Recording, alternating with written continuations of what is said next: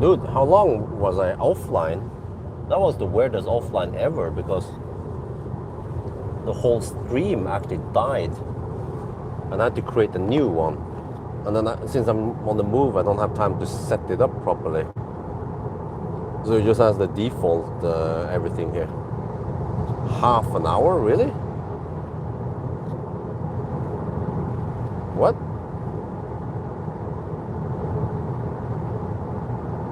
That was weird. So it dropped out at Kungsbakka or before Varberg or somewhere. Well, no, we talk about the tires at Falkenberg, so that was only around 15 minutes ago.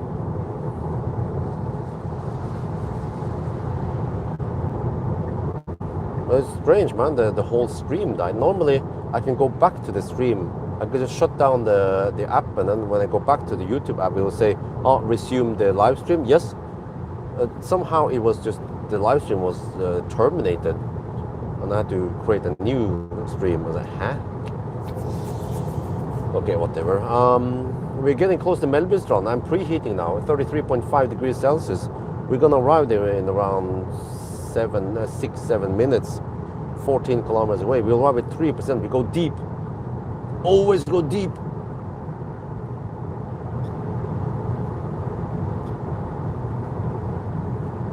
Let's see what happens then. And then I need to calculate stuff. Get over to Varberg. Well, okay, I know. Let me see. 100, 103, 206. We can do. No, wait. Shit, I forgot. Okay, no, I need to check on my phone quickly and calculate. Seems like you might consume around 260 watt-hour per kilometer now on the high-speed stretch.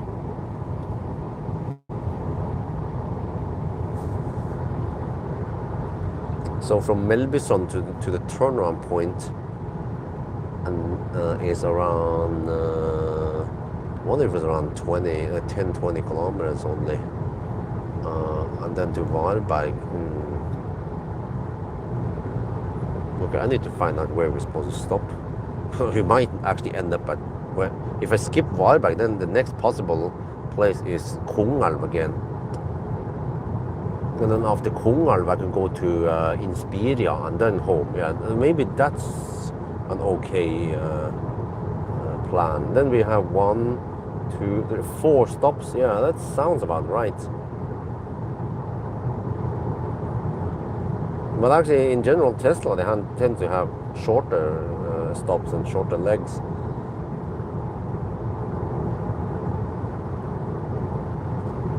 Yeah, you can see how well it lights up the bush on the sides.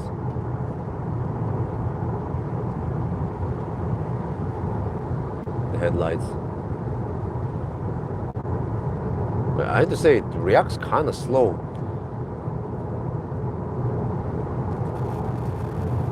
The matrix stuff here.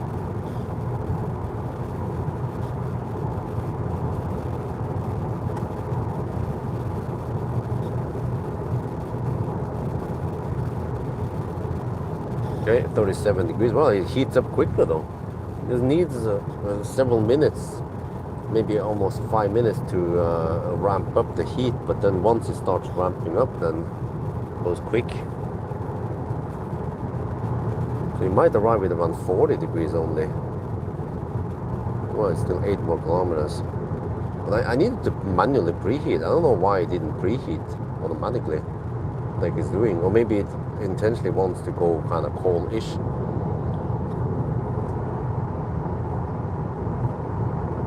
Yeah, the new seats are great. Comfy. Still have that side support. But it's not some bucket seat unlike some other cars. So it still has some wideness, but also the side support. It's perfect, actually.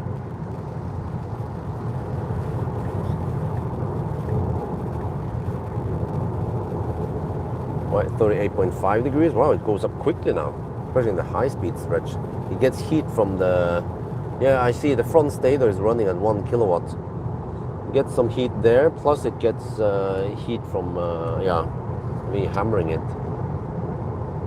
39 degrees. Oh wow, we'll have it 2%. Let's see what happens then. We get 250 kilowatt flat at the bottom until 13% again. Oh, longer leg support. Well, I haven't used it much because I have short leg. I'm small Asian, you know.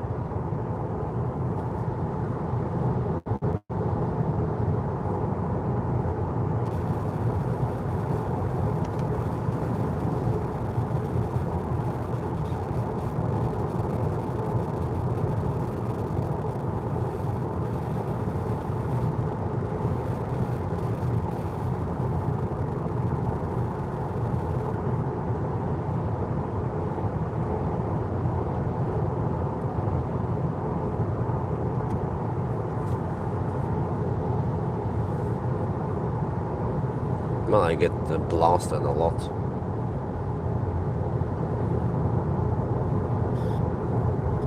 Degrees. Oh, it heats up quickly at least.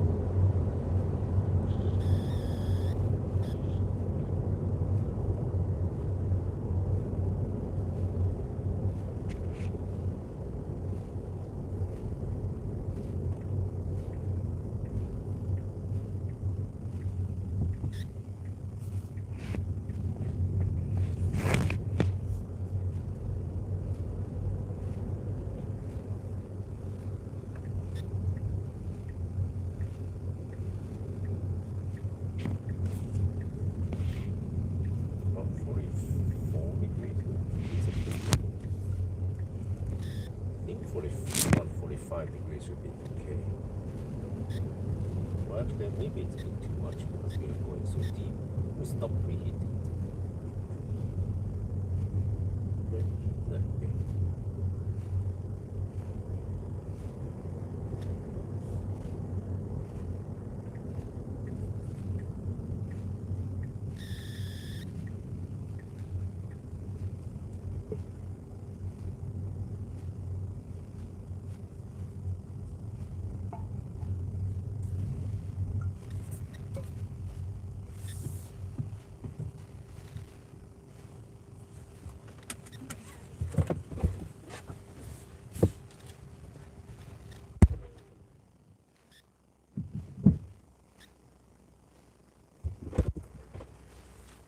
Okay, all right, with 2%.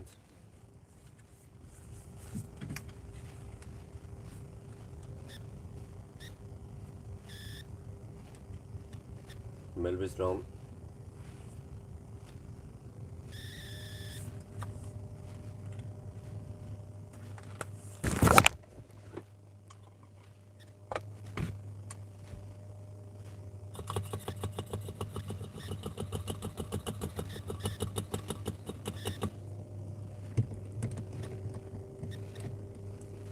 Okay, we are going deep now. When we get full speed. It claims 250 kilowatt there.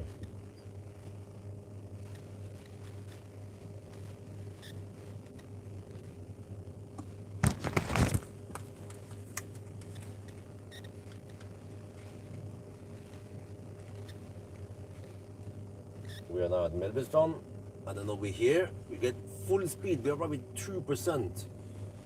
Oh, it's already throttling kind of. Oh no, it's not 250. Wow. All right, we just have to go deep then. But look, it's 14 degrees outside, huh? It's the 10th of October, or roughly there, huh? global warming, anyone? Okay, let me see. Is it cooling down? Yes, it is cooling down. We need to just go deep then.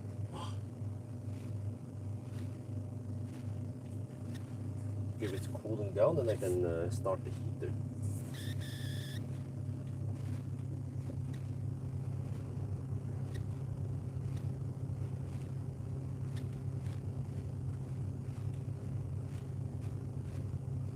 เรามาถึงเมลบิสันซูเปอร์ชาร์จนะครับแล้วก็เราได้254 กิโลวัตต์โอเคไม่รู้มันโอเคก็ช่างเร็วนะเมื่อกี้เรามี 2% นะครับแปลว่าวิธีคือเราจะต้องขับจนถึงแบตเตอรี่เกือบจะหมดเราก็จะได้ชาร์จเร็วสุดนะครับต่ำกว่า 10% เนี่ยมันชาร์จเร็วนะครับแล้วก็ที่ประมาณ 13% เนี่ยมันก็จะเริ่มลดลงนิดหน่อยนะครับแบตเตอรี่ก็อุ่นพอดีนะตอนนี้โอ้โหตอนนี้50 องศานะครับเมื่อกี้45 องศาโอเค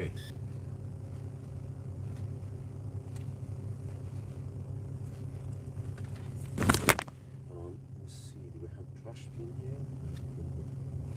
I need to put in trash. I need to quickly calculate how much I need. Stops at 110 here. Okay. From here to the turnout point. 13 times 2. 26.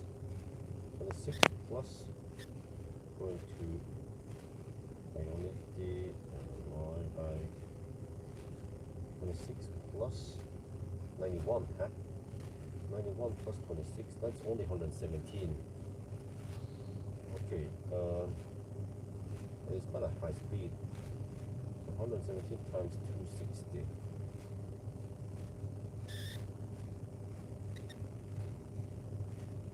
Now that's 40%. But what if I go cooler again? I think that kind of makes sense to go back to cooler.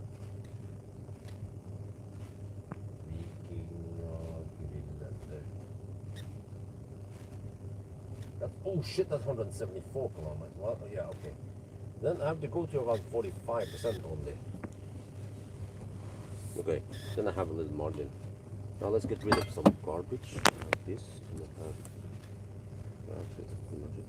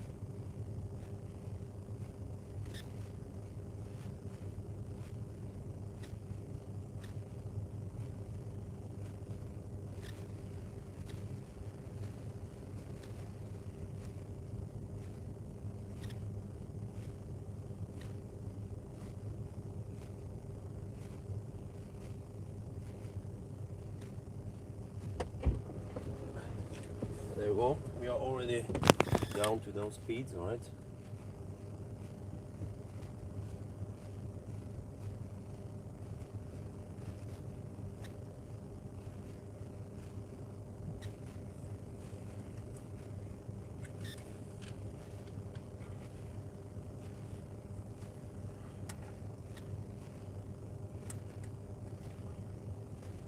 Well, there you go, 24%, and we're down to only 150 kilowatt-ish.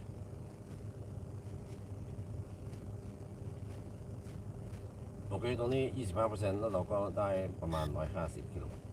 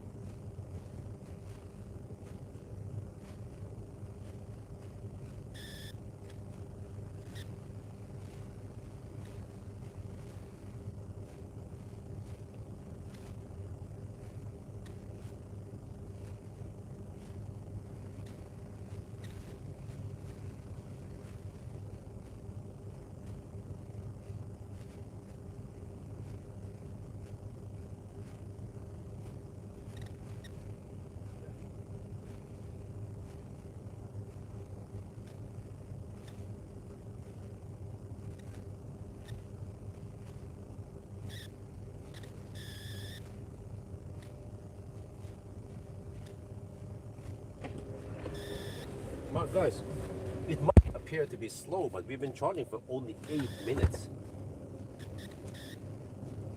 Oh damn, this time we hit 59 degrees Celsius.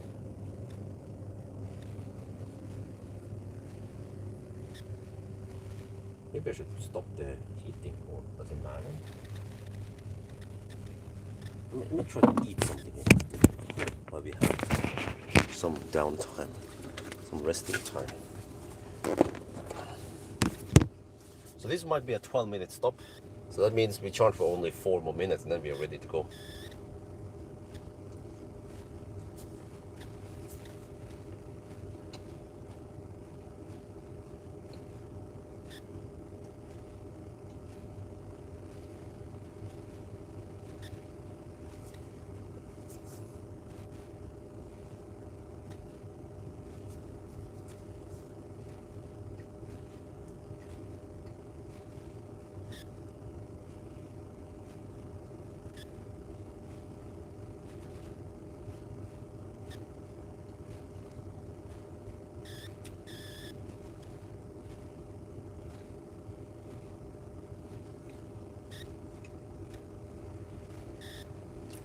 See what happens if I stop HVAC now.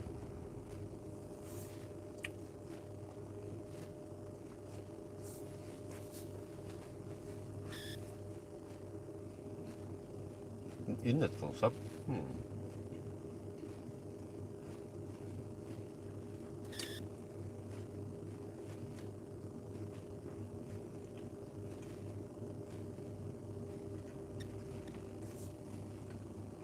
I might as well keep the car nice and warm.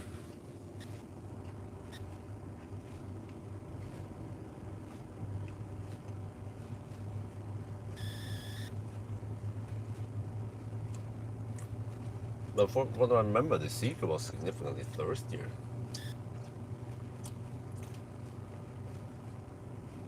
But of course, it charges really fast.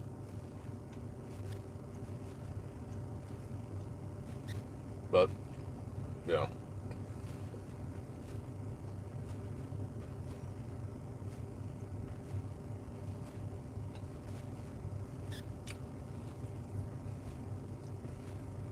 I guess some people, they don't buy the cars based on 1,000 kilometer challenge performance only.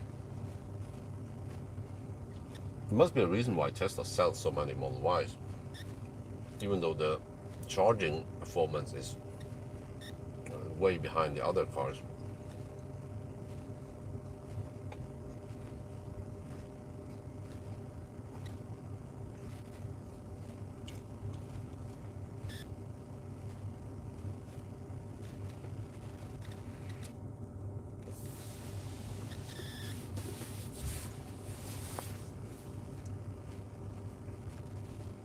Dobrze wygląda. Wi-Fi. This 90, 91 plus 26. We'll check wind again.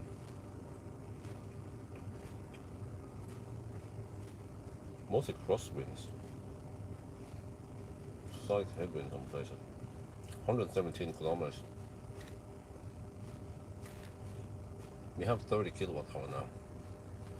117. 260 consumption.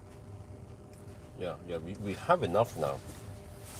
So that means that we might get a 5% margin just in case I miscalculate.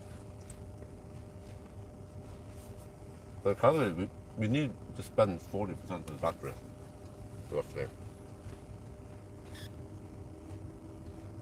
About 60 degrees in the battery now.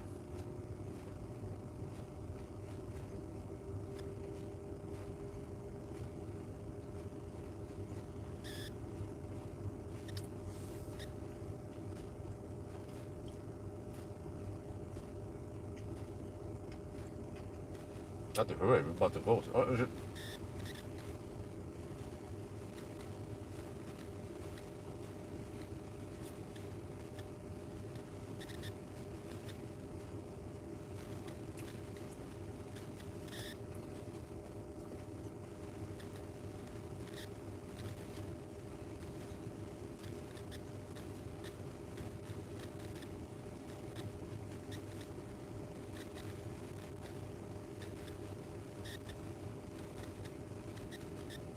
No, I don't think it's replicating. It's just not that fast in general. Okay, need to get ready. 41%. I'm gonna document how long we've been staying this. Stop.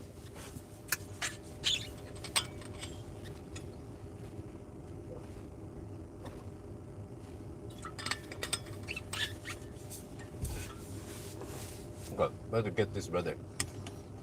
It actually goes up. Oh, interesting. Oh, maybe it's throttled slightly at 60 degrees. Now it goes faster. Yeah, we are about to leave, more or less.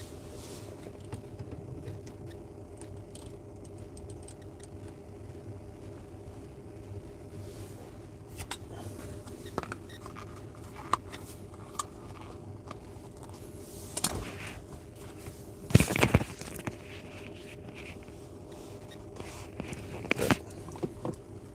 44%. Okay, that's it. We're gonna leave. I need time now.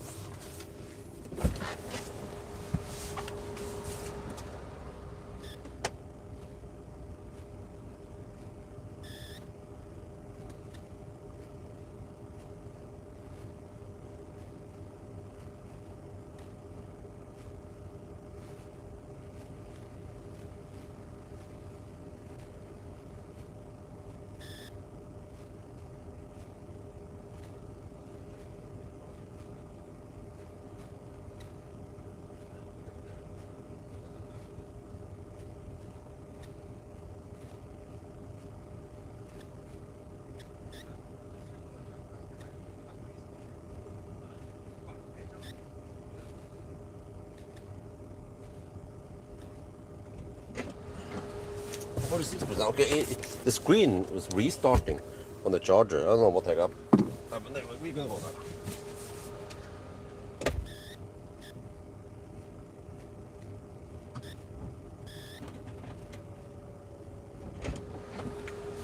Based on my butt feeling, that was only around 12 minutes.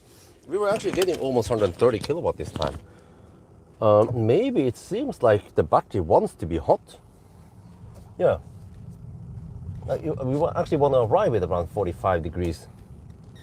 And it tries, or it wants to stay close to 60 degrees Celsius.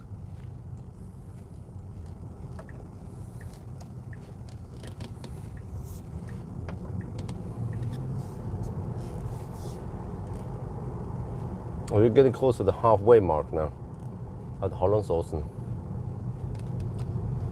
And then when it comes to time, the way we count is we take the current time plus 2 hours. Let's make it simple, like 2.5 hours. It's actually slightly off that, but okay, close enough. Current time plus 2.5 hours, that is 1,000 kilometer time. So we are roughly at 4.5 hours, and we're about to turn around soon. And we just finished the charging session. That's very important. We already finished the 12-minute session now. We're gonna go for Varberg. So okay, it seems like I'm not sure. Maybe I should have stayed longer and go for Viking or get it again. Okay, whatever. We go for Varberg and then we see how it goes from there.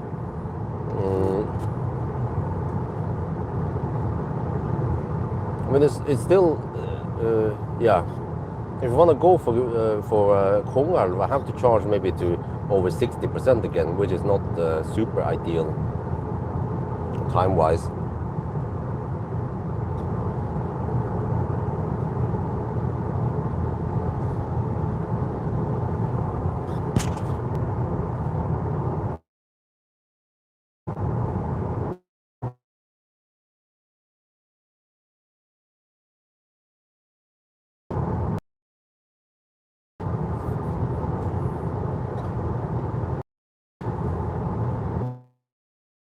But we are staying close to the optimal zone.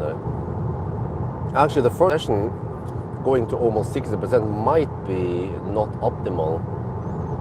What I remember seeing, it seems like around 40 to 50% is optimal on this car. But then I'm not sure which curve is this, but it seems like going deep is good. You can ride on 250 kilowatts until 13%. It seems to be consistent, which means that if I ride with 10%, that's actually bad. And 1% would be that. So 2% here was pretty good.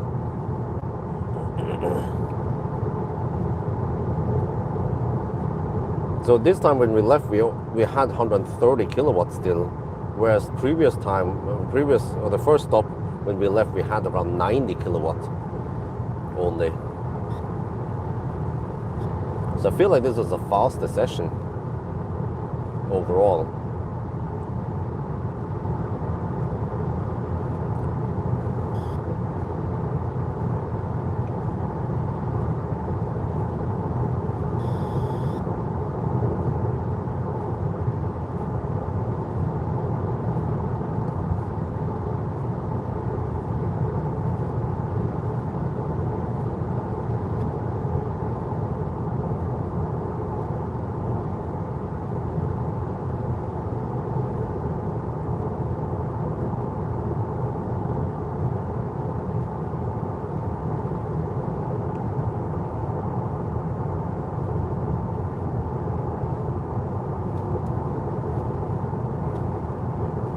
Wait. Oh, okay, Varberg. Yeah. Yeah. Okay, so we're gonna go for Varberg. Now the car claims 11% at Varberg. Okay, great. We haven't turned around yet, so we might arrive at 5% there. But now I'm actually going for only 5% margin, roughly. Well, or 6% now. Disconnected slightly later. We don't really need 10% margin on Tesla since it's very good at estimating.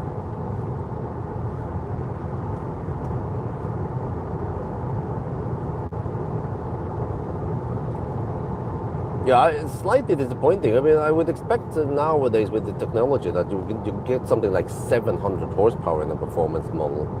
So only 570 is like, I feel like some of the Chinese cars I tested recently, they are quicker.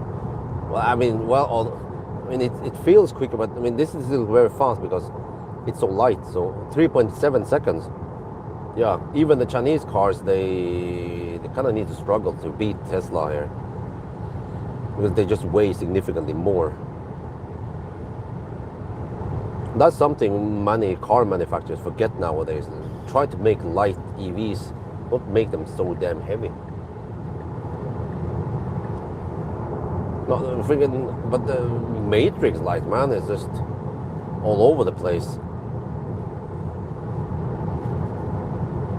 They need to work on this. Hopefully they'll update the matrix.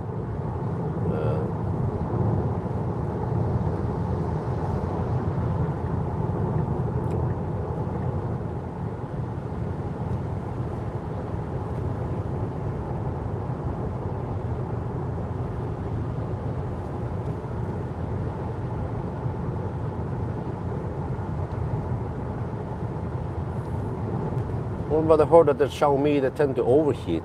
When CarWow tested Plaid versus the Xiaomi SU7, after several launches, it overheated, so they had to wait for it to cool down, and then it went again.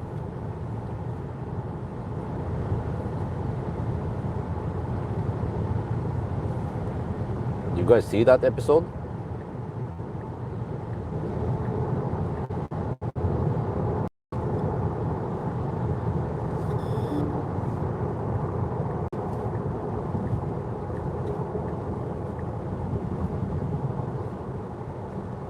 Also, the reason why Plaid is able to match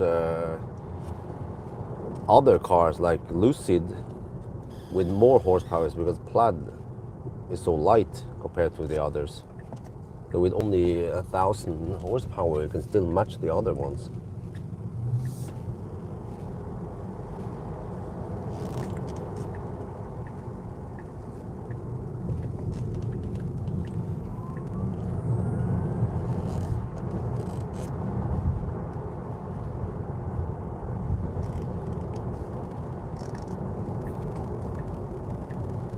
I remember the classic Model 3, man, like MC Hammer, quick stuff, man. 3.4 seconds, 0 to 100. Brutal.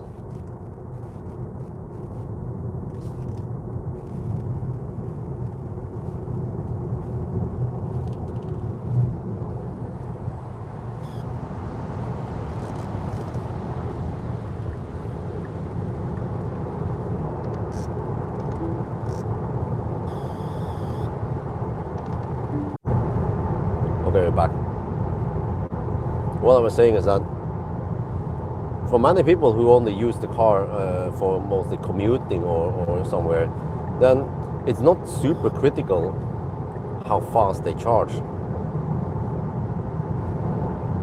If they can just get to the cabin, right, and they have electricity at the cabin anyway, then they don't need to supercharge even. And even if they need to supercharge, it's no big deal if it takes 20 minutes to 70% or whatever. They're gonna stop there and eat anyway.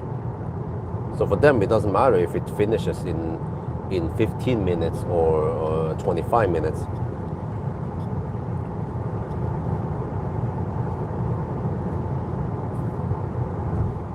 But what matters is that for day-to-day driving, if you have a Tesla and you consume 20% less electricity than other cars, it means that the electricity part is lower. That cost is lower. There's of course other costs with the cars also, but yeah, Tesla should be slightly cheaper to run. Depends of course on many factors.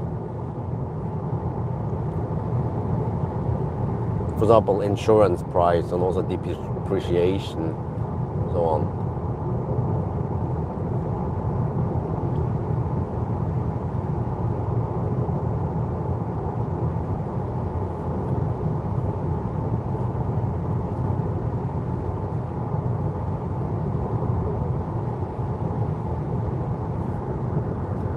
Well, the iX3 might not utilize the space as well as Model Y. Model Y is just mind-blowingly good.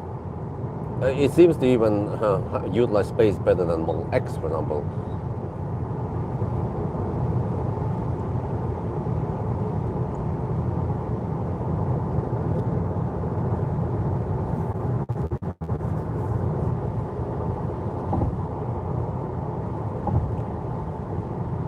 But I mean, I totally understand, because for the longest time I haven't paid too much attention to Tesla. I was just busy testing a bunch of other cars, but then I saw like, the sales on Model Y is just soaring high. What the heck is going on? Lots and lots of people buy Model Y.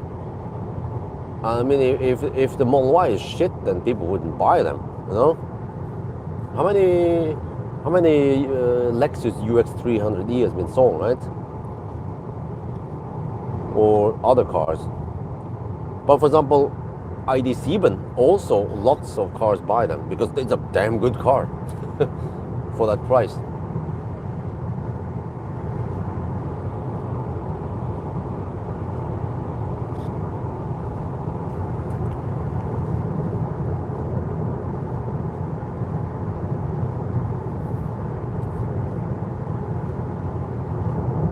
okay, the car says 9% of the arrival now. Yeah, that's also another thing.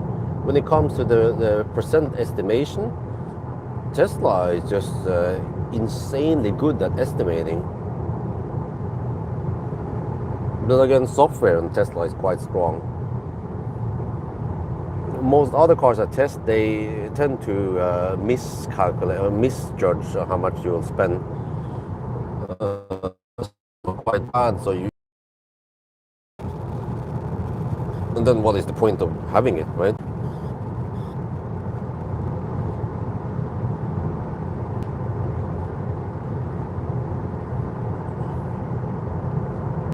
Well, it claims 9% at Vibank now.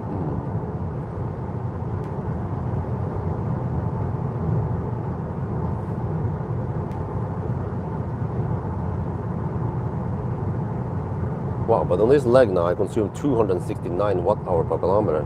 I was guessing 260. Seems I might be spot on there. Oh, okay, and then I've just been a little bit on preheating. Yeah. Because it's scavenging now. Yeah, the Seeker takes more banana boxes, yes. It's also amazingly spacious. So the Seeker 7X is one of the best cars in that class.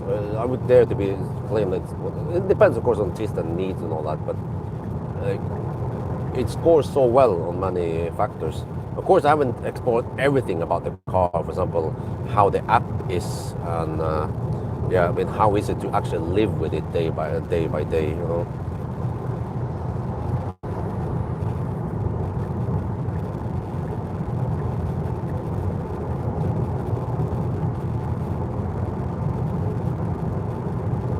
Vehicle to grid. Oh, yeah. Well, but the Model Y performance supports vehicle to grid. Wait, vehicle to load. Yeah, vehicle to load, vehicle to grid.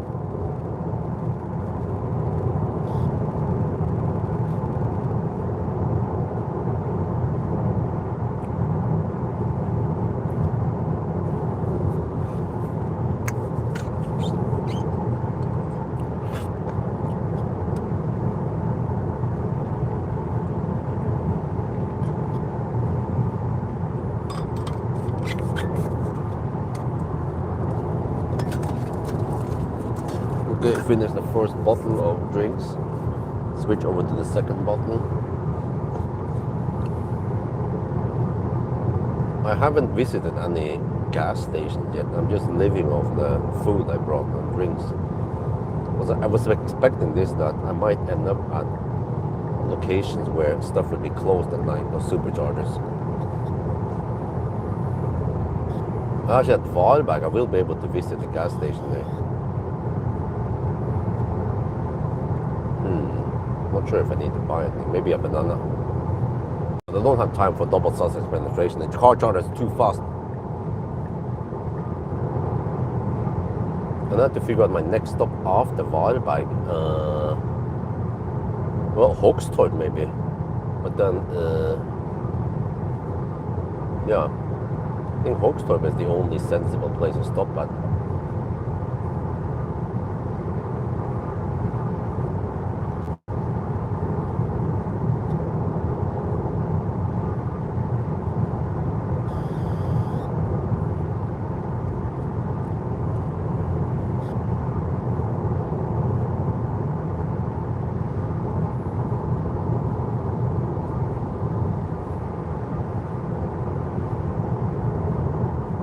Well, consumption is high now. It's going to drop now in the Halmstad stretch.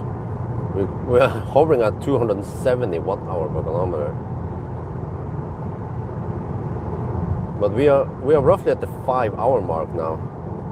And we have done 530 kilometers. Wow.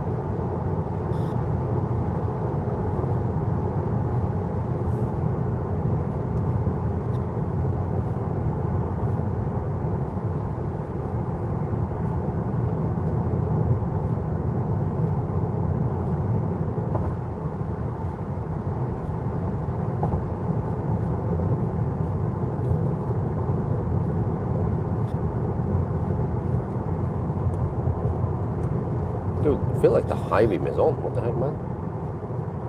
the whole high beam thing needs to be tuned better. The matrix stuff here. It turns down too late. It turns on after you got flashed at. Doesn't seem to understand the whole situation, what's going on, or is actually being too insensitive. It doesn't see oncoming traffic until it's kind of late, or it might see it, but it doesn't react in time or when it should.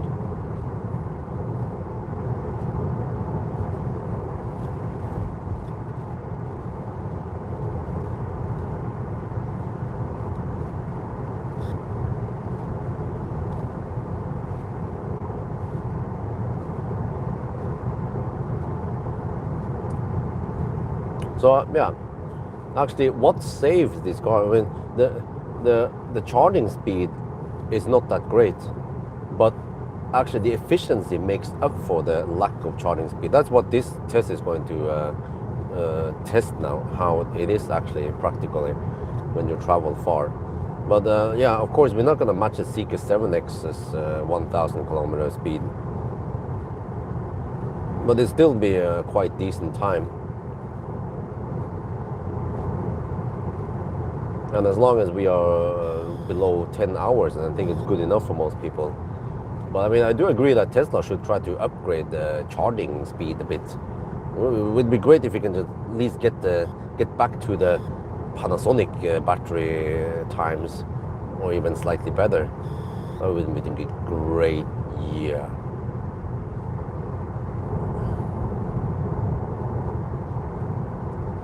Because the Panasonic battery is charging amazingly fast for that time, that era, and it's only 400 volt. Yeah, the whole 800 volt hype, man.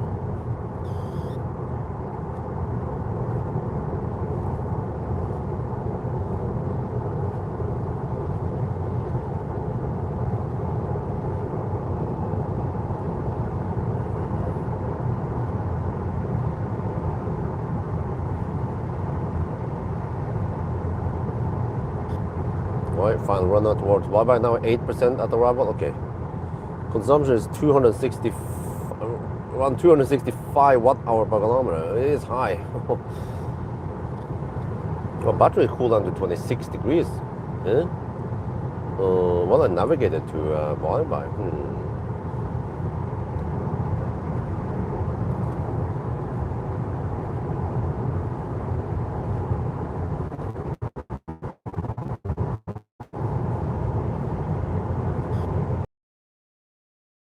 I mean, why do we even mention iX3 if it's significantly more than the Model Y then?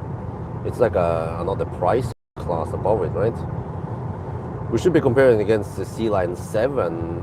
Well, even the Seeker 7X, I believe, cost more.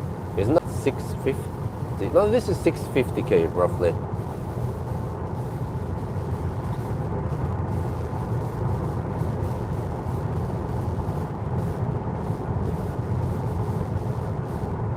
It's still quite impressive that on just 82 kilowatt hour battery they can achieve very good performance.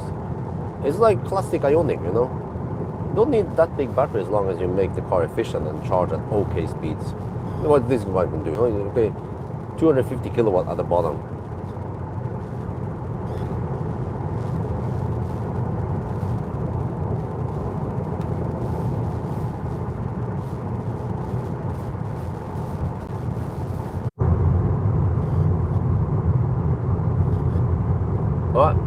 Okay, I'll be back. Thank you, Cool Silver. I was not aware of that. I saw the chat and everything. I was talking to you guys, but apparently I was offline and I had no idea. But the app doesn't tell me that I'm offline. But yeah, well, as I was saying, I get the impression based on some people in here that the iX3 is the best shit out there, even beating the Seeker. I tested Seeker and it's really good. But it's not perfect, of course, but I mean, it's really good. So what makes the iX3 so good, like that the masses gonna buy them, is gonna win over Model Y? Because Model Y did actually sell a lot. And there must be reasons why. And I think I know, because it just works really great, the car. and it's efficient and it's spacious. And because if you go for a long range, it doesn't cost that much. So it's quite good value for money. And that's why it was able to sell or outsell everything else. But I mean, is the iX3 going to be the next Model Y to outsell everything? What makes the iX3 so good then versus the old iX3, for example? But the old was only rear-wheel drive and could charge at around 155 kilowatt, 150 kilowatts only.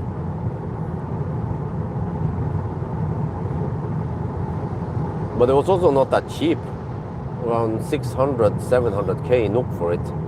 That's more than Model Y.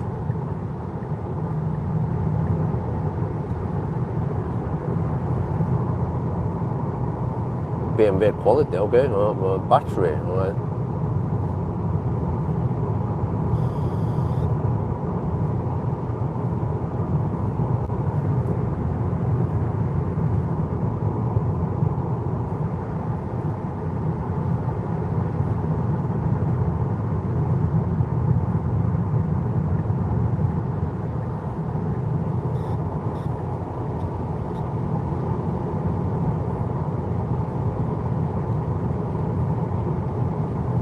Oh, wait, has preheating not started yet? What the heck? We're at 8 degrees Celsius.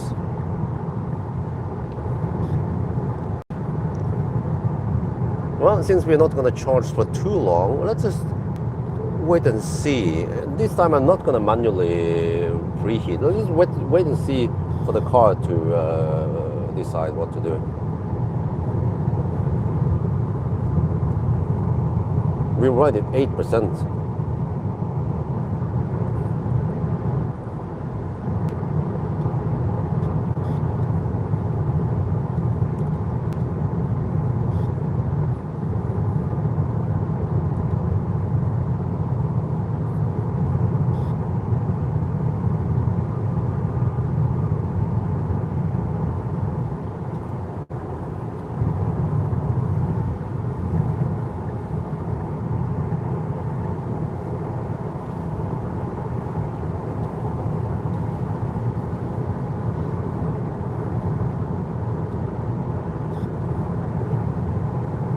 No, but does the all-wheel drive iX3 also have good range? Well, what kind of range numbers are we talking about here? X-Drive. Is it over 800 kilometers on the X-Drive?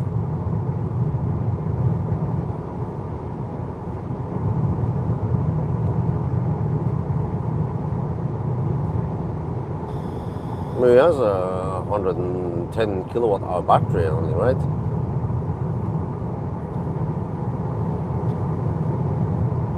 But really, so that means around 120 watt hour per kilometer VLTP. Well, I guess that's possible if you have such a big battery.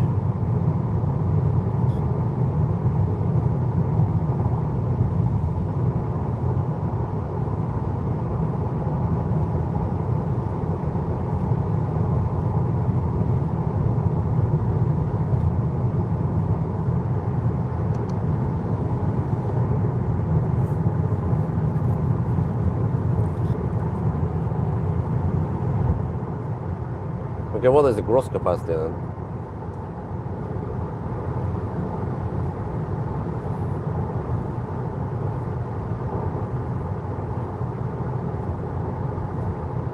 Dude, is it gonna Colgate now? It hasn't started preheating yet. We're 23 kilometers away and it's at 30 degrees Celsius. Well, we'll see. From here to Hogstorp, that's going to be the next stop. Probably only need around 40%.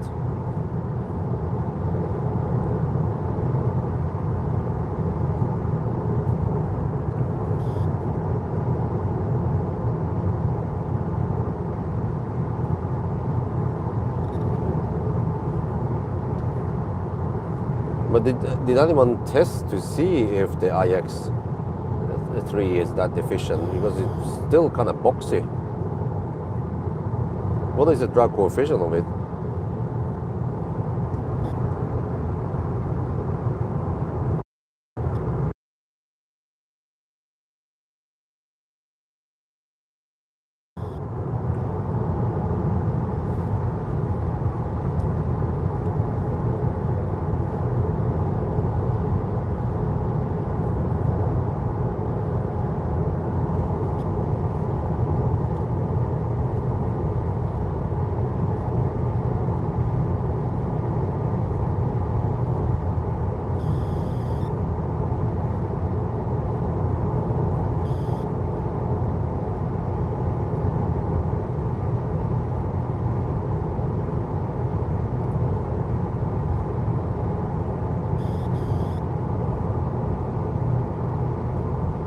we are 19 kilometers away. It hasn't preheated yet. What?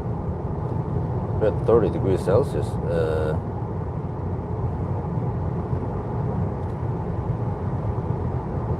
This is really strange. Why is it not preheating? Okay, let's just see what happens now.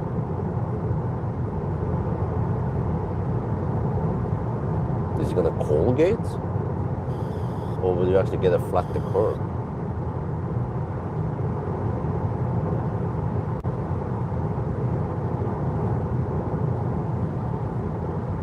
Well, it seems like maybe it wants to be colder. There's this variable, how many kilowatt you can take, and it claims 182 kilowatt, which is more than previously when the battery was hotter. So did the battery overheat earlier because we preheated it too much? Huh. Well, let's find out. Maybe it needs to be colder. 0.24, okay, but it's kind of boxy car, so. Oh, I mean, but big or tall, so. I'd expect it to have similar consumption as Model Y then.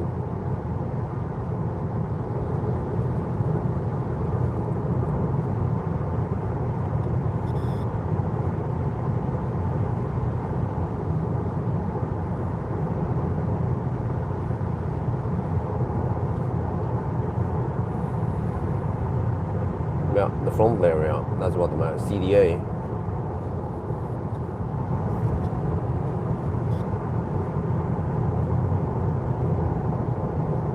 But I guess nobody has done a proper range test of that car yet, right?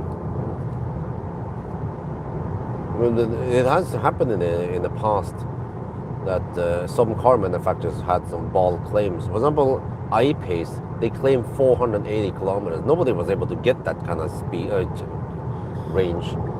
And my range is around 400 kilometers was realistic.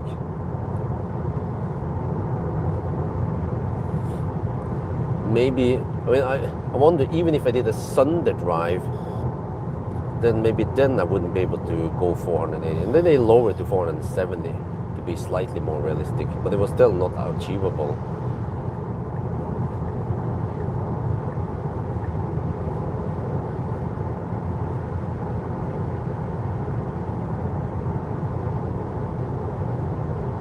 So it's interesting. Normally when I navigate between chargers, the car will keep the battery at higher temperature. So did I on purpose rapid gate this battery in the first 2 sessions? Well, we'll find out on the third now. Maybe we need to redo the test. Okay, no, probably no big deal.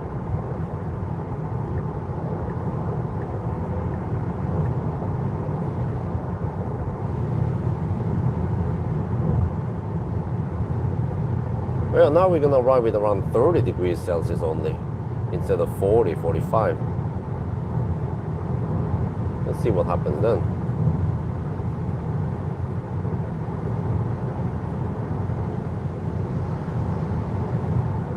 And I'm navigating to the supercharger, so the car knows what I'm gonna charge soon.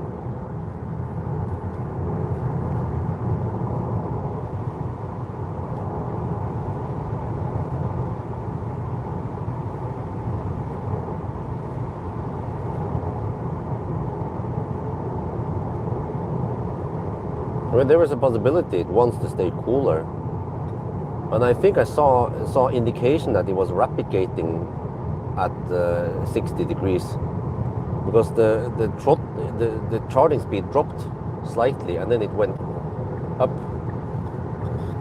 as the battery temperature dropped, and that probably occurred because I went deep.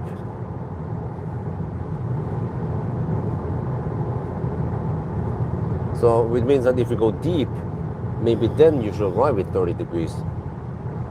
Like we have now, 31 now. Slightly heating up now when it goes low. We're down to 10%.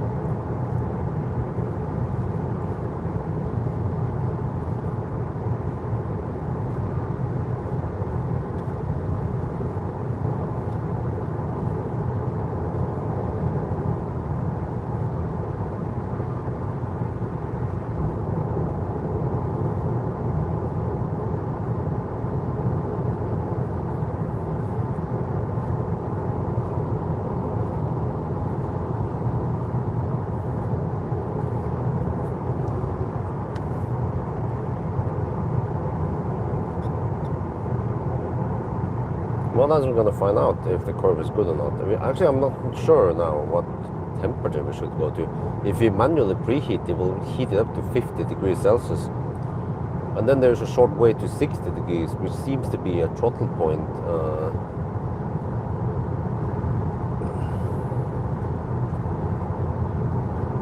It seems like the car chooses to keep it low now, 32 degrees Celsius, as we approach Wild Bike.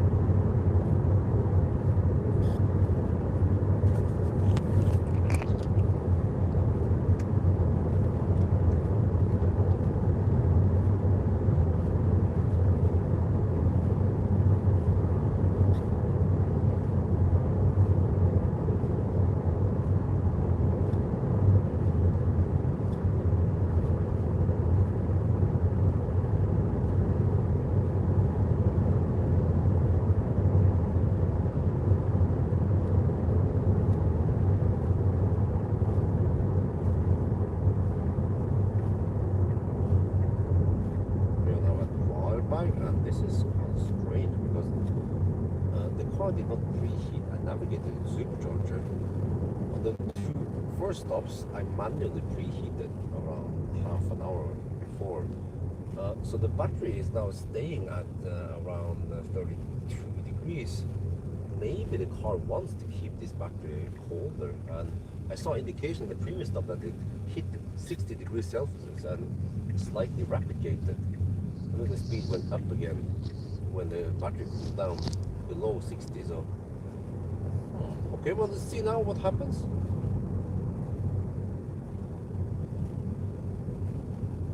เราไปถึง Void ไปนะครับแล้วก็ผมก็ได้ navigate ไปหา supercharger แล้วมันไม่อุ่นแบตเตอรี่นะผมก็ไม่รู้ทำไมนะปกติมันก็จะอุ่นก่อนนี้นะแบตเตอรี่ตอนนี้มันเป็นแค่32องศานะครับรถตัวนี้มันอาจจะรู้บ้างว่ามันจะต้องเย็นกว่านี้มันจะต้องไม่ร้อนไปนะเพราะตอนเราชาร์จเขาที่แล้วเนี่ยตอนเราได้ประมาณ60องศานะอุณหภูมิแบตเตอรี่มันเริ่ม replicate นิดหน่อยนะแล้วก็ตอนมันตกไปถึงสัก59องศามันก็ชาร์จเร็วขึ้นนะก็โอเคเราจะลองดูนะรถมันคงจะรู้ดีสุดว่ามันต้องการให้แบตเตอรี่ร้อนแค่ไหนนะครับ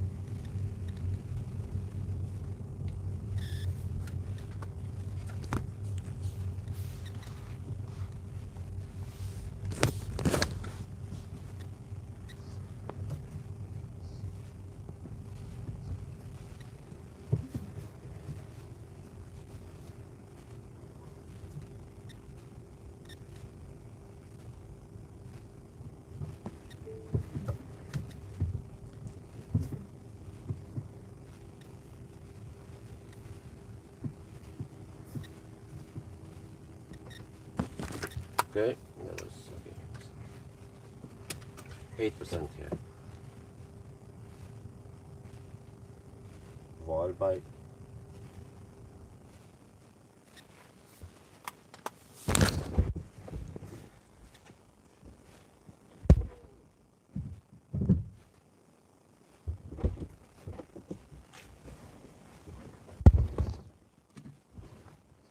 Dude, the handshake is so damn fast.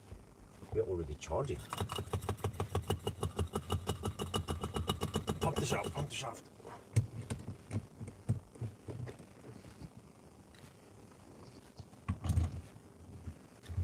What happened to this? No, okay.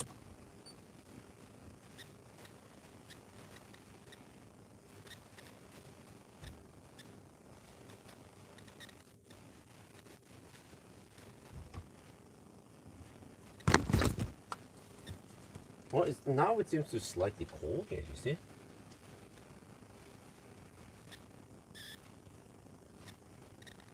Well, now it seems to slightly cold here. We're supposed to get 250 kilowatt, at least until 13%. So this is strange. Why the heck did it not preheat? Okay. Yeah, and it's only at 34 degrees Celsius. But is it not heating up? Man, it seems like the software here is a bit messed up. Shit. Well, you know, as long as we get to flat the curve now, then maybe that's good enough.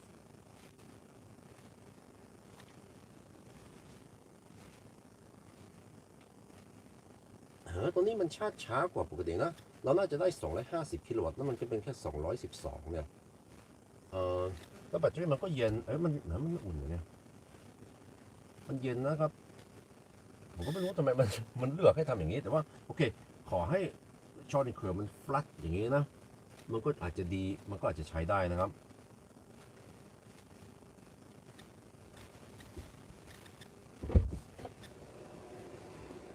No, it's slower than before. It's supposed to be 250.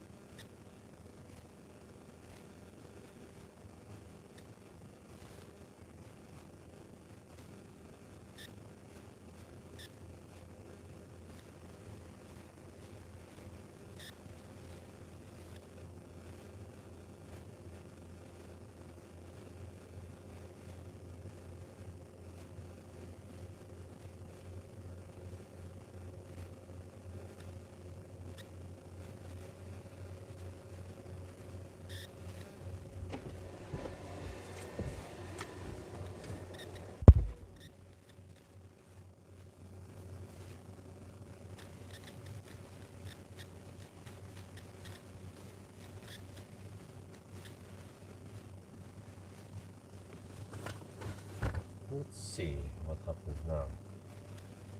It seems like it's actually cooling down the battery. Inlet is not higher. Interesting. Okay, whatever. Let me check my next stop here. I might not even have time to go to the restroom or.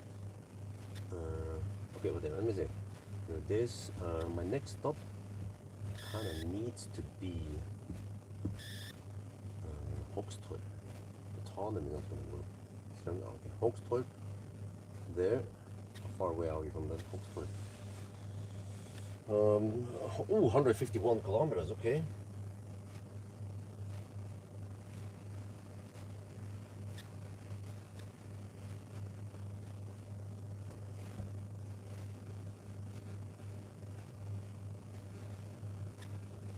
Let's see.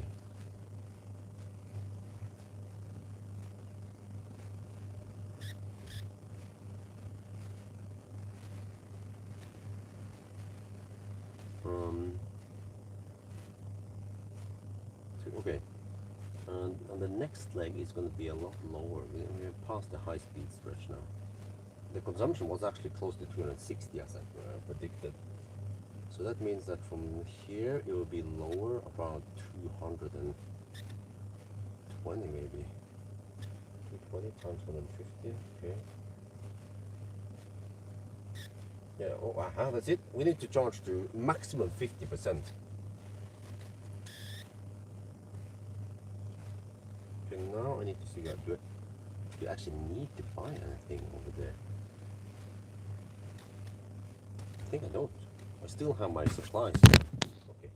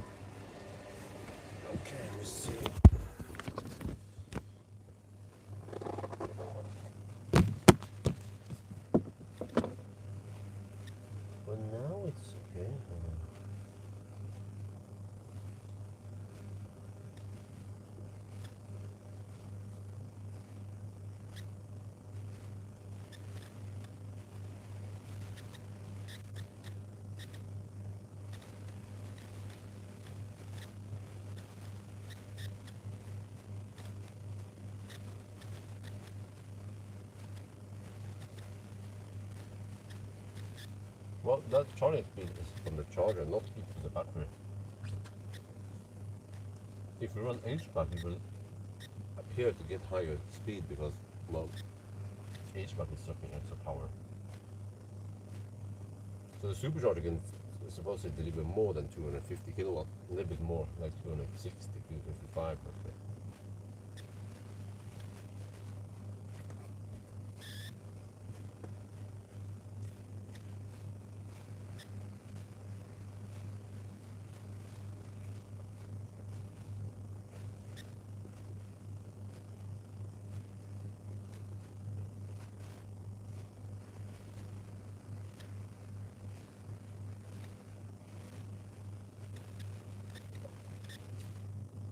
It seems to have slightly flattened curve.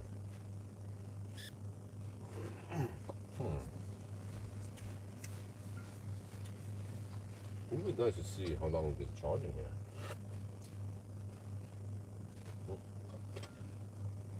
But this is just a V3 stall. On the V4 stall, you can see the number of minutes on the display.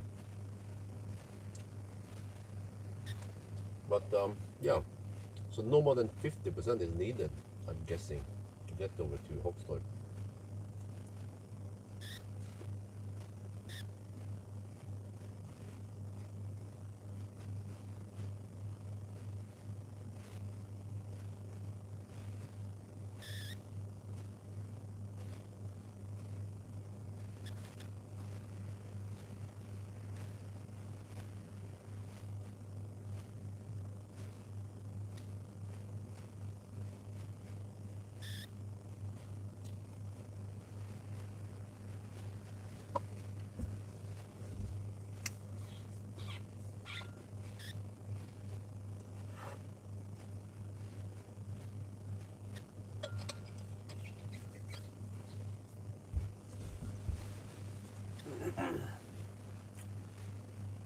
Well, if I can trust the car, then I need to go to 60 or 45% only.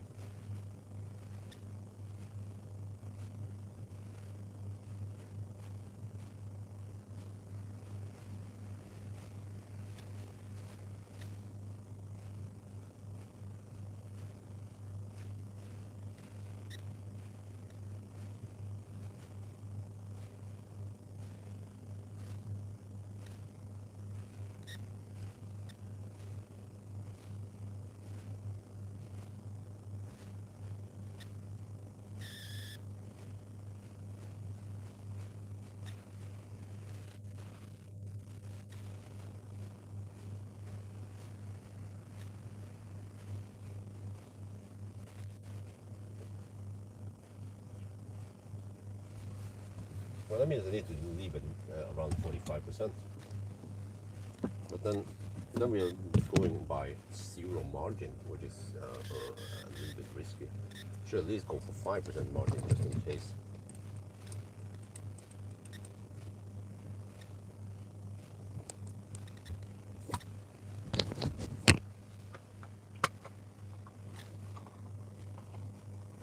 I kind of need to leave now.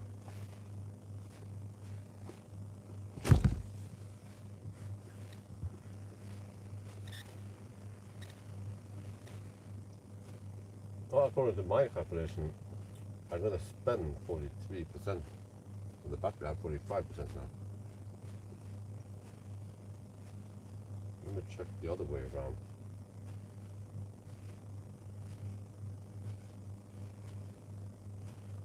I have 35.4 kilowatt hour. We have to go 151 kilometer. I have a budget of 234 watt hour per kilometer. Okay, I think that's enough. We can go.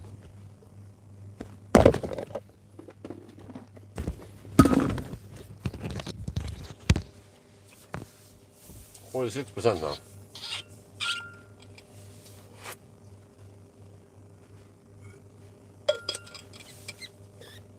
The car claims 1% at arrival. Oh, it should be ready. 47%.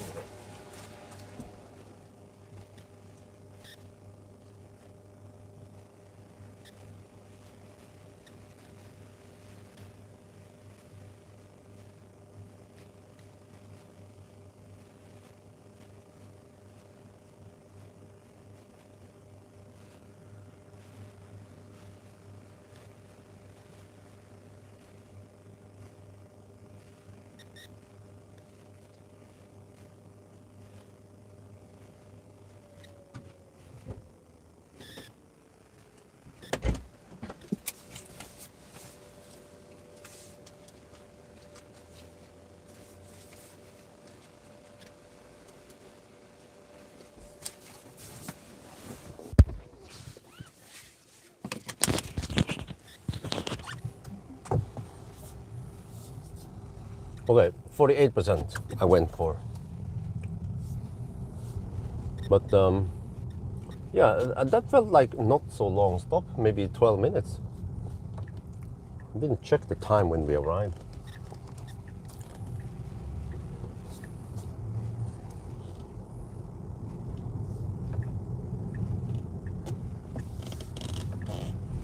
Now we go for Hogstorp.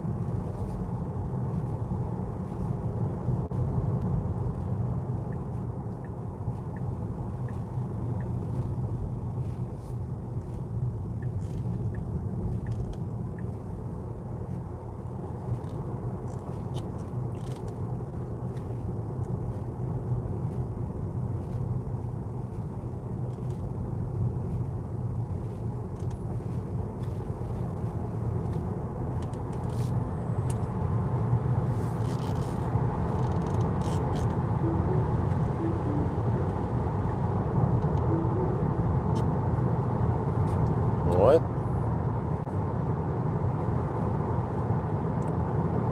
Yeah, there should be plenty. 53 degrees Celsius now. We can scavenge heat from the battery, the heat of the cabin.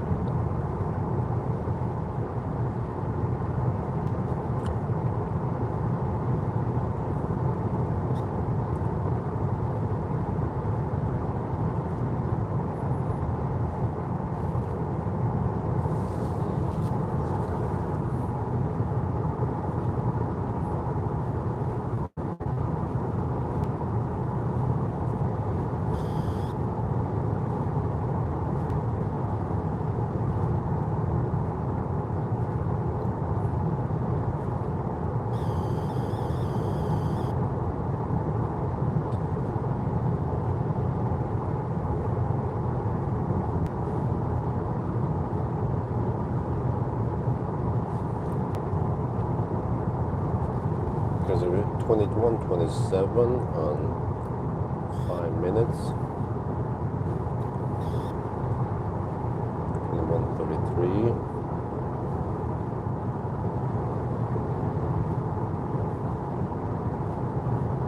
Yep.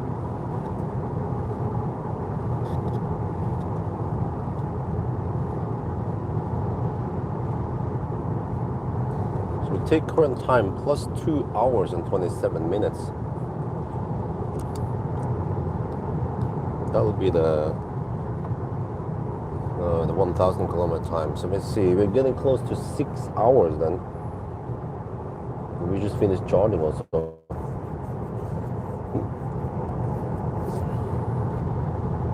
So 2 more charging stops then. And each of them are around 10 minutes long, 10, 12 minutes long. So many cars I drive, you guys probably remember, right, on the videos, I tend to charge for around 20 minutes. And they have decent speed. And they start dropping maybe at 60, 65, 70%. And that's usually where it makes sense to stop charging. But here, it just has a more even drop, no significant drop. And I kind of just need to get the minimum for driving, let's say around 150 kilometers like I do. Then go to the next charger. And then that usually becomes around 50% only. Charge to around, I think it was 57 the first time. and second time was only 50%, yeah, and this time only 48%. So it's close to the optimal time or charging percent. Yeah, I mean, even charging to only 50%, then you can still go 150 kilometers between the chargers, simply because Tesla is so efficient.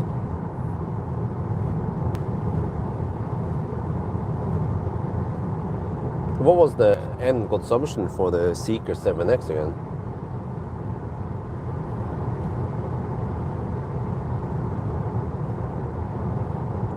Here so far we have around 240 watt-hour per kilometer, but it's going to drop now towards the end, since we have to pass through Oslo, but also Göteborg. It was high now because we went a high-speed stretch.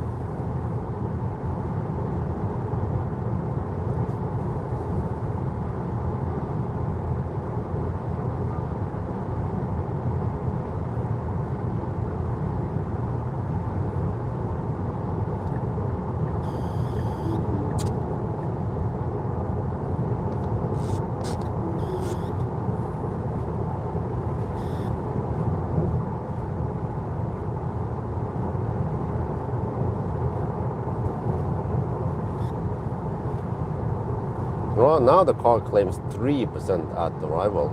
Oh, okay. Always go deep. This time, oh yeah, but I forgot to have that margin for preheating though.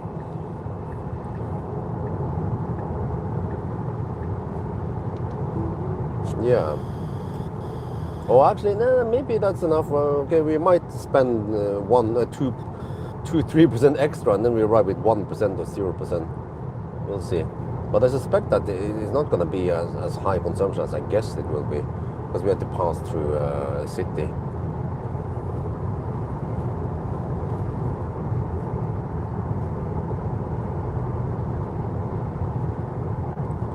But that's pretty much it. The weakest point in Tesla, ever since they introduced the LG batteries in 2021 or 2020, I don't remember. I think it was 2020. The weakest point for Tesla has been the battery. Not charging that fast, but that only applies to the Model 3, Model Y. The Model S battery is quite schnell. Model S and Model X.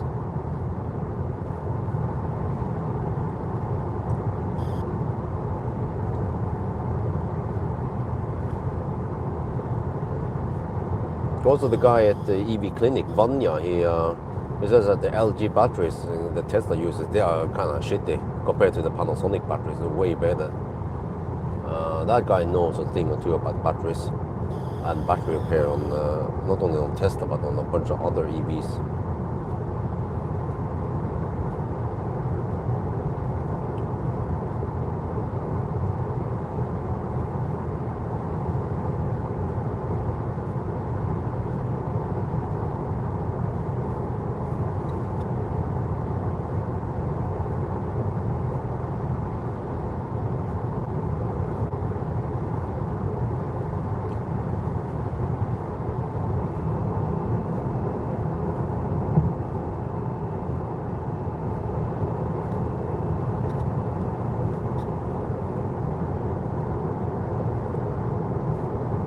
But the thing is that, okay,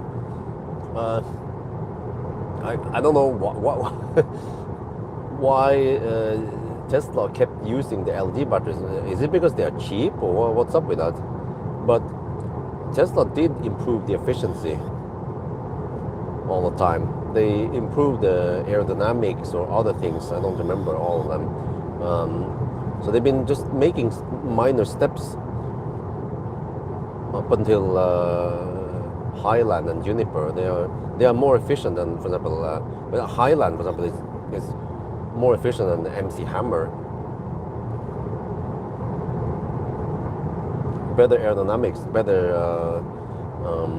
better electronics, and also HVAC system, which is actually important. I remember when I tested the Octovalve in freezing winter, and Tesla was just standing out how good it was. terms of performance, consumption, and so on.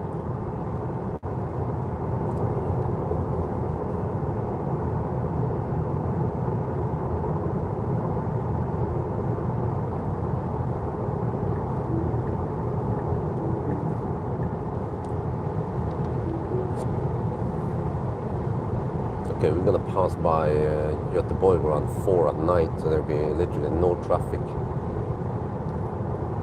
But eventually around 6 in the morning near Oslo. But at least we have no delays, no deductions. So that's good.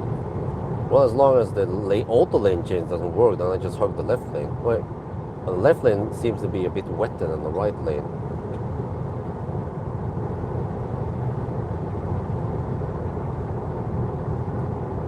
Oh, today I just have to go over to Rud and pull back the Seeker, not the Smart #5, and then maybe do a banana box test and then try to get some sleep.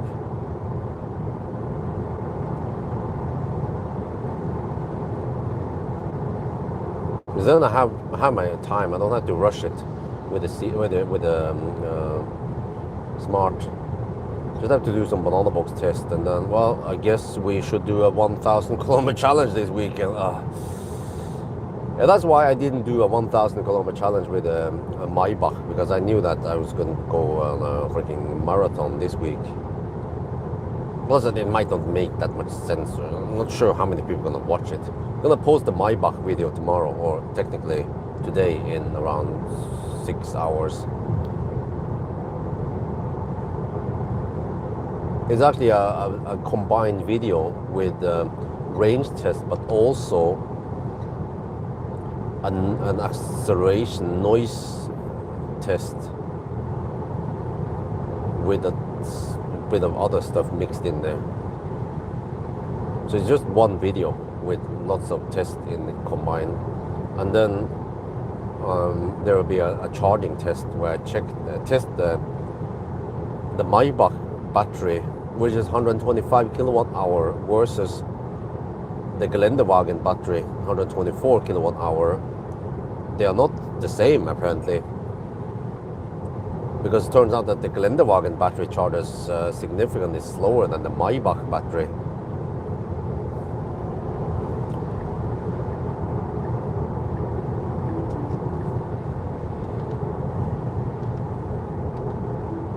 Whoa.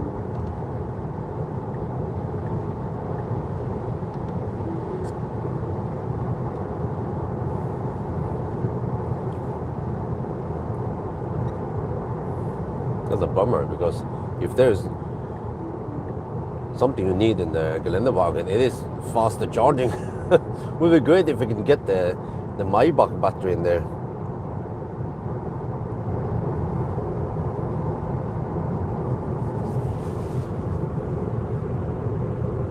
Yeah, I'm driving in autopilot, but not FSD. There's no FSD here.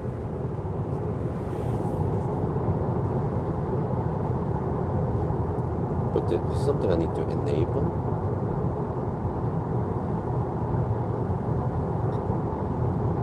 Auto lane change. No. Just not available. Damn, man. So random. Whether it works or not. Oh wow, they're actually going to develop the Geländewagen.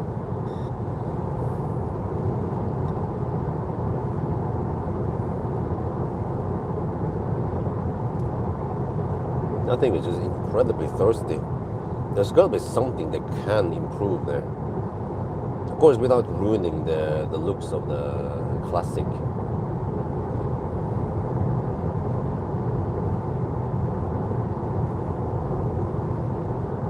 Now what? Wait a minute. Cool Silver, isn't the autopilot standard? No, you're talking about on the Cybertruck.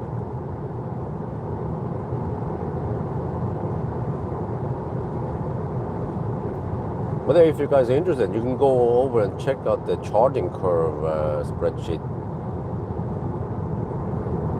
The data is there. It's strange, the curves on the Geländewagen versus the EQS Maybach.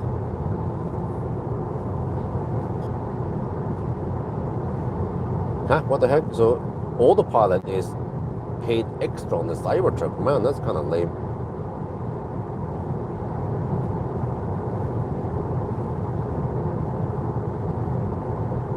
Next up will be Hoxtoy.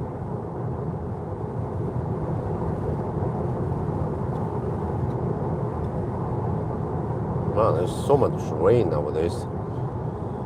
It's like we are in the monsoon rain season.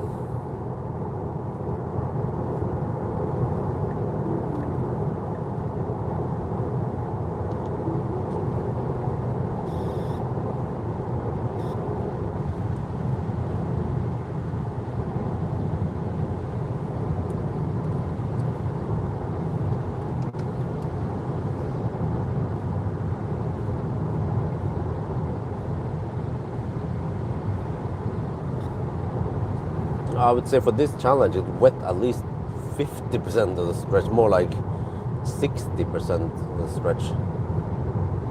Maybe even more, maybe 70%.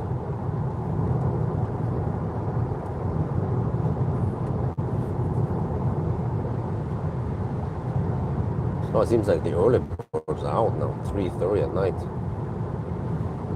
If this was Saturday, well, technically, if this was Saturday night or Sunday morning, then there would be literally no cars here.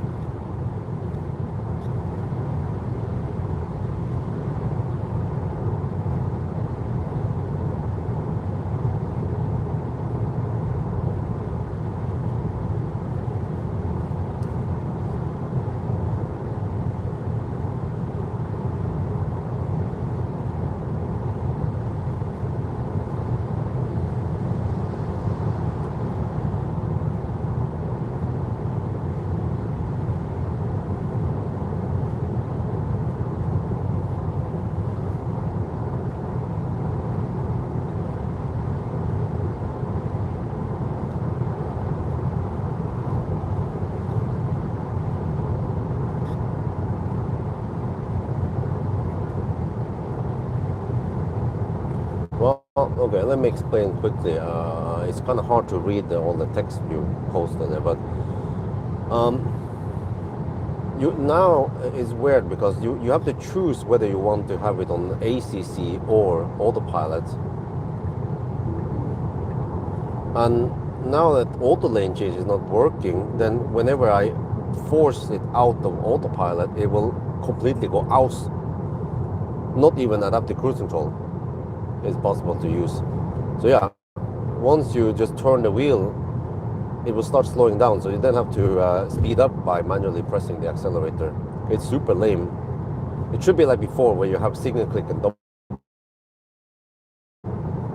I don't know what the heck Tesla was smoking when they implemented this. It makes the user experience with using ACC versus autopilot way worse than before.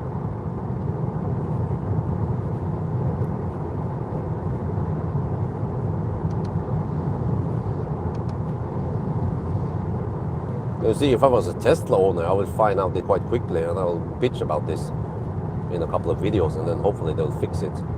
But nowadays, I don't drive Tesla that much anymore, so it can take a long time before I notice this weird fuck up. I would say it's a freaking fuck up, man.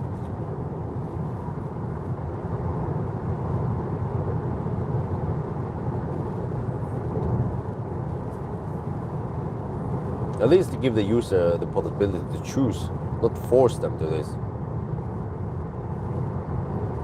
It makes actually the whole thing way more annoying, especially because the auto lane change here doesn't work. But also if you don't have the enhanced autopilot, then you need to change lane manually. And then you go out of autopilot every time, and then an auto steer.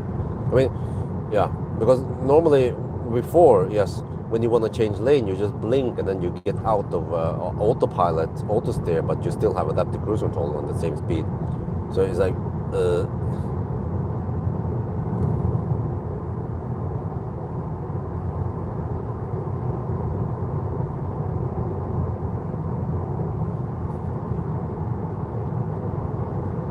Well, they could easily fix this with software update.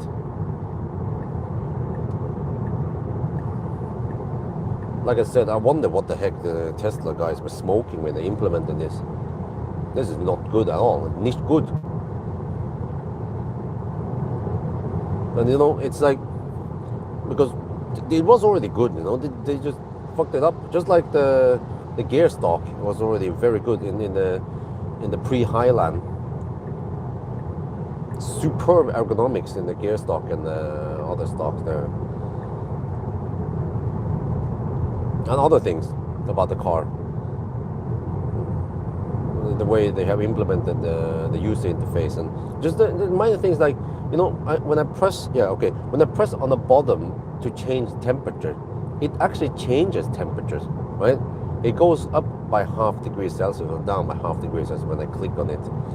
But for some reason, many cars I test nowadays, and also Neo that I've been using daily, but not only Neo, but also the other cars, like what was it again, the Mercedes or some of the other cars. When I click on that damn temp up, temp down, instead of changing the temperature, it brings up the temp, the HVAC control for it, or it doesn't react at all. I'm like, what the heck? I'm driving, you know? I just want to change the temperature there on the screen, and it should be tuned so that it can detect what I want to do, not bring up the damn temp menu or something shit, right? So Tesla, over a decade now, they have perfected the user experience, the user interface, to become nice and smooth. Also, just entering an address really quick, and just processes quite fast, calculates quite quickly. And I can see the route overview. I can change to other views, and if I just want to see the overview, like I tend to do, at least when I'm on a longer trip, then it stays locked on that view. Whereas many other cars, it stays on the overview only for 10 seconds, and then it switches back to the default view or does some weird shit.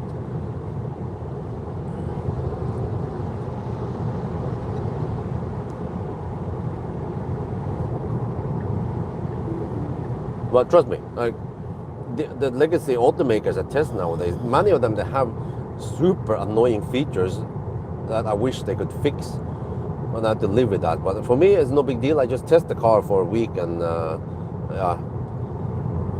But it would drive me nuts if I had to live with some of those things.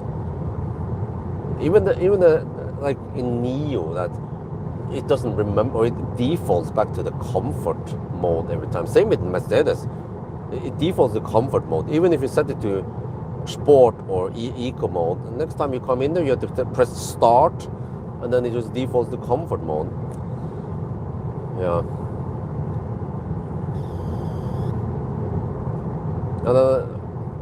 And then the Neo won't remember my region setting that I set for comfort mode. Because you can set the mode, you can set the region setting, but it just forgets about it and goes back to the default region every time.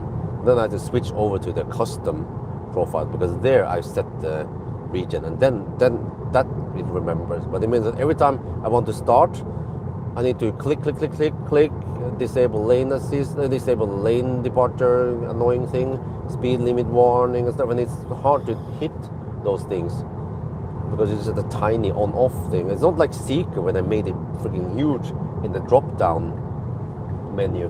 That was brilliant.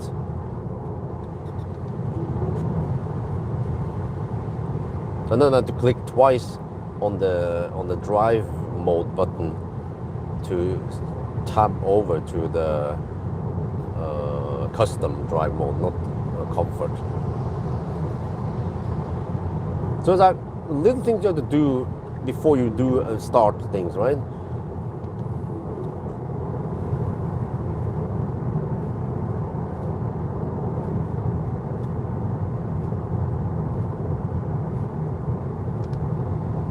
But in Tesla, just get in and go. I even remember the CLA was kind of annoying because there was no auto reset trip meter. It was just a trip, I don't remember what they're called, A and B or something. long term, short term, or I don't remember. Yeah, I think that was called, yeah. Or and then during 1,000 kilometer challenge, I had to remember to reset one of those trips, the short term or whatever, and then I kept the long term. And also, the CLA doesn't show decimal and the distance, but there is a trip meter that only has the distance and the odometer, and there we have decimal. It has always been like that in the Mercedes. And it's kind of clumsy. Why don't you include the decimal in the trip meter? You know, Tesla changed it. They fixed it. They even added decimal in the consumption number. They now have the highest, the most accurate consumption number in the whole industry. It shows with 4-digit precision, whereas the other they only operated 3-digit precision, and then some of them even used 2-digit, like Ford Mach-E. Yeah, it will say 24.0 or 25.0 watt hour per 100 kilometer, not kilowatt hour per 100 kilometer, but it never shows. It always shows .0. Yeah, which is kind of weird again. Then they might as well just omit the, .0.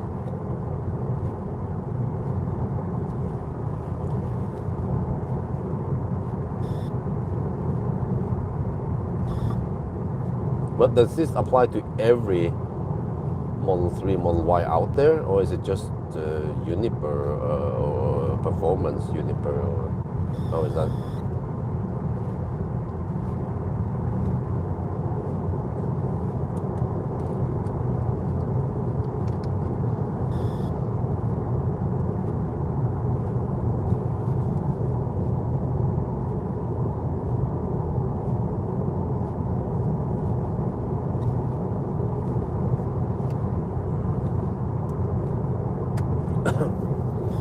Also, the CLA, I mean, was not perfect. I feel like the software was a bit weak. It would tell me, well, in the charging screen, I could see a limitation. Yeah, it would say limitation for charging. And it's great that it actually tells you what limits it, if it's temperature or state of charge. But it just says temperature. I was like, okay, but is the temperature too high or too low? No, ich weiß nicht. It doesn't tell me. Just have to guess, maybe, based on the temperature we already have displayed.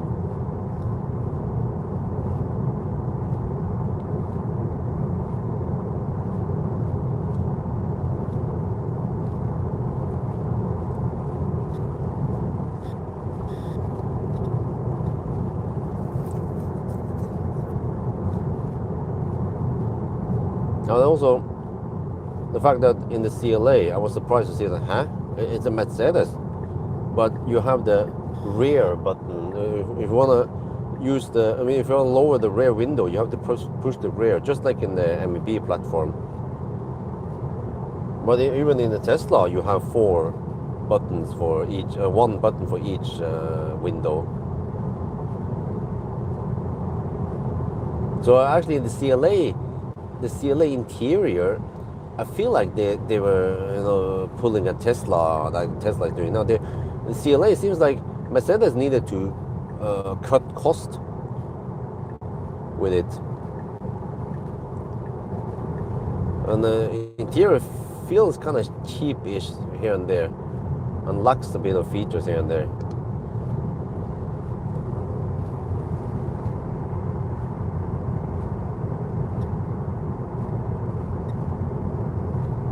Now, what trend?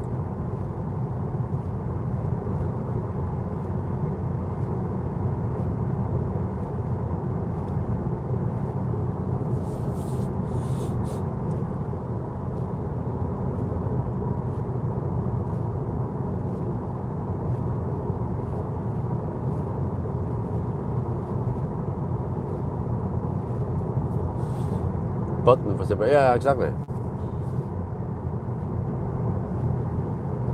I mean, how much are you gonna save anyway? Just like Tesla, remove the stocks, but dude, like, how much are you trying to save? And you're losing out on very good, very important ergonomics there. If I would choose, I want the cruise control stock to be standard on cars. Like the cruise control stock in the Audi is brilliant. Why? Because there is a distinct move you have to do. Pull it against you or away from you, or pull it up, or I mean, like, clockwise or counterclockwise, up or down for various movements. Plus you have some buttons there, but at least the basic movements are quite distinct, and you can do operation there without needing to look at the stock. Whereas in actually most cars, there will be some kind of haptic shit or something. You need to swipe, like MEB platform on Mercedes, and then you could miss-swipe it. Or if you want to increase by 1 and not 5, then you're gonna need to press and hold. But that's not the case for Mercedes. I mean, for Audi, you just push it gently or you push it harder to get the, so it's really brilliant in Audi.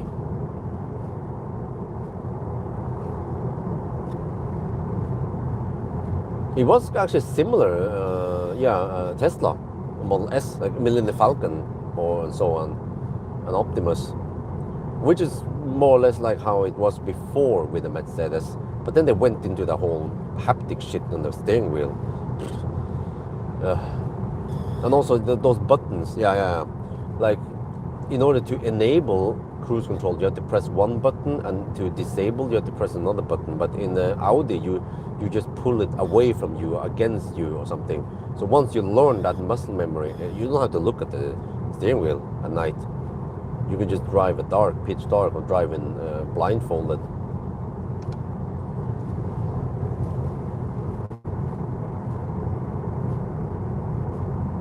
CLA's interior, yes, G6 interior was amazingly good. Also the Seeker, like the whole design and materials and look and feel and the soft materials and so on. Seeker was the best, and then G6 came on a pretty good second, and then the CLA is like, I feel like they just tried to cheap it down as much as they could to keep the cost low.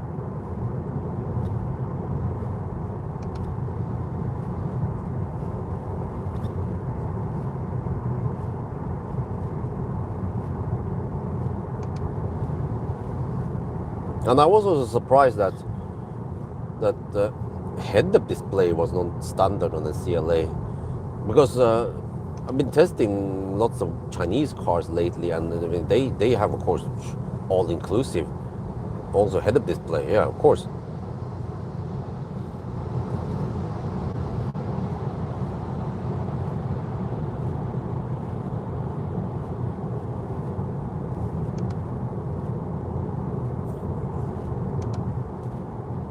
And also 360 camera is quite common on the Chinese cars. So in general, you get a pretty good car for the money in many Chinese cars.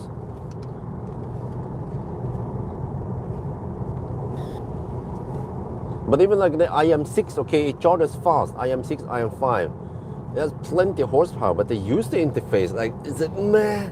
The 2 screen and the lower screen, shit like that. They're like, have they actually tried to use the car while they were driving? Try to change some settings quickly or change temperature or something. It's not ergonomically good the way it's been designed. The Seeker 7X is way better because it's just a big screen with lots of icons, and it's vertical, it's horizontal, easy to find, easy to read. You don't have to take your eyes too low down on the dashboard. So, yeah.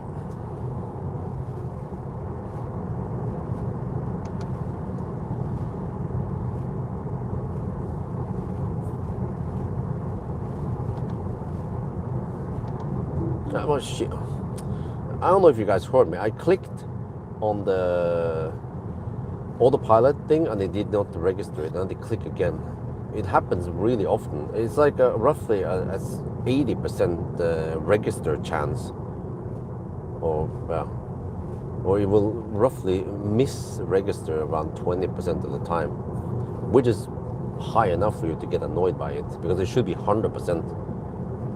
especially because it gives that feedback, that click click sound, you know.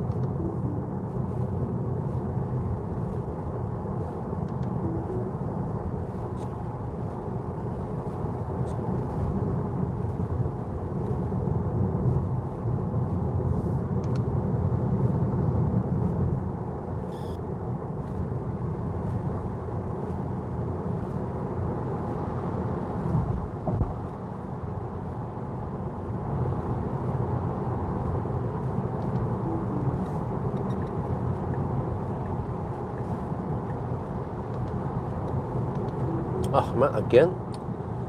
Now it misregistered when I tried to enable autopilot.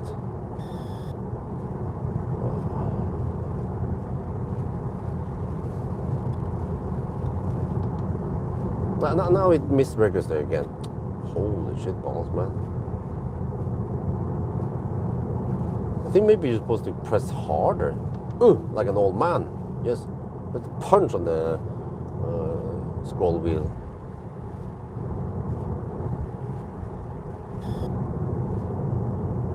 Dude, look at that. What the fuck was that shit, man? It's a BMW driver, of course. It's always a BMW driver doing those dangerous maneuvers. That was an illegal move.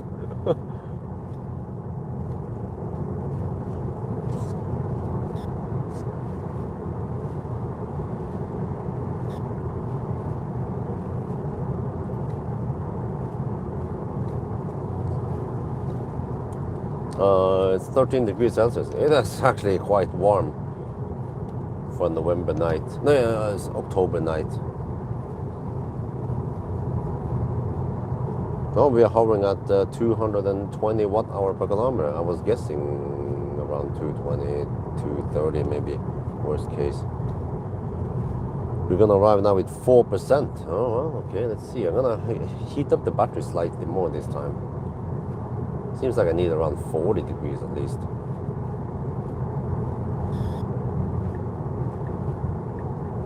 It's not Colgate. Or maybe 35 is okay if I go deep. Yeah.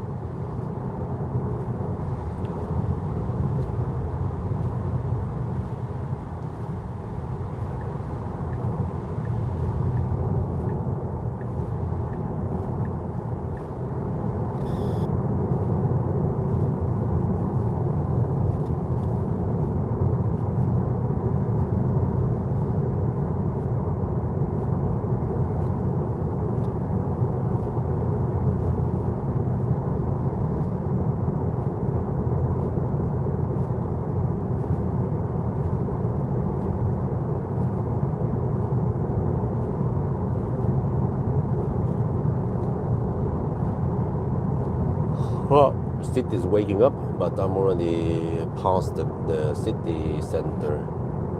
Now heading out of Göteborg. So I try to avoid these full-length challenges on weekdays, simply because there's a high chance I'll get caught in Stau in Oslo side. But I was able to get out fairly quick yesterday. And because this car is relatively quick, then we should be able to avoid major Stau at least.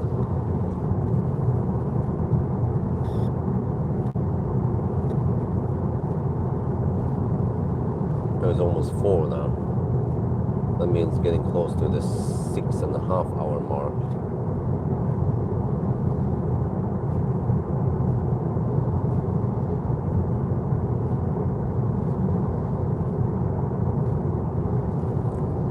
We're at 680 kilometers. Well, maybe you're gonna. Okay, cool. Silver, do you want to have a update? I have a 0.7% over-reporting. So we have to count to 1007. And then status update, 681 kilometers done, and consumption is 234 watt-hour per kilometer. What do I do after the challenges? Sleep, morning ones, home, stay away. Well, okay, yeah. Usually, if I do the Saturday night to Sunday morning challenge, I'll be quite tired in the morning, but there's not much I can do. Ideally, I wanted to just pass out right after I come home, but that's not going to happen until Isabel is a couple of years older and more independent. So what I usually end up doing is to I need to do some morning routine, breakfast, whatever, right? And if it's a weekday, oh, time to start. I start at 21, 27, and I have 5-minute deduction.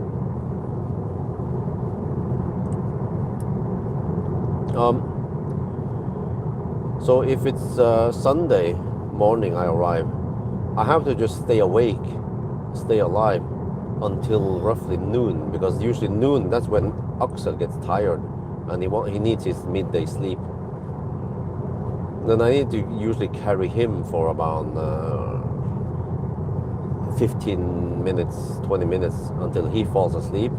And then I can, well, I have some options. I can sleep with him on my chest. He will usually sleep 2 to 3 hours. He sleeps really well if he sleeps with daddy. Or another option is that after I put Axel to sleep, then I go out and drive with Isabel, because Isabel will usually also be tired, but usually a little bit later than Axel. So she might get tired around 1 in the afternoon.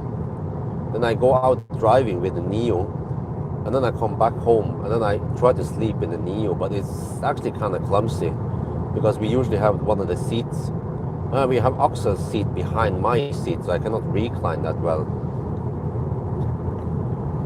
So in that case, I need to actually remove Axel's Isofix, put it in the trunk somewhere, and then I go drive. And then I have to bring all the sunshades, and I just sleep in the car. Yeah, but I usually drive to Dal or Nebbenes, and then if Isabel is sleepy, she would usually fall asleep around, like, even before I arrive at Dal, roughly, and then I turn around and go back home, and then and then I get maybe only around 1 hour sleep, 15 minutes, and then she wants me to drive again. I'm like, dude, I sleep, been up all night. She doesn't understand that I've been driving light and that I'm quite tired, or she doesn't care. Yeah. So that's usually how I do it. I'll get some midday sleep, half an hour to 3 hours of midday nap, and that will allow me to stay awake long enough so I can survive until the evening, and then I usually pass out the next day, right? Which is, let's say, Sunday night or whatever, and then I pass out maybe already at 9 and sleep all the way until 9 the next morning or 8 or whatever I can sleep until catch up on the sleep, and then I'm usually reset. I mean, it works for now. It was worse before, way worse before, when the kids were younger, especially Oxford and Isabel. So it's okay now. I can do these night runs. Yeah. Distance is 690 now. But it's gonna be better as Isabel grows bigger and she becomes more independent. Same with Axel. Yeah, well, I just have to somehow find a solution. Because before kids, then it was a lot easier. I could just go at night, no problem. Don't have to worry about anything, except for the dog.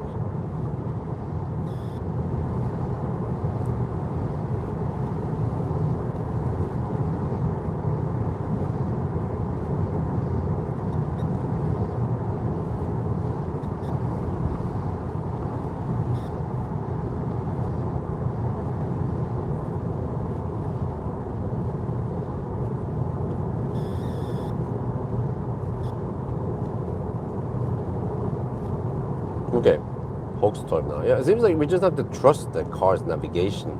It seems to be highly accurate anyway. So now we're going to arrive at 4%. That's better than 9%, whatever we had in the past.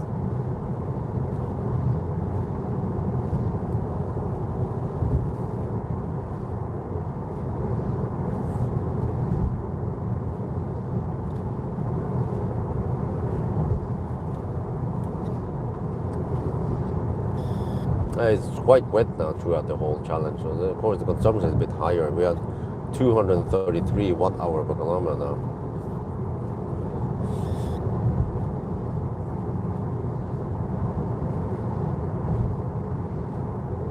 But the end consumption should be around 220 only.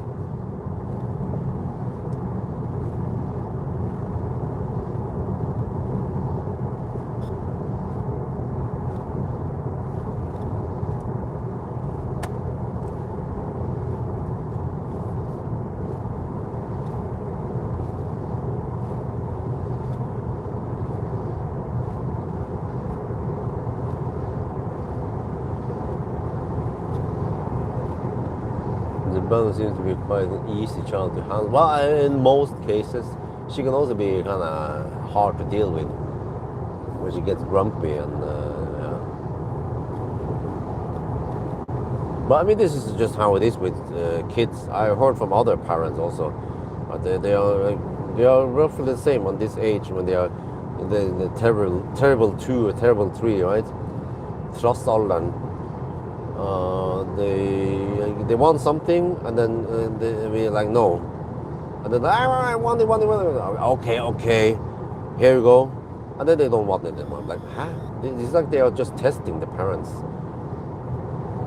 see how much they can get, or you know.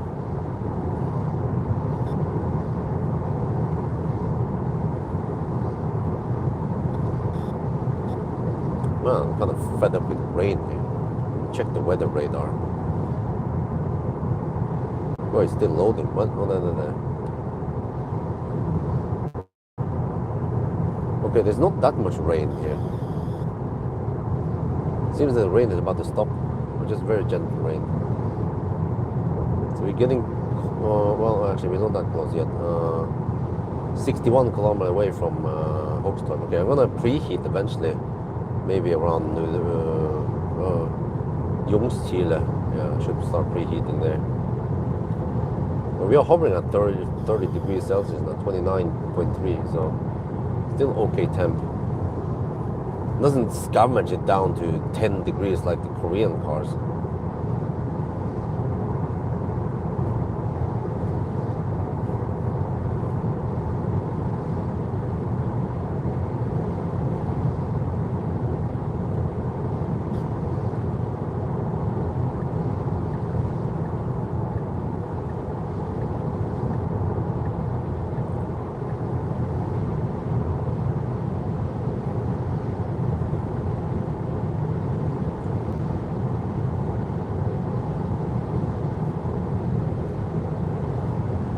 So tomorrow is like, well, I guess it depends, but most likely I won't be able to sleep anything once I'm home now around 6-ish. Then Isabel will usually wake up early if I'm not there. If I'm sleeping there, then she will wake up around 7:30. But if I arrive now 6:30, she will usually wake up, and I was like, oh, okay. Then I have to endure through the morning routine. Ship the kids to kindergarten, usually around 9-ish. And then like, oh, I can lower the shoulder. But then I need to get going and swap cars. So it depends on how tired I am. I might take a quick power nap, just 15 minutes. And then swap cars and then come back. And then I could take a nap. But I might want to do some other things. Yeah, no, tomorrow I have to visit Bilkomponenter. They want to scan the front of the car. They have a LiDAR scanner thingy, actually with iPhone, an app. So I didn't know that iPhone was equipped with LiDAR, huh? What? Really?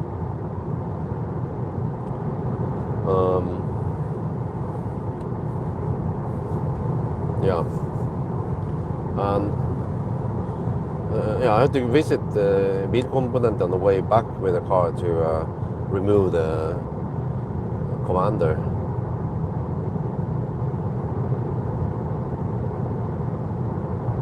But I avoid the morning stop, so I usually start driving closer to 10 in the morning to avoid any slowness.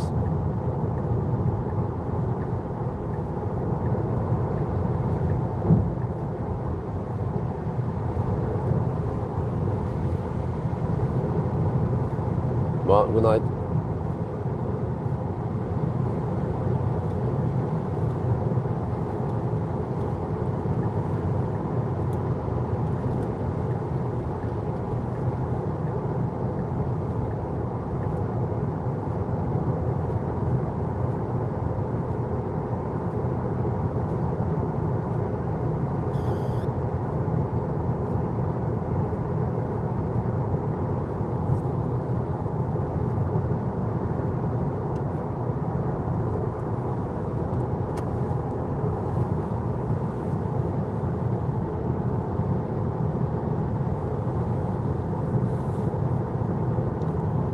Finally, no rain. Kind of fed up with the rain. Seems like the road is not that wet, just slightly wet.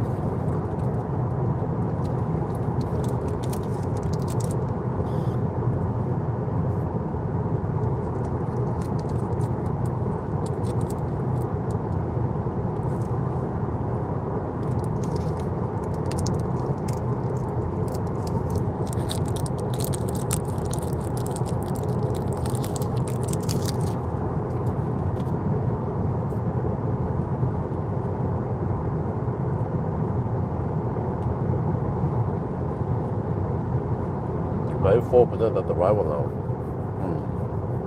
With the preheat, you might be down to 2% at the arrival now.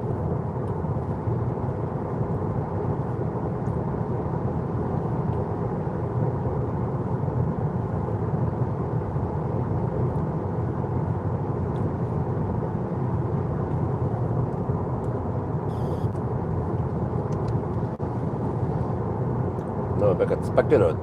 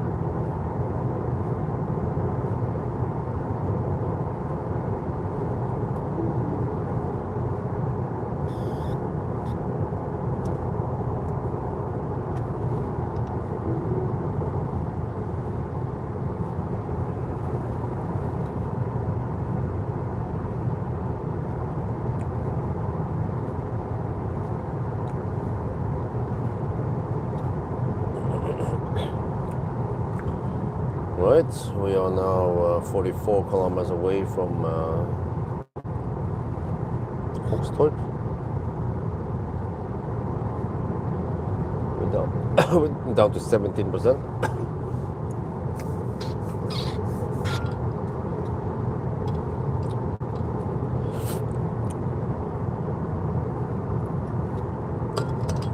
And this will be the second to last stop. One more stop at the Sarpsborg.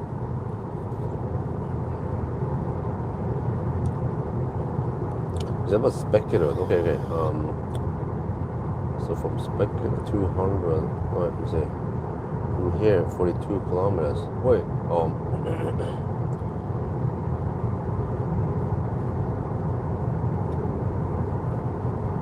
okay. Don't remember the distances here. I have to calculate once I'm at Spekerud. The next jump.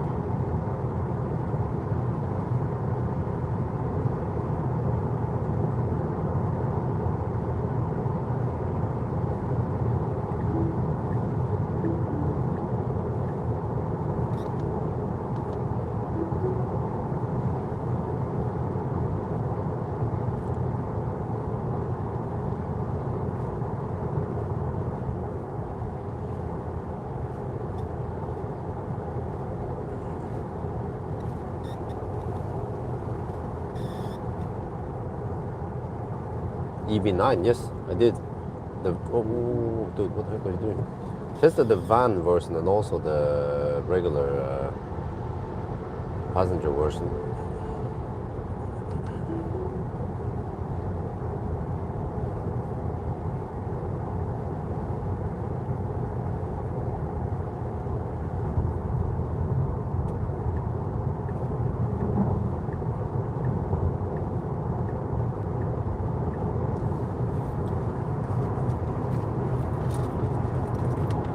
Yeah, there was a special van version for Norway that had been retrofitted or rebuilt by Lafinto.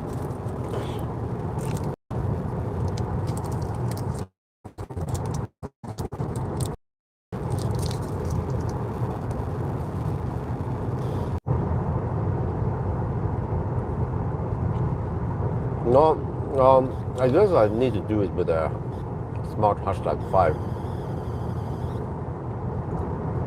It sounds like lots of people are interested in that car because it's cheaper than the CQ7X. You have the same battery and around 600 horsepower. It goes like a rocket. Actually matches Model Y performance roughly. But it is kind of, well, not sure how to put it. The interior is not that nice compared to Seeker or even Xpeng G6. So it's like it's like a smart, different design, like a Mini kind of vibe there.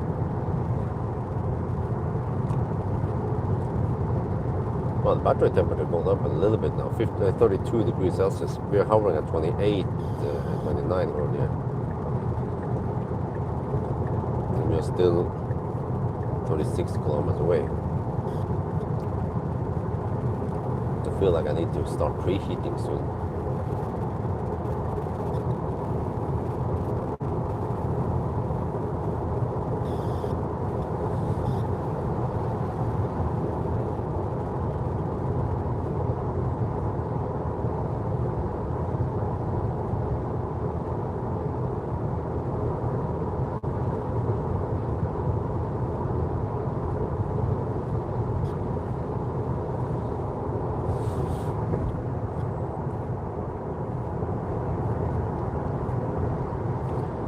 Well, yeah, again, let me explain that the battery cannot take more than 250, but the car's screen, which is probably what the guy reported, that is what the charger reports.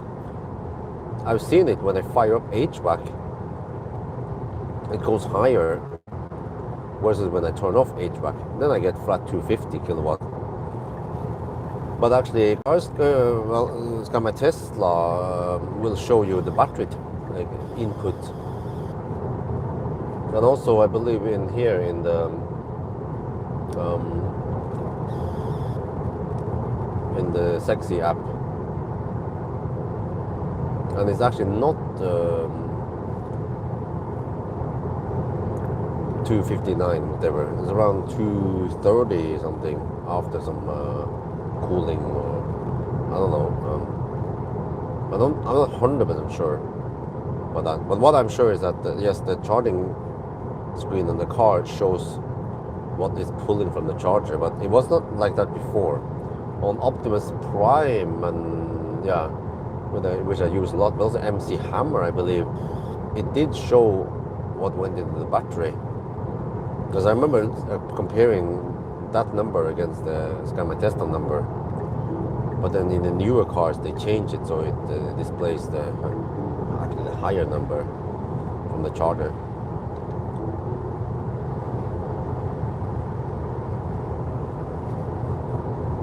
Battery temp is now 32.8. We are 30 kilometers away. I think it's time to preheat. When I get to around 45 degrees, I can always kick back on like preheating if I feel like it's going too high. Because we are roughly 15 minutes away now. And it needs almost 5 minutes to just start ramping up everything. And heat up some coolant, I guess, in some of the loops before the battery temperature starts rising.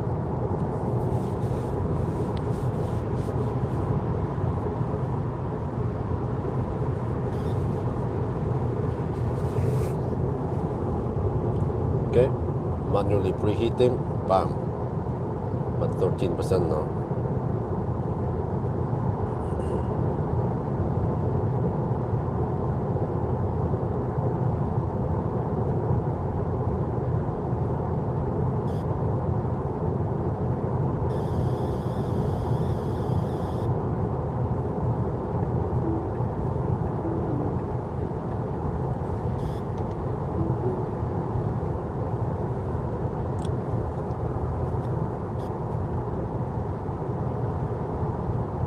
Yeah, for the first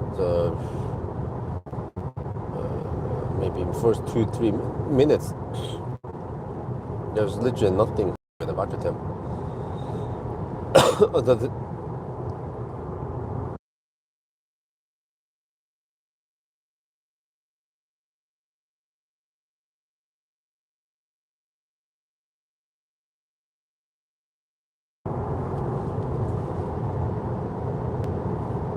But then it should start heating up soon.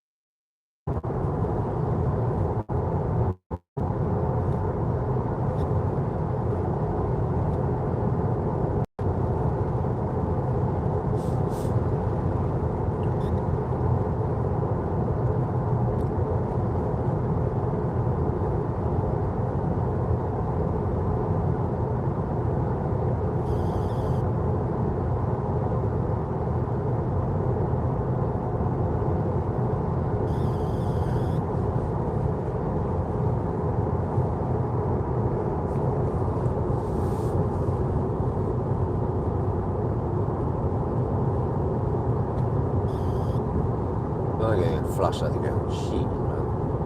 Turns down the light way too late.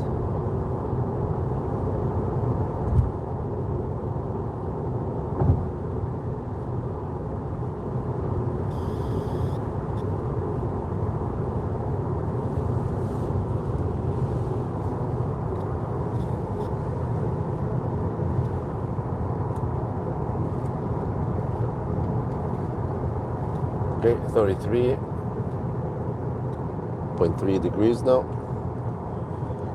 No, temperature start rising. Now we have around 10 minutes left before we arrive.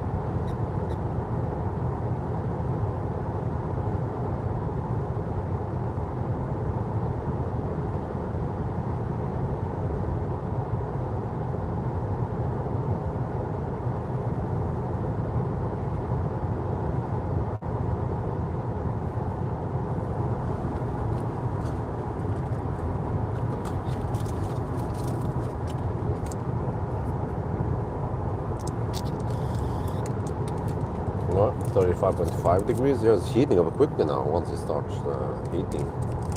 Once everything has been ramped up.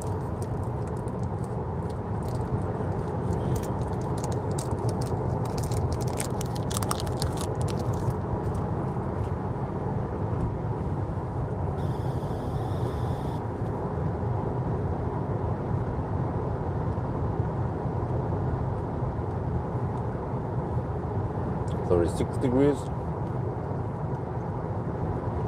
I feel like we even started preheating a little bit too early.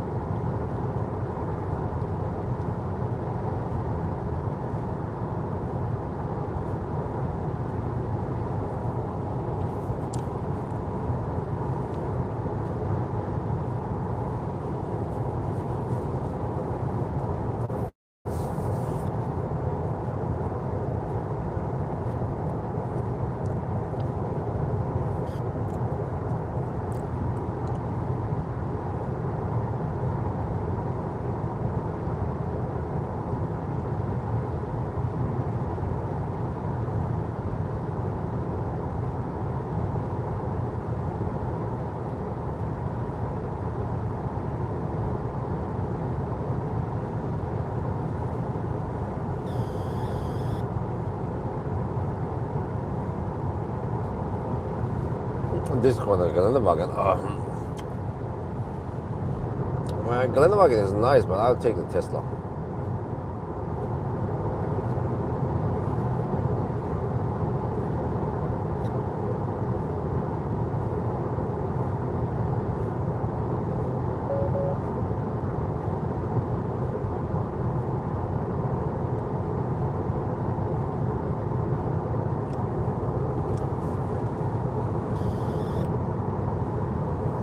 See, 12 kilometers left. Well, we are 39 degrees Celsius. Yeah, as long as we are around 40, I think even that would be okay.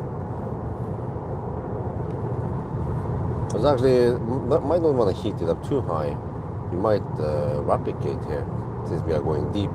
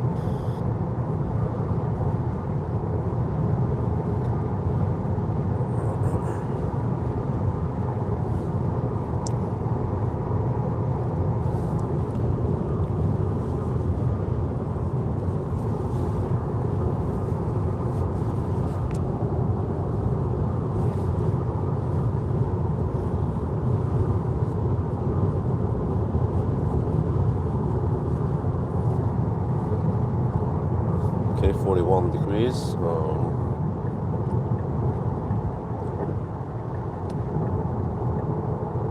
42 degrees. I'm gonna stop the preheating now. We start cooling. I need to re-enable preheating again when it gets closer. It seems like I preheated a bit earlier. So you can preheat around 10 minutes before arrival, and not 20. No, not 15.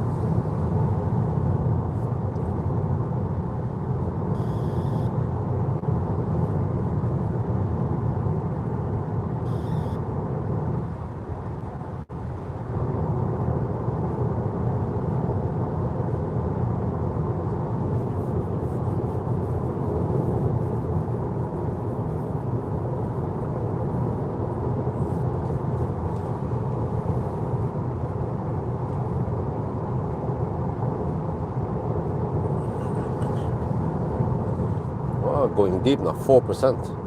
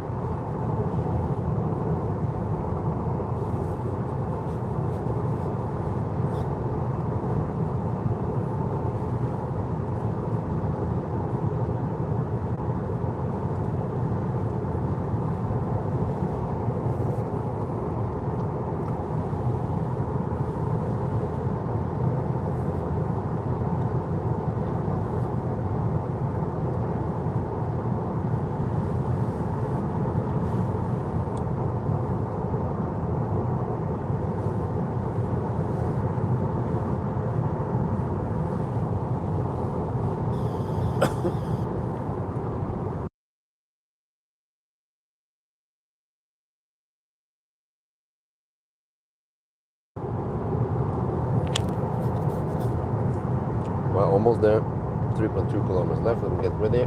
Battery is at 43 degrees actually.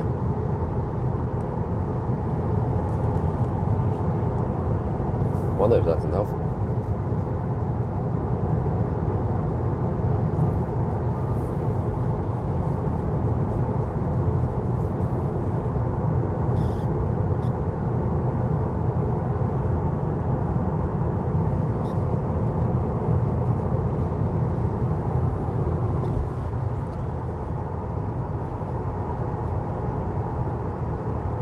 Oh, adaptive suspension. Wow, this is nice.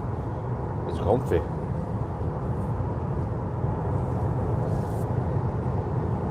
Okay, so I have to focus on the exit. Battery temperature also.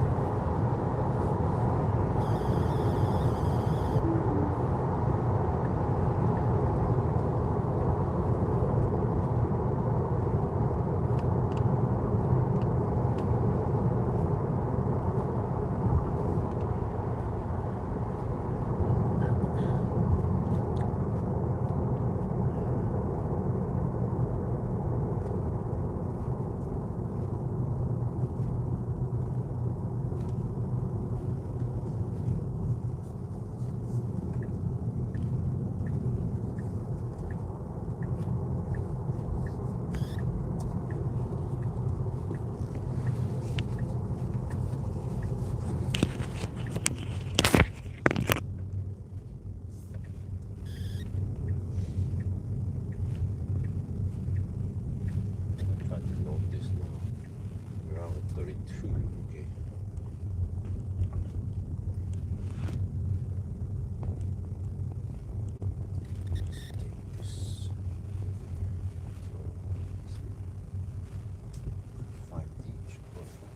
Well, it seems down, so like 5B then.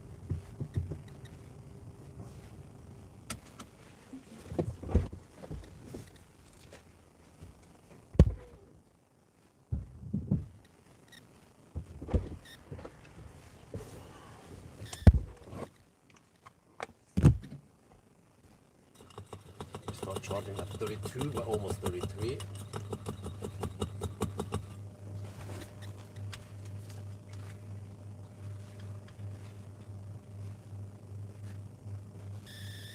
Vågtorp at 32.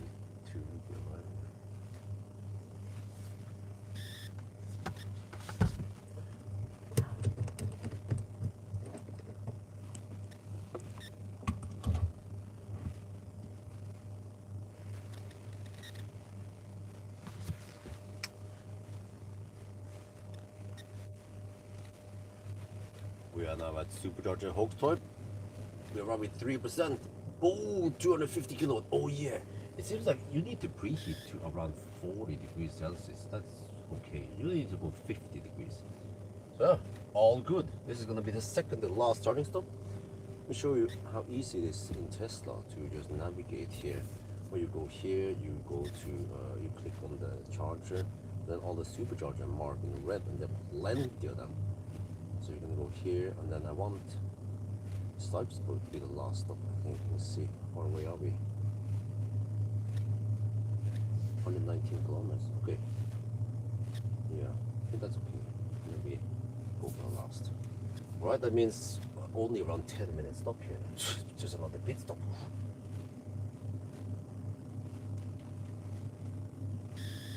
เรามาถึง V3 Supercharger นะครับ Vågtorp ตอนนี้เราก็ได้ปุ้ม250กิโลวัตต์โอ้โหเมื่อกี้มี 3% นะครับเริ่มชาร์จนะแล้วก็เดี๋ยวเราก็จะขับไปอีกแค่119กิโลเมตรนะก็อาจจะชาร์จถึงสัก 40% นะ แต่ว่าวิธีนั้นคือเราจะต้อง preheat แบตด้วยถึงสัก 40 องศามันจะได้พอดีนะถ้าเราปล่อยให้มันไม่ preheat นี่รู้ทำไมนะมันก็จะกลายเป็นโค้งเป็นนิดหน่อยนะนี่เอ้ยหานี่ไปต้องเปลี่ยนโอเคนี่ cooling ไม่ work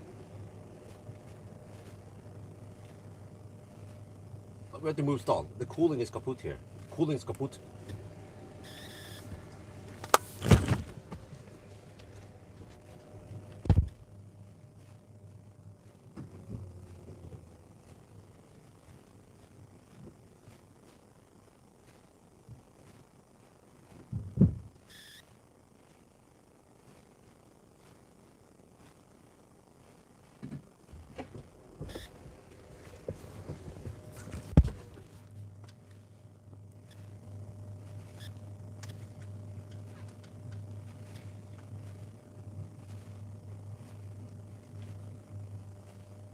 Yeah, it's all good now.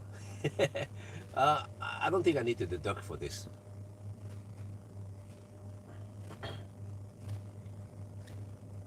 โอเคตรงนี้ดีนะครับเราคงไม่ต้องหักเวลานะครับอันนี้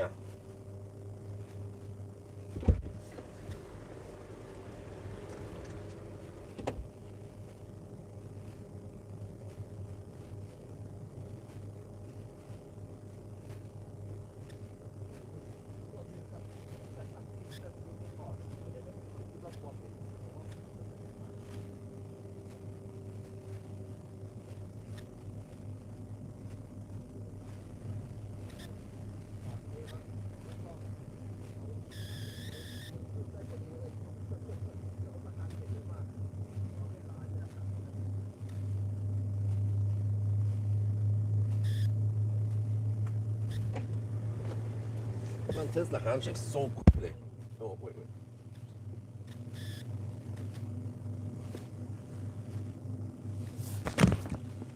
Now it's good. Now it's actually getting okay speed. Look at that. Wait, it's the magic number around 40 degrees. Now we get a relatively flat curve. Okay, so I'll just count 1 minute here then.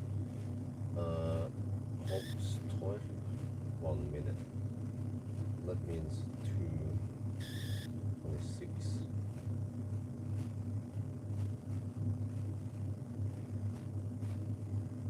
That means 2.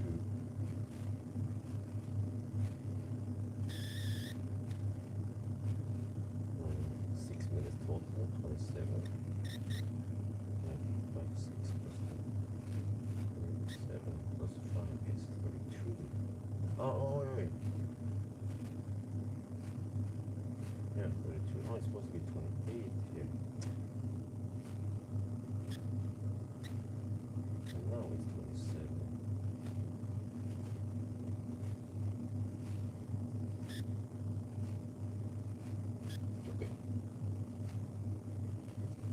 now we can actually maintain over 200 kilowatts for a while. Not too bad. Okay, let me go.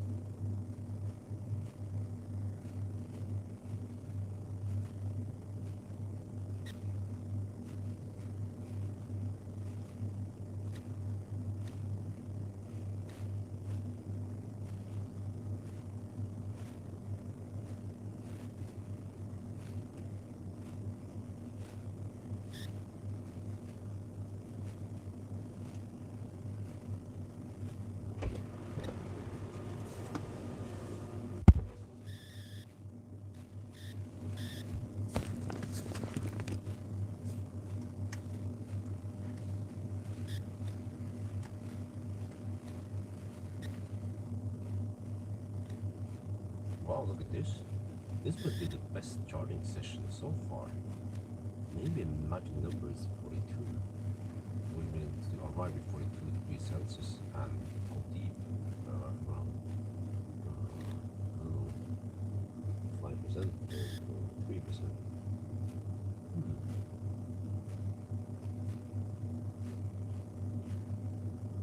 ตอนนี้รู้สึกว่ามันชาร์จเร็วกว่าครั้งอื่นนะครับเราอาจจะต้อง preheat แบตเตอรี่ถึงสัก 40-42 องศาแล้วก็พยายามให้มันต่ำหน่อยสัก 3% นะครับว่าชาร์จเร็วสุดนะ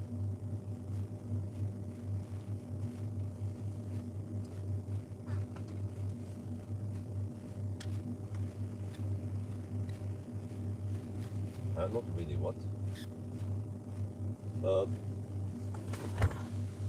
but the other session seems to be slower. I think we were around 150 kilowatt before. But the battery is not too hot.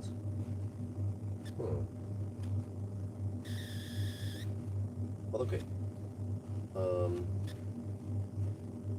Calculate here. Yeah, I calculated I need to spend 40% to get to speed. No, I need to spend only 35% to get to speed. Yeah.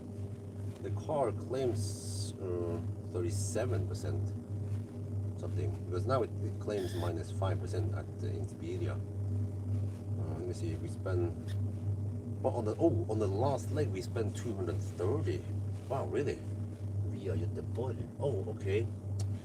Okay, in that case I might need 240 on the next leg. Let me calculate then. 240 times 119 kilometers. Oh, okay, 37. Right. Seems like 38 or 37% is needed.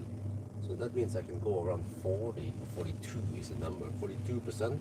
Then we go deep and we go to the next one. Look at this.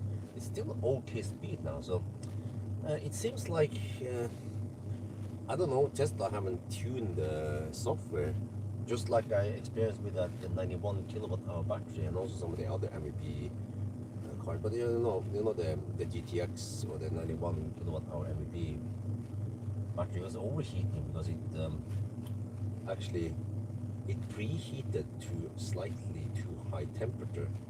And here I don't know what's going on, but if you let it preheat too high, then it overheats, and if you go too low, then it cold gates.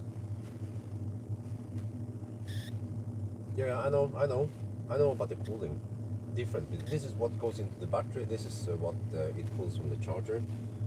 I know about that part, but I'm saying that compared to other sessions we had before, then it seems like they were cold gating or rapid gating maybe. It's actually cooling quite heavily right now, but we are about to leave soon. This was so far around 10 minutes stop.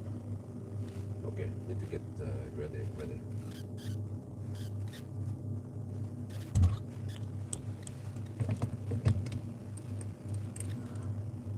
So it's going to be around 12 minutes maybe, this stop.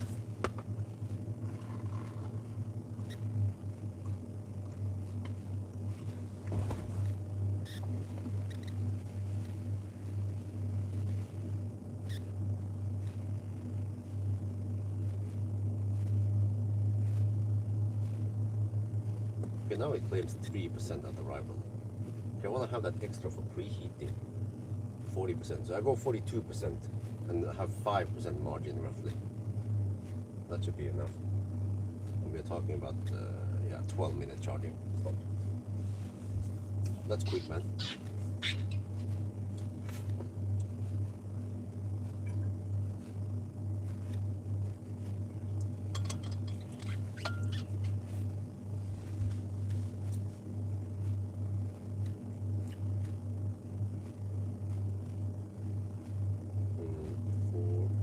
Yeah, we were at the 7. We arrived at the 7-hour mark and we have done 750 kilometers roughly. That's how it stands now. 42. That's it. 12-minute charging stop.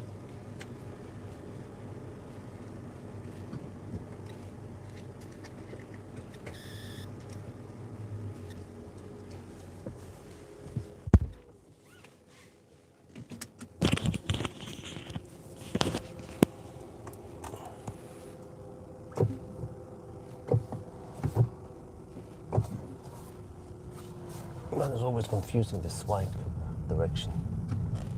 Yeah, off we go. It doesn't have to go at 400 kilowatt, even 250 or 200. It had a flatter curve this time. That was interesting. Also now I'm going to be scavenging on the heat of the battery for a while now. They have quite low consumption for heating, keeping the cabin nice and warm.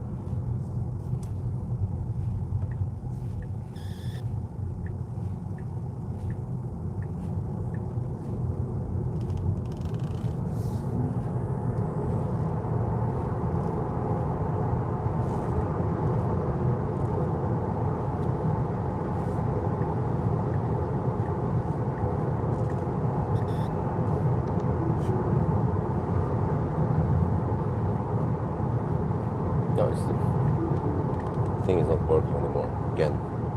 The heck, man. Okay. All good.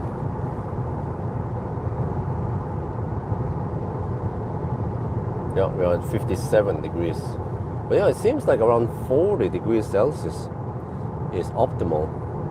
Well, it depends how many percent you arrive with also. So now the car claims 8% at arrival. Yeah, I think it should be 5%. They adjusted slightly towards the end now. So we charge at 42%. Yeah, I'm charging to somewhere between 40 and 50% the optimal for this car.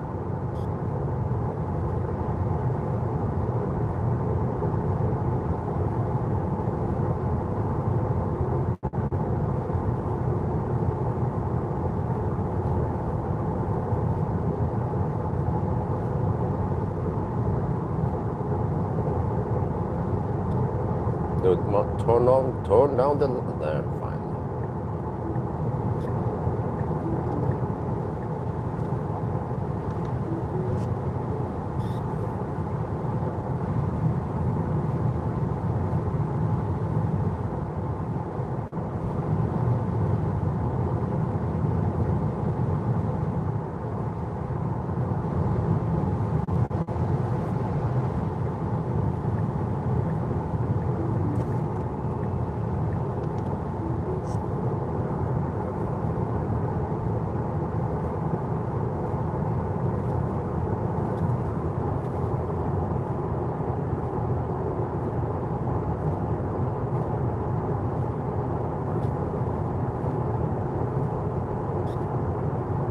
Oh, okay, same, right?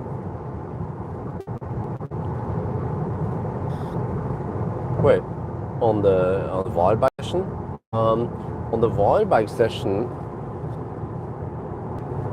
Oh no, you're talking about the other. Yeah, that was not wire bike. That was Melbystrand session. Yeah, I also noticed that Melbystrand was quite quick, but the wire bike wasn't that quick.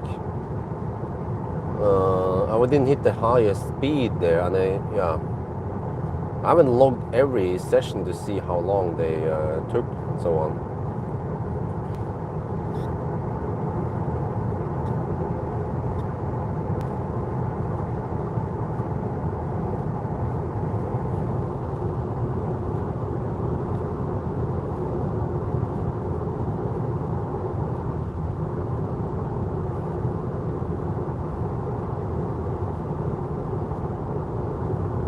Well, we get what? That doesn't sound too high. Only 150 kilowatt average? Yeah, it's going to be higher than that.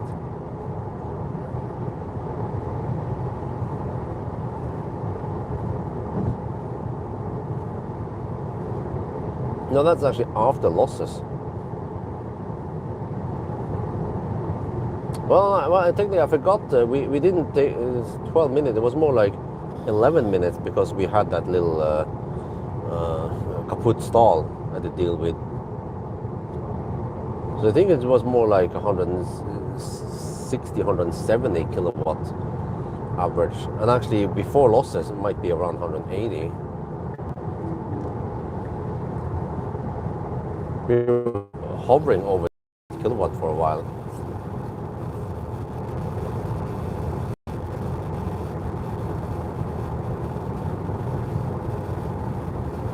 Since the session was so short, we got 200 plus from 3% until around I don't remember, almost 20%. So that's quite a big portion. It's like half the session was 200 plus kilowatts, and the second half was of course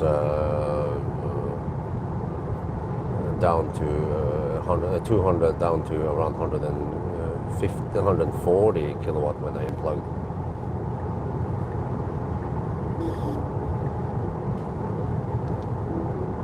But okay, is it roughly in that ballpark? Well, we'll see by the end of the challenge now how it goes. I mean, usually once I'm getting close to the border, I will know time, but I'm gonna write down in case there will be some delays.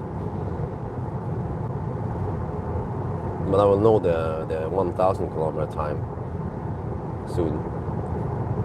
But once we get close, once we get to Svinesund, I will know. Actually, once I pass by Ionity Strömstad, I will know. It's 10 minutes from there to the border, and I can count the rest. Well, plus that we have to add another 10 minutes of charging. From Sarpsborg back to Oslo, I'm not sure how far it is, but it's the Oslo route, so it should be lower consumption, and probably have to charge around 45-50%. So 12-ish minute charging stop there also. Then we finish.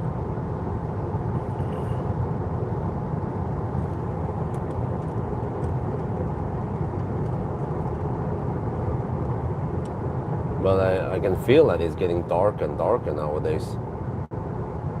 Days are getting shorter. It takes longer until the sun comes up, or it gets brighter. Now it's almost 5 in the morning and there's still no daylight. But it's also cloudy nowadays, yeah.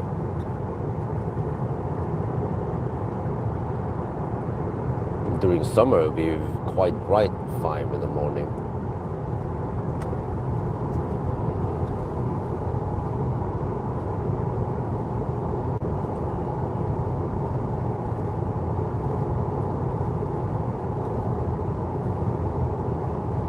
So yeah, I almost forgot how fast the handshake in Tesla versus supercharger is. I mean, I could count probably just 5 seconds before it starts charging, and also ramps up really quick to 250 kilowatts. Just a matter of 5-10 seconds, and then it's there. So yeah, so what I've seen now, yes, it was on the which session was it again? I think it was actually in the Varberg session. It was slightly replicating. It hit 60 degrees Celsius for some reason. Well, I wonder if it was because I ran HVAC, and the HVAC messed with some of the cooling. Even though I thought it will just scavenge heat.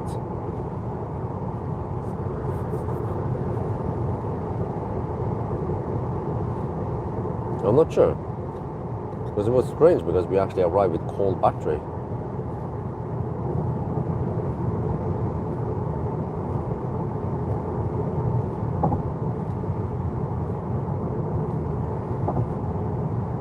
Yeah, I've not been lucky. It was Varberg was a little bit unlucky arrival. Melbyson was good.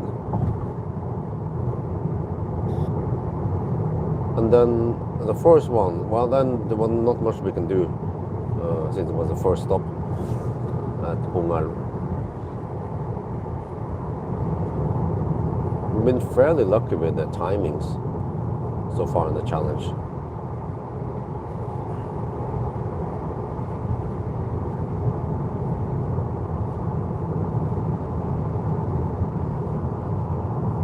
And now it's a 6% at arrival.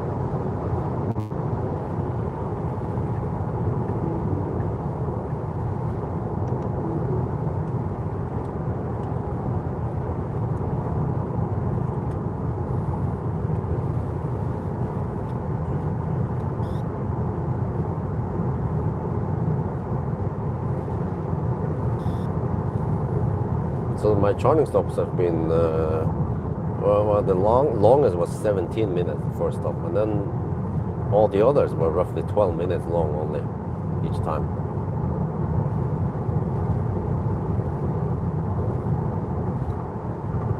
I think you missed an exclamation mark there. You want to see the stats.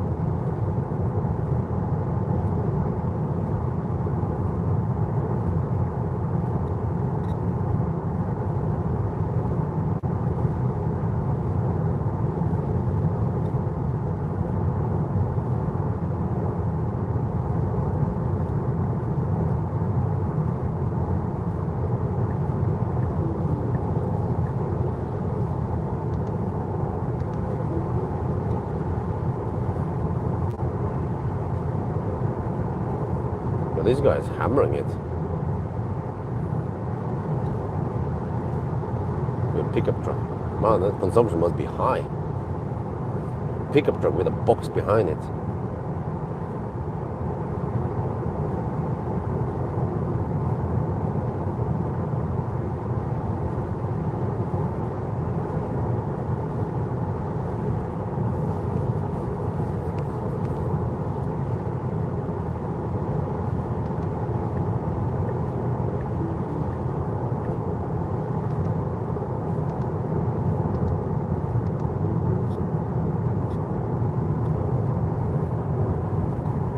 No, it's good.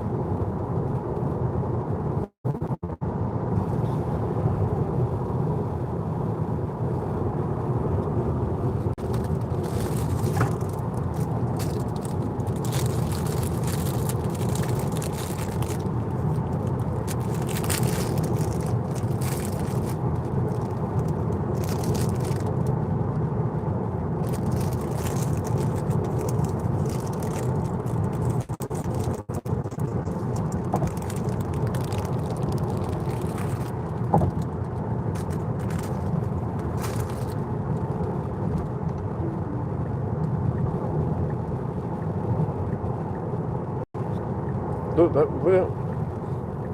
you could have lane way before that, you know, just decided to pull in right before I was about to overtake, you know? Seriously?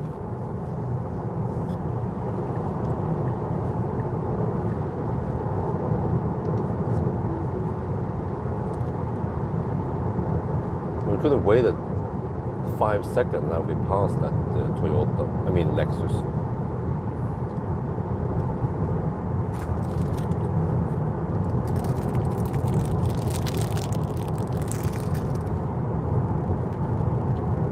No, I feel very little difference in the suspension, but I haven't tried to toss the car around the corner, so.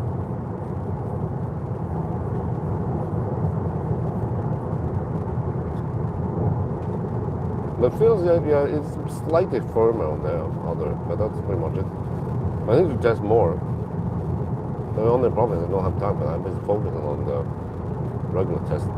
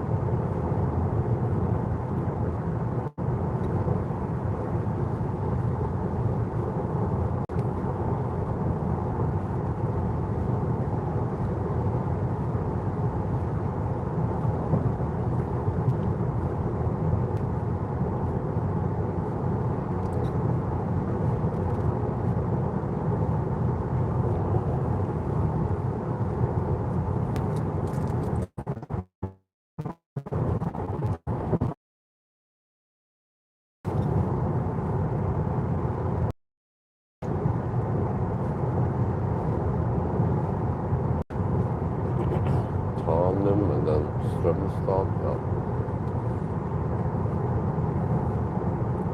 5 in the morning, oh.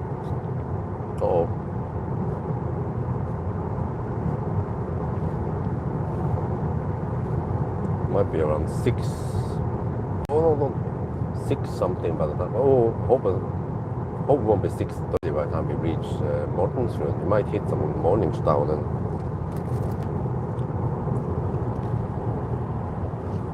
Oh, yeah. Since I also need to charge one more time, and it sounds like 6:30 might be a possibility.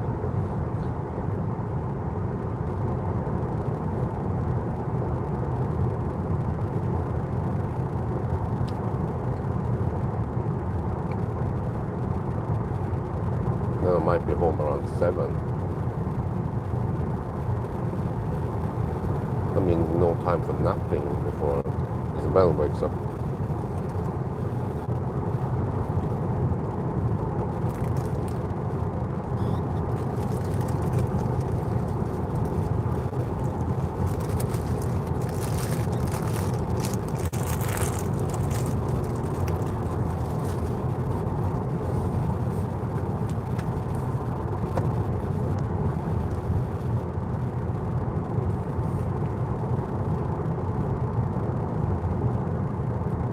Oh, moose.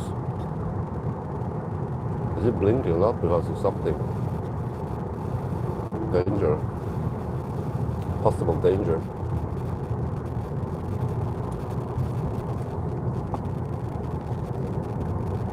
Yeah, this could be a possible moose area.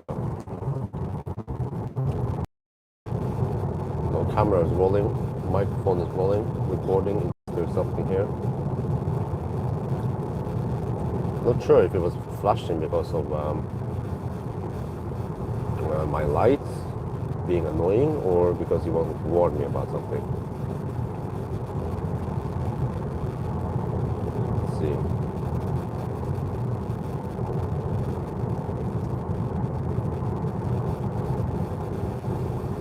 Because if there's moose, there could be in the intersection area.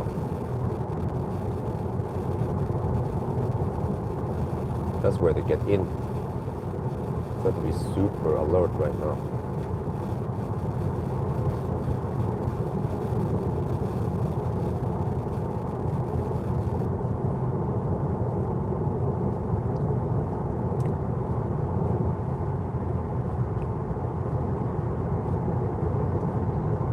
Well, doesn't seem like it. But just false alarm. Probably just annoying headlights then.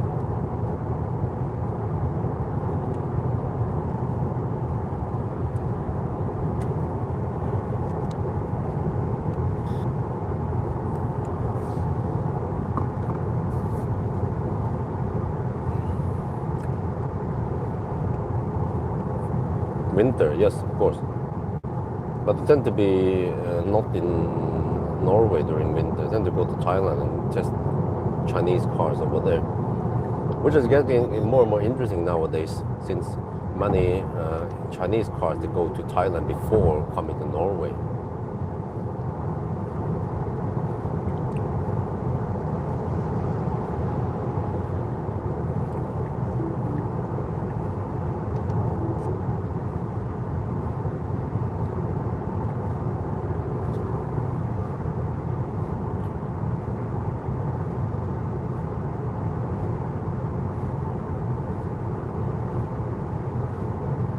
Well, I heard that Model 3 even fits big guys.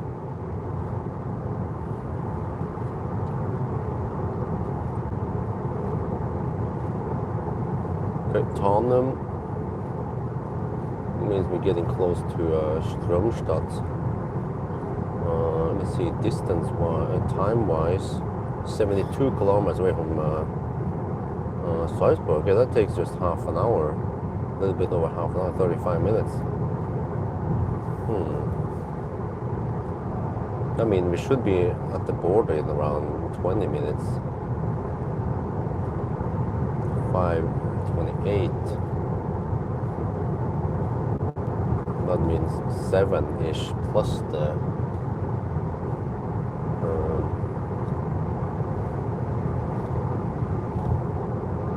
charging time. 7:10 possibly. We 9:09. So then 7:10 plus the 2 hours. So that's 9:40-ish. Oh, wait. Or 9:50. That's what my spreadsheet predicted. 9:50. I was like, huh? That's not very fast, in it? Because the other managed to go faster. I believe the other, the Juniper, I mean the long range Juniper had a flatter curve. It could maintain 200 plus for a while and so on. And I don't remember what I did there.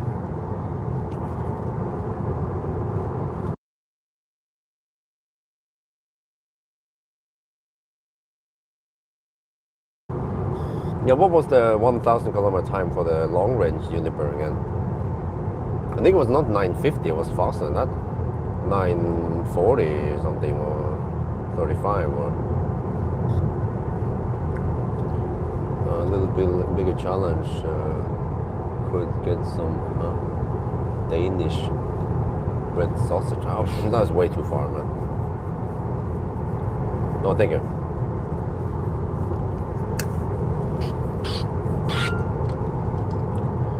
Oh, once we are in Norway, it's going to be 6 in the morning. There'll be more and more traffic now, morning birds.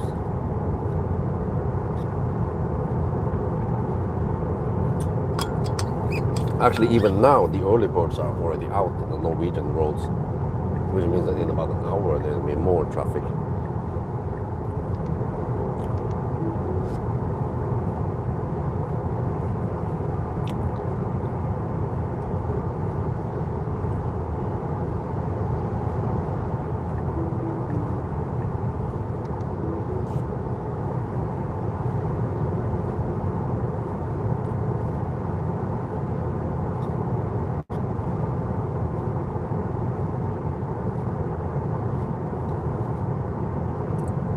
$9.25. What the heck? How the heck? How did I go so fast? Huh? I know it was summer, but still. Must have had a faster curve, and maybe I charged it more than just 40%, right? Let's see, what's the consumption? 216. Okay, now it's going to be around 230. So it's just slightly higher consumption, okay, as expected for performance. And what temperature was? Oh, I didn't say that, okay.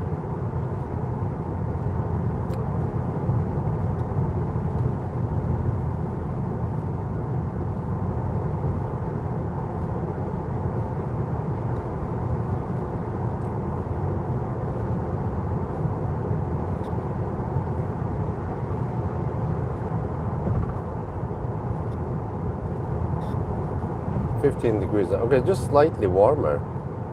Tonight has been nice and warm. We're talking about 13 degrees Celsius. Now it's 14 degrees. What the heck, man?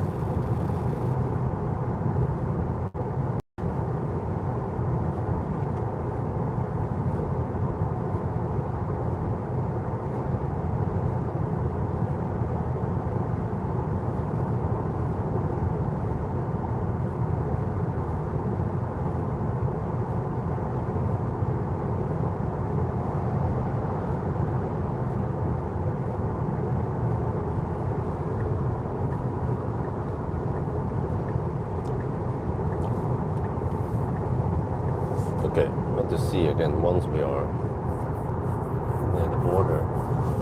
Then I know it's going to be 1 hour and 19 minutes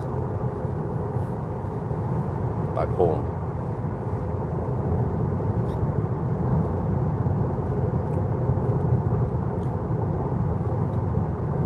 We're getting close to Sternstad now.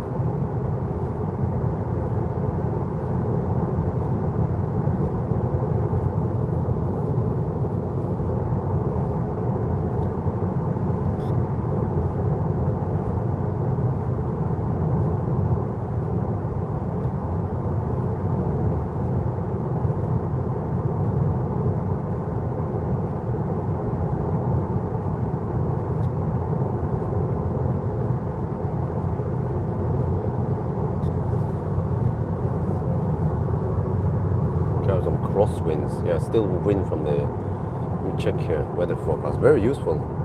Wind is now west-southwest 12 kilometers per hour, so around 5 meters per second.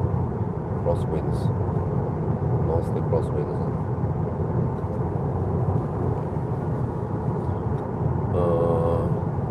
Feel better build quality. Well, yeah, I mean it's good, but it's roughly probably the other Uniper long range also. But what versus what? Versus Millennium Falcon.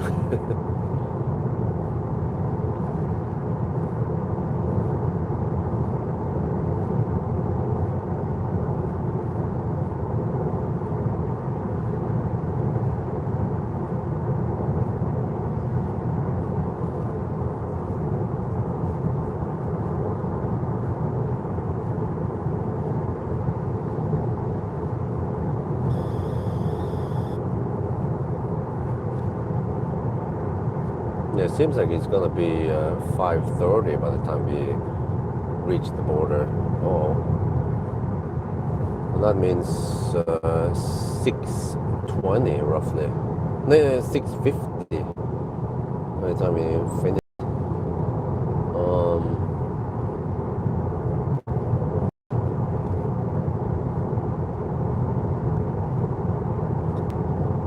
Okay. Then what?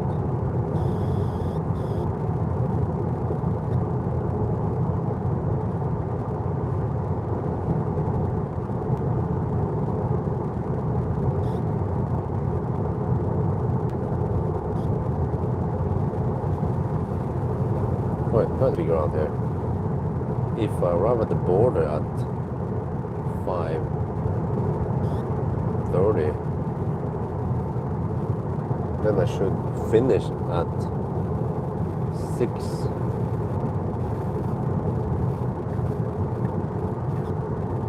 Almost at 7.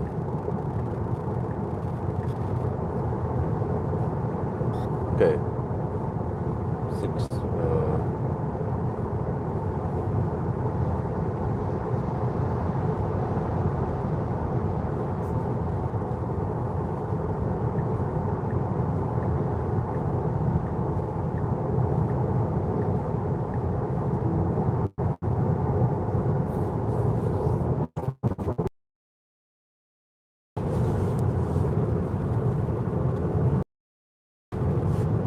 At 6:50.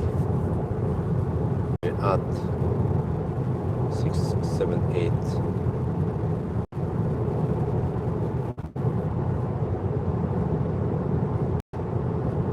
Wait, it should be 9:20 then, right? Yeah. What was the time again here? The old time was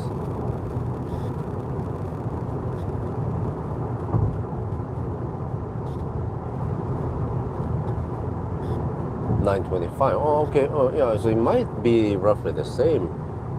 We have slightly higher consumption, but oh, okay. Maybe I might end up with about 9.5 hours.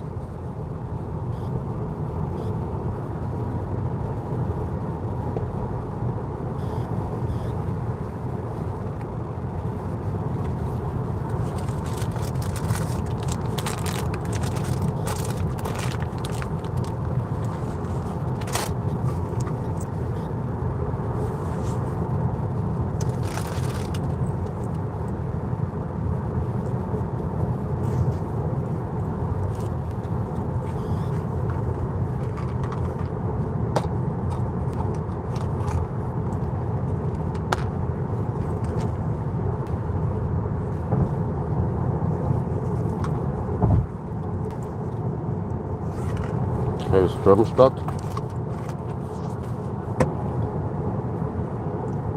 That means we should be roughly 10 minutes away from the border from here.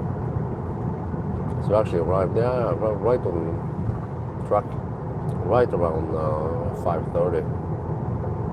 Man, ideally I should have been here about an hour earlier, but not much I can do.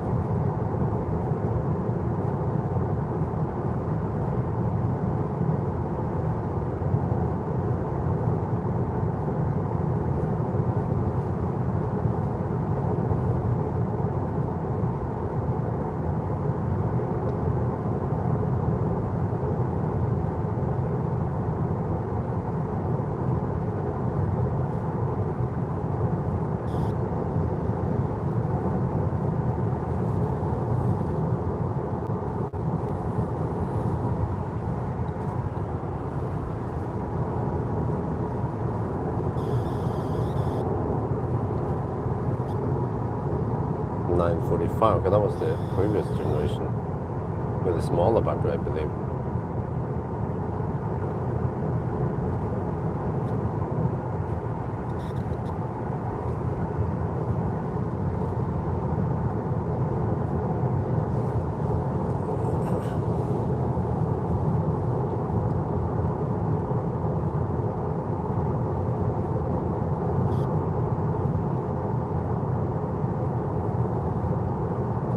45 kilometers away now.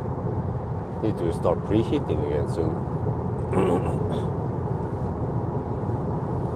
Last charging stop. We'll arrive in around 25 minutes.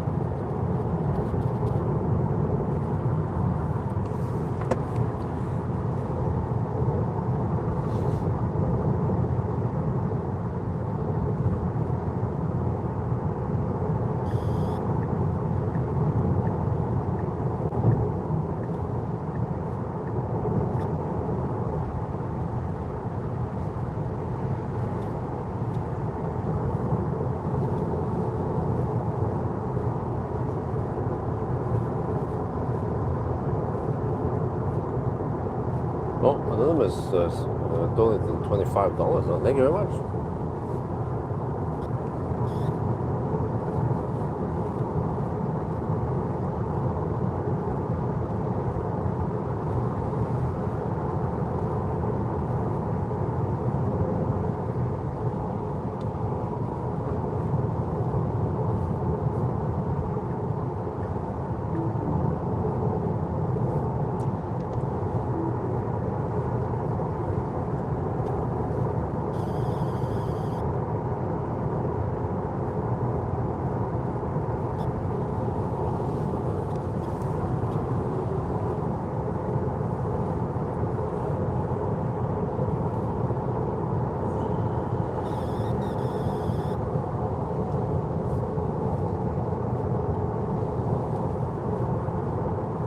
Okay, now it says 8% arrival. That's too high, man.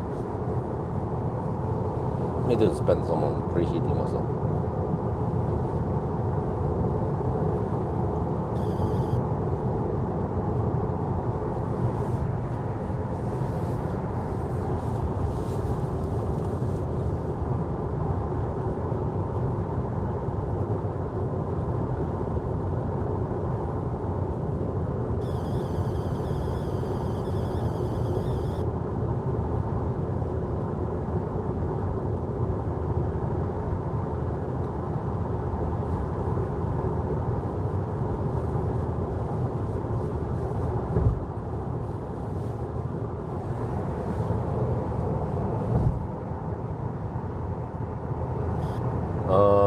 It's really accurate. It might miss by just 2 to 5%, because everything is relative, especially if you drive far in one leg.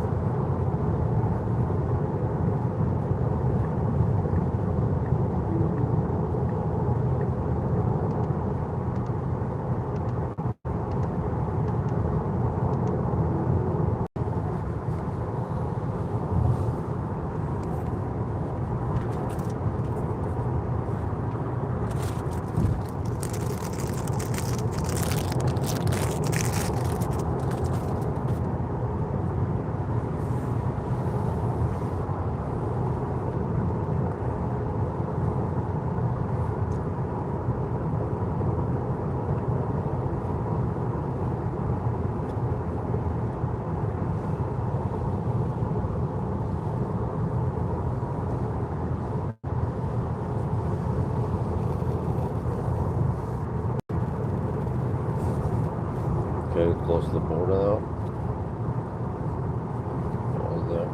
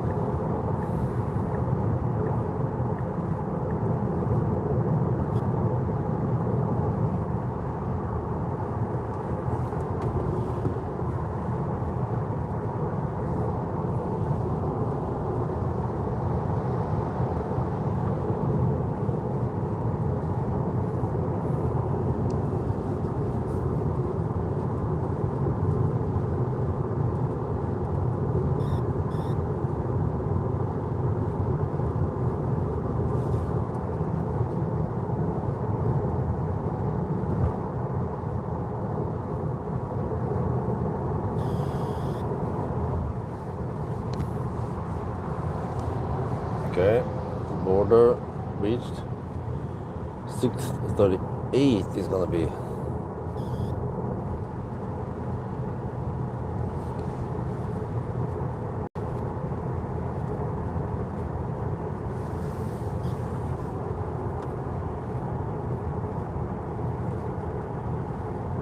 No, it's 5:20. Wait, 5:29. Okay.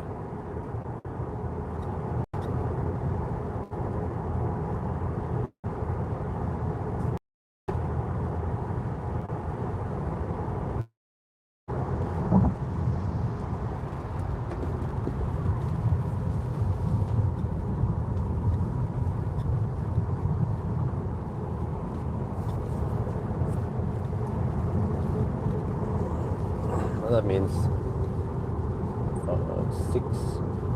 around 6:25. You see.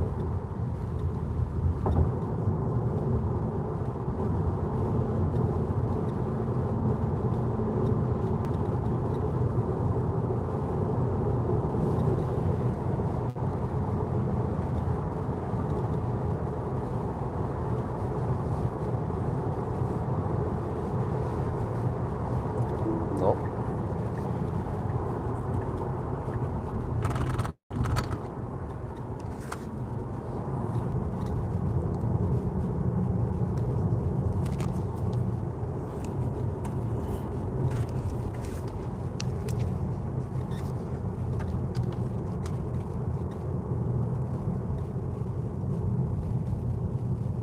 Oh, border control. Yeah, we lose a bit of time there. Check when that happened.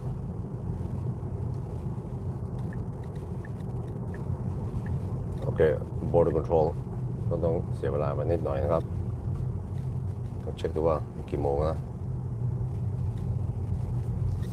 Okay, so 5:30. I'm going too fast. You probably just let me zip through it. There's nothing, it's just a Tesla.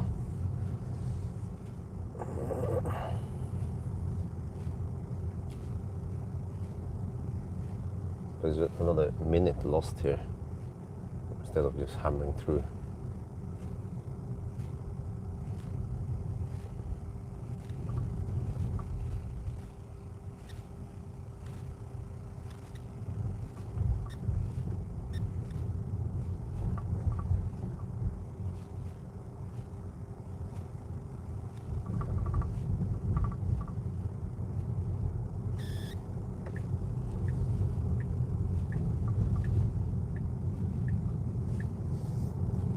But I need to preheat now.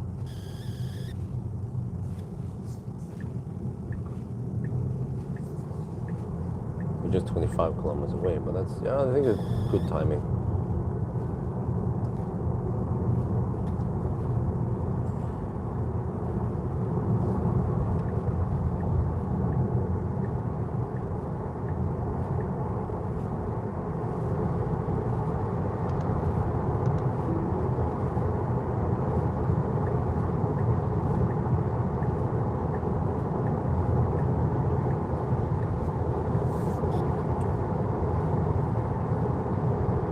So yeah.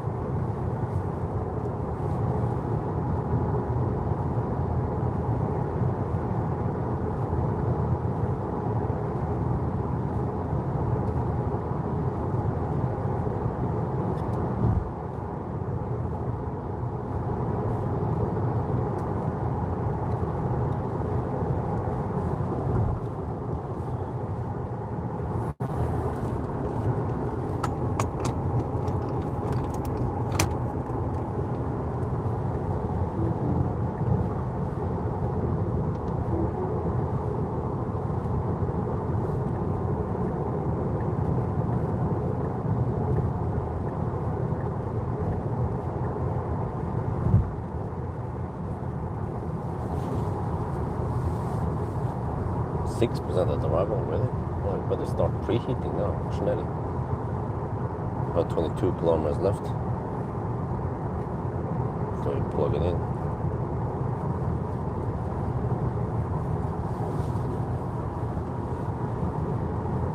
We have very little delays on this trip.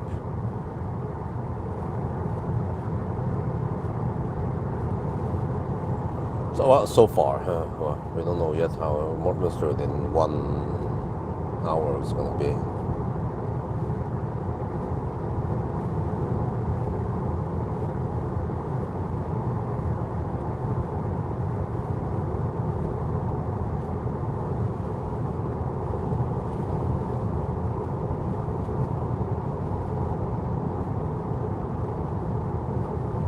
Okay, 33 degrees. It's a bit cold still, but it should heat up soon. Still have around 10 minutes left.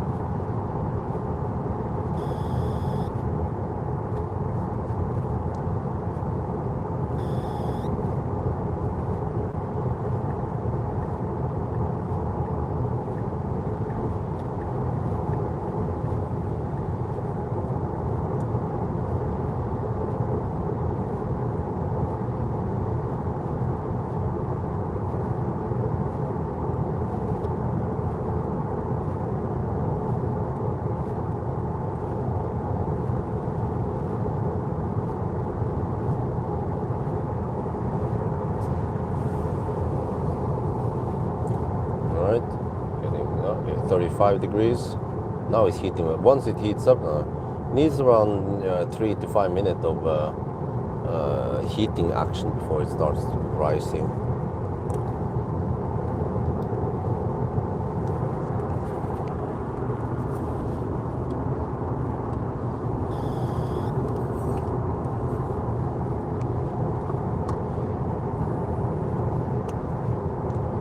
Okay, let's see, we are 14 kilometers away. Yeah, 36 degrees.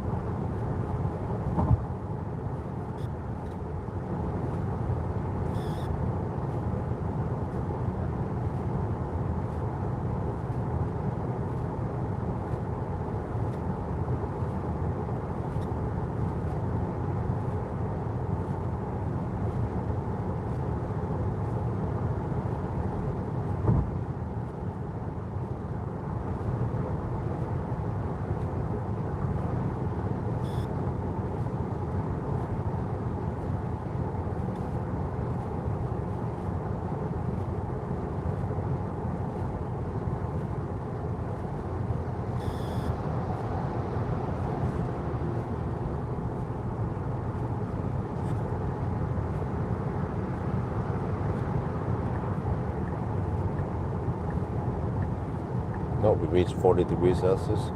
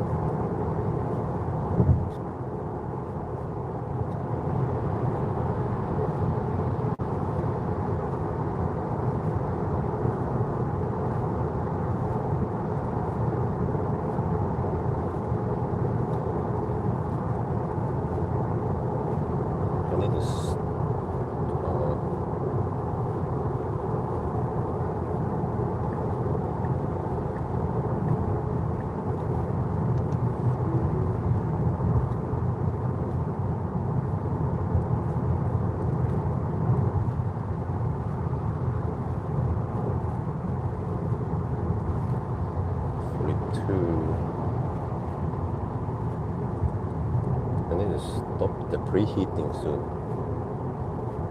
It might go too high now. Okay, let me stop it. 42.5 degrees. We will arrive at 6% or 7%. Oh, traffic is getting intense now.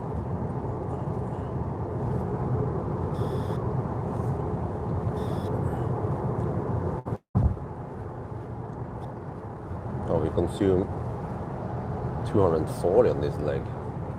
Oh. So far we have 875 kilometers done.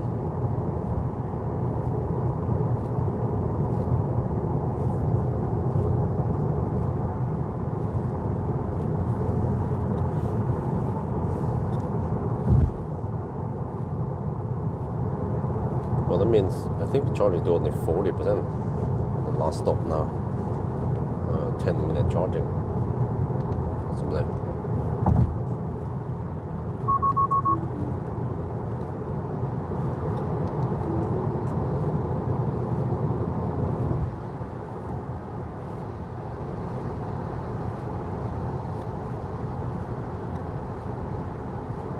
Well, people are hammering it in the morning now.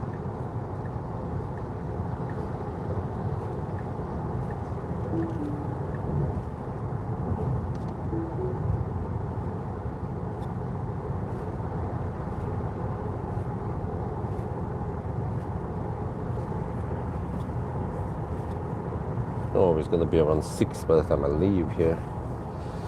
Right, in Speedo, here we go.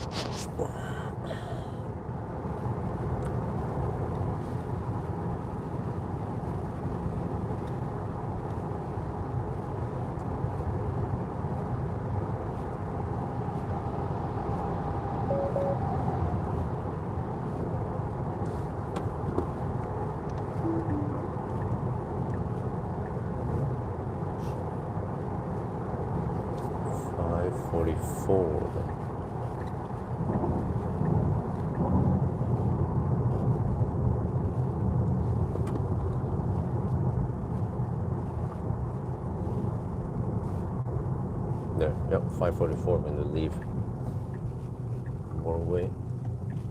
Battery is at 43 degrees Celsius, that's perfect. At 6%.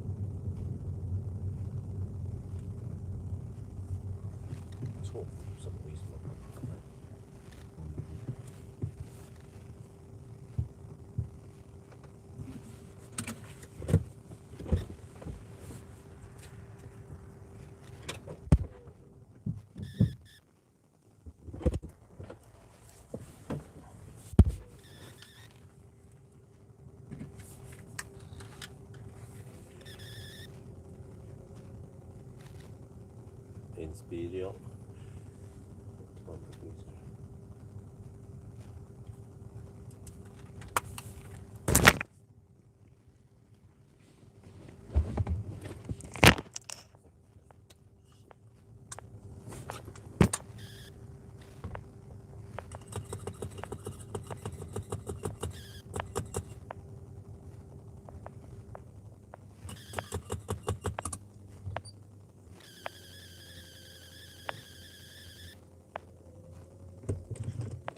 Find out how much I need to right. Around 120 in both kilometers, right?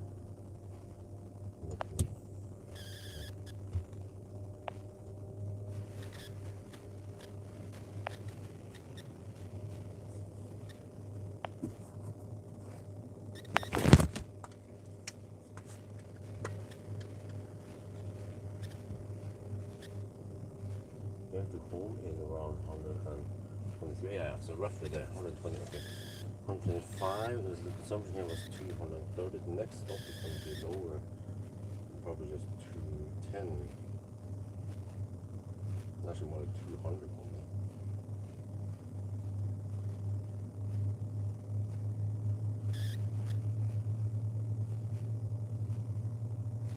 Need only around 32%, so I could go 40% and that's it.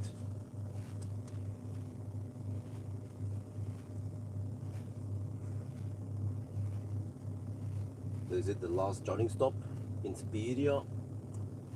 Yeah, now we need to charge to only 40% to go the last stretch here. We have to go through Oslo, so consumption is gonna be low. But yeah, almost done. But then time, oh, it's getting close to 6 in the morning. It's a regular weekday. You might get stuck in Stau around here. Uh-oh. Okay, I kept track of everything, so if there is some Stau here, I will correct for that.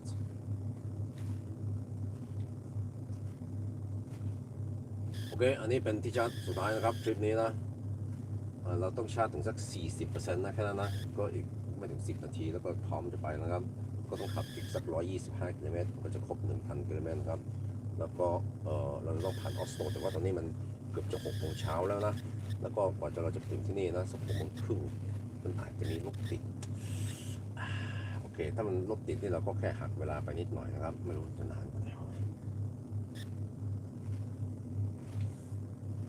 We see we can maintain over 200 kilowatt for actually a little while, or a significant portion of the charging session.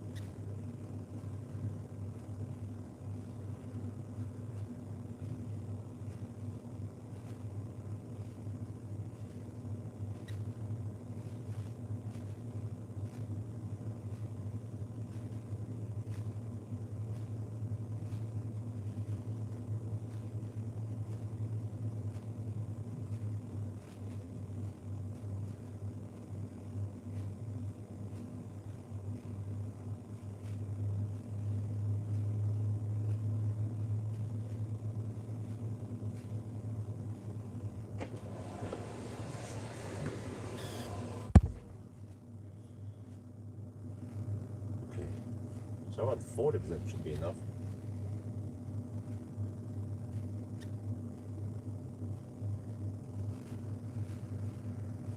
Yes, look at that.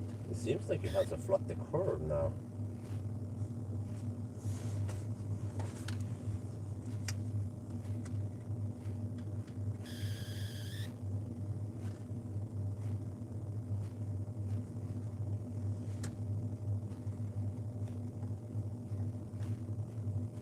Yeah, look at that.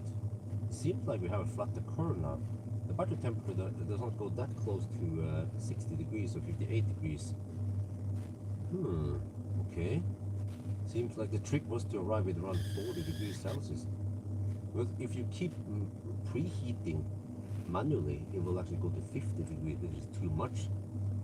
So it's like the, it's like the 91 kilowatt hour MEB battery in the ID7. It's not tuned properly, so it will overheat if you allow the car to do whatever it wants to do.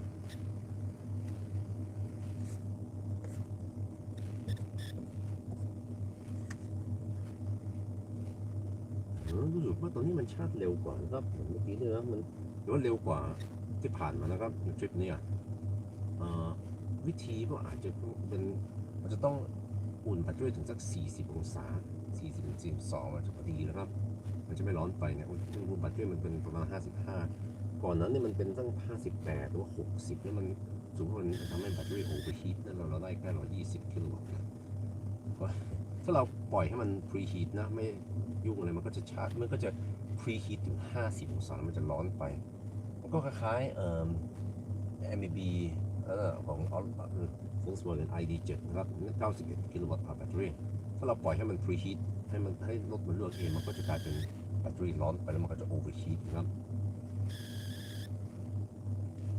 But we're almost good to go. 40% should be plenty, even 35-ish should be okay. So I'm gonna get ready now. Let's wheel.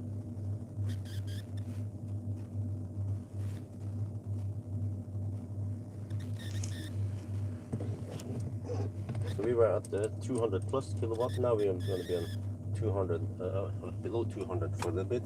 So the average should be quite high. When we're still at 152 kilowatt now.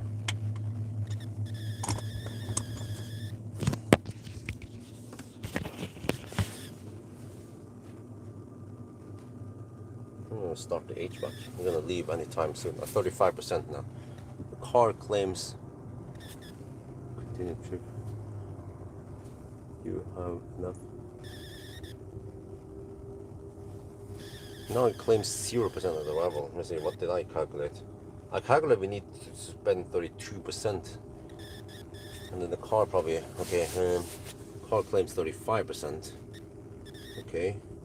So let's go 40, then it should be safe. Just 1 or 2 more minutes. We're at 36% now.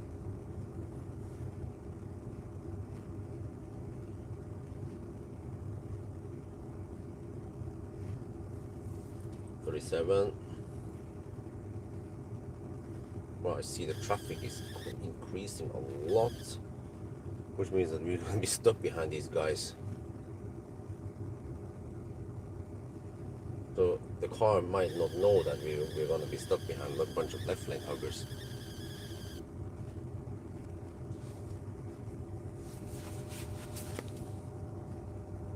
See, so we exited at 44.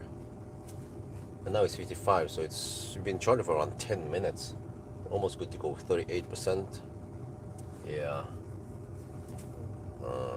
I think this is 39%. We are more or less ready to go now. But it is charging faster now than before.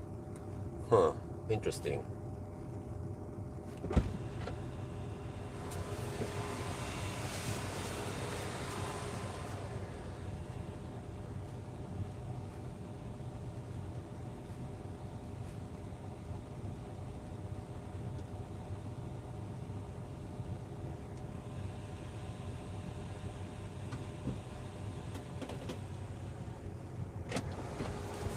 Actually, I wonder if this is not optimal because charging wise, because we spend only 10-12 minutes charging And the overhead is around 2 minutes maybe, or more, 2-3 minutes, depends how you count. But actually overhead in Tesla is relatively low since it handshakes so quickly. But maybe around 15 to 18% would be better. I'm not sure. I haven't fine calculated everything. But yeah, 40% is right on the lower limit of how low you should go.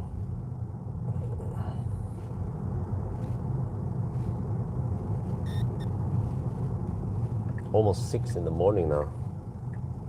Oh, that's when the traffic gets more intense. Not only the early birds are out, but the more masses are out already. Man, I was gonna avoid getting stuck in the Mortensrud now. Okay, back at the road 57. Need to keep track of how long we've been out here. 57, all right.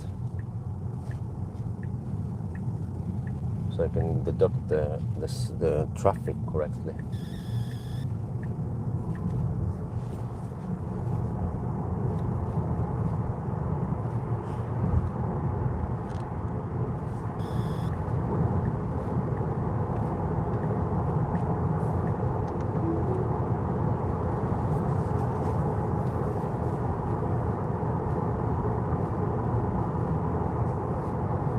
Yeah, that was 13 minutes total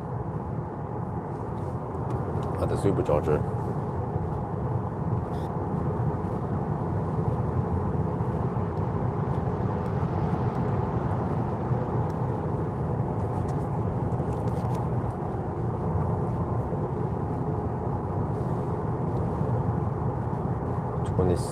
Two. Yeah. So we have to count. Okay. Well, I mean the final. There will be a traffic deduction here on the Norway side now, anyway. But so far, I can say roughly 2.5 hours. Okay.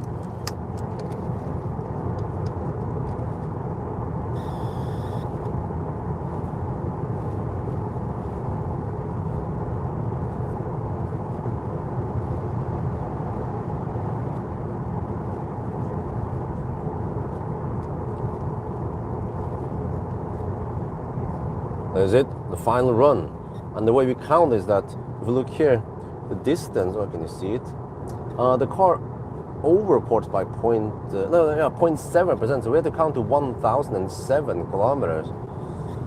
And then time-wise, the way we count time is that you take the current time and add roughly 2.5 hours.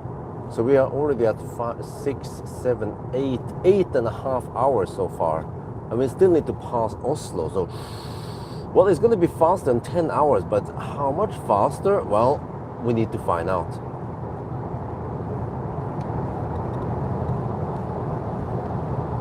Okay, อันนี้รอบสุดท้ายนะครับ แล้วก็ถ้าเราเช็คดูนะระยะทางนะครับรถคันนี้มันนับผิดไป 0.7%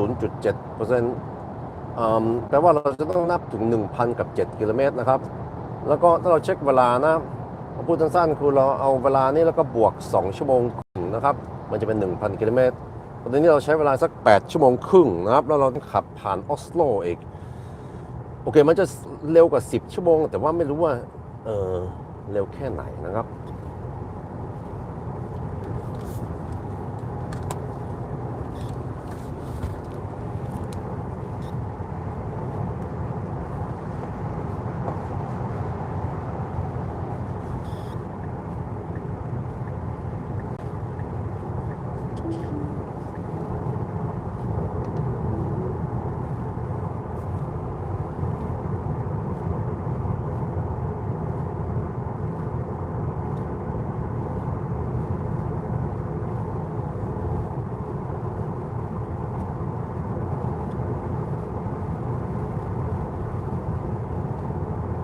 Well, is something wrong with the mic?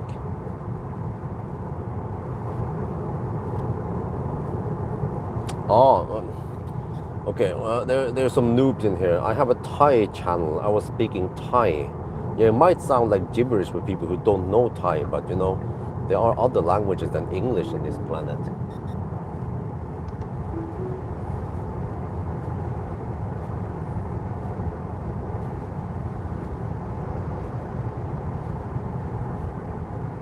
No, because sometimes the microphone goes weird and sounds like you're underwater or something. I thought that was the problem.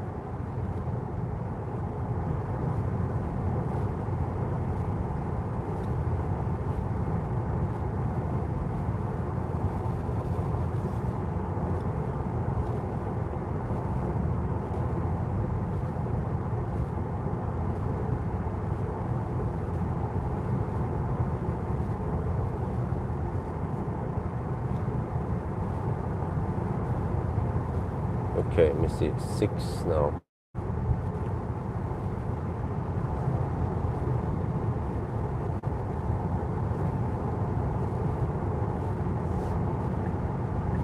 Now the auto lane change thing doesn't work anymore, or it's just randomly buggy.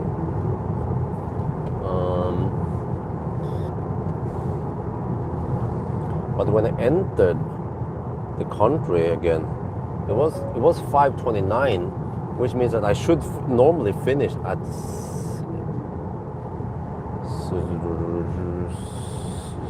6.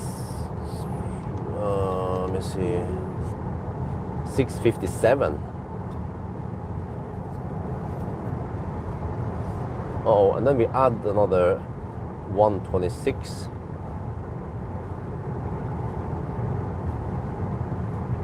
No, it's only 2. So 6:57, almost 7. And then 8, 9. Wait, we're talking about around 9.5 hours here. Really? No, 9:40, yeah. Plus the charging I had, yeah. So it's gonna be around 9:45, 9:40, 9:45. So it is slower than the the long range, because I believe the charging curve here is worse than before. That's the only explanation I have. Yeah, plus that, yeah, the consumption is a bit higher. That's true. I mean, the performance, it's slightly higher. Temperature is quite similar, but it boils down to also consumption. Right now we are hovering around 237, almost 204. Yeah, a little bit below 240 consumption right now.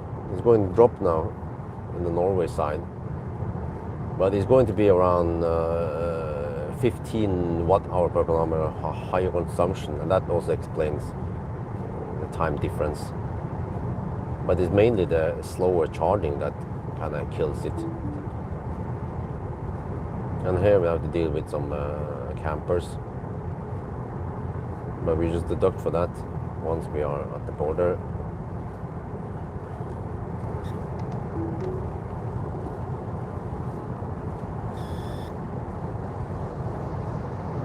Let's see, so I was 13 minutes there, and then, okay, 29, it's like 42 then, yeah. So it's as if we entered at 5:42. That means, no wait, yeah. That means that we should be at Jessheim around 7.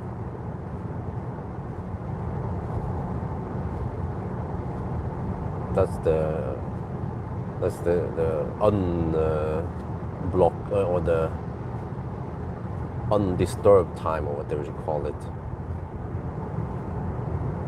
So anything slower than 7, we need to deduct for it once we pass by Jessheim.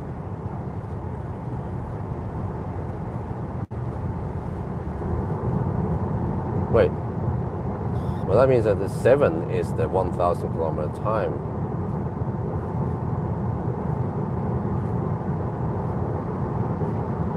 Plus the 2.5 or 220, huh? Wait, so it, Did I count wrong now? 7, 8, 9. No, so we are still talking about 9.5 hours then. Possibly 9:25 to 9.5 hour.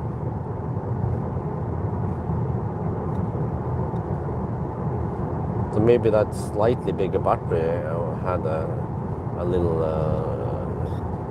advantage also.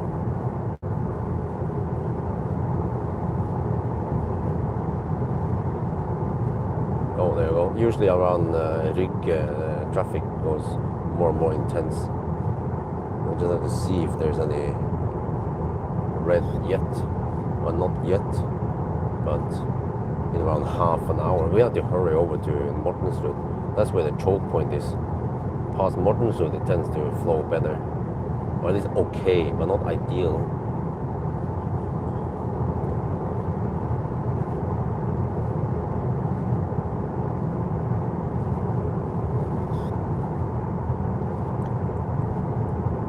Started 22.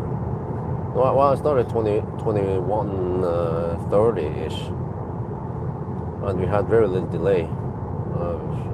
7-8 minutes of deduction total.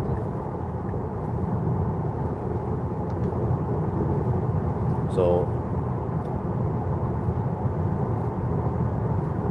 if it's 9.5 hour run, then 2.5 hour in the beginning, yeah, and then 7, yeah, so we should arrive around 7 if it's roughly 9.5 hour run,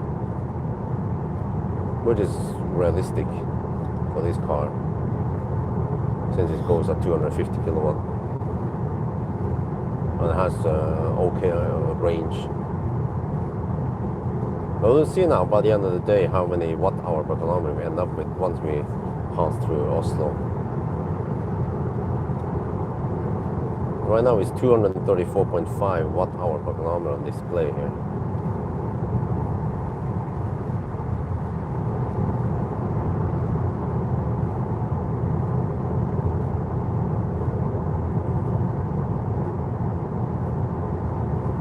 Yeah, usually the early birds, they hammer it.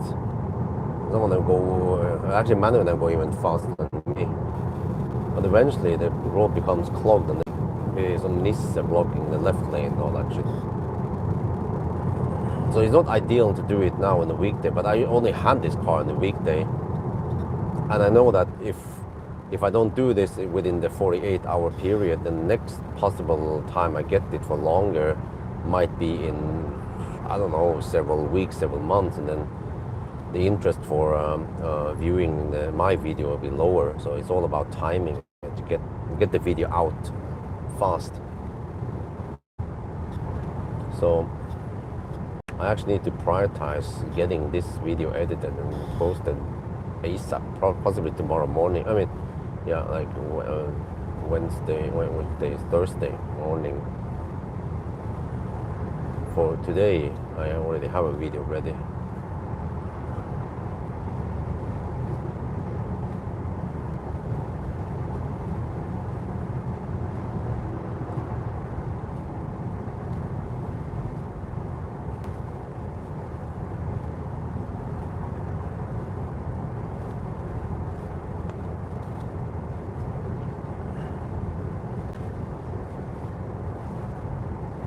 Oh, I'm surprised that it's still dark at 6 in the morning.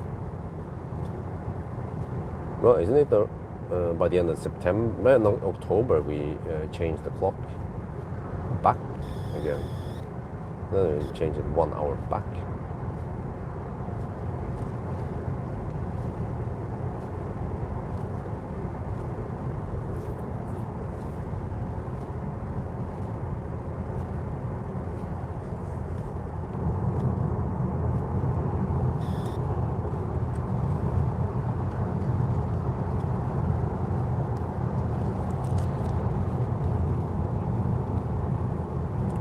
Oh man, 10 minutes past 6 now, and there is more and more traffic now. Oh, see. So now we need to get. Ultimately, we have to get stuck behind these guys. And why don't I do this in the weekend? Well, because I only have this car for 48 hours on a weekday, and if I wait the next time I get it is going to be in probably several weeks, maybe several months. So I need to do this test early because people are interested in the results. So then I have to sacrifice my comfort and time and get stuck in Stau then. Shit.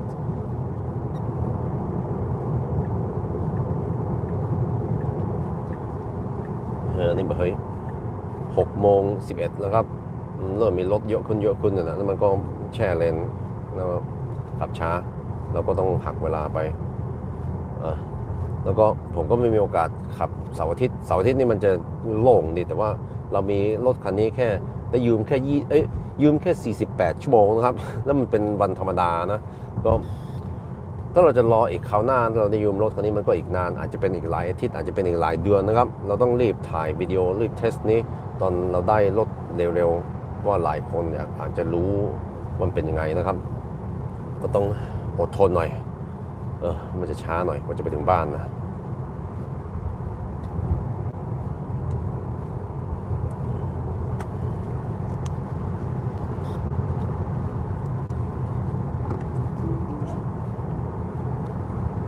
Many of these guys, they don't have any concept of holding up the traffic.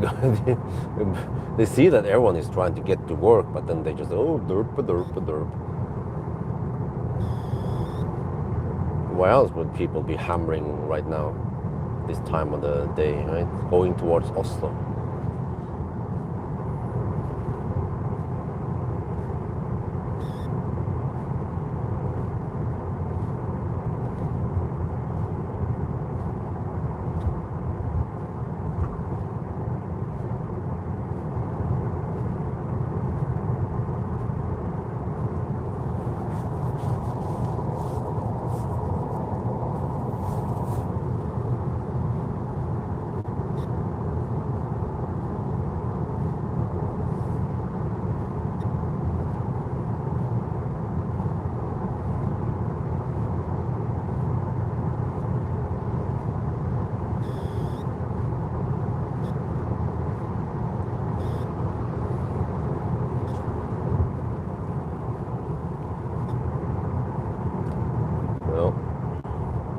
If you guys haven't seen Morning Stau before, you're about to see it soon on a regular weekday.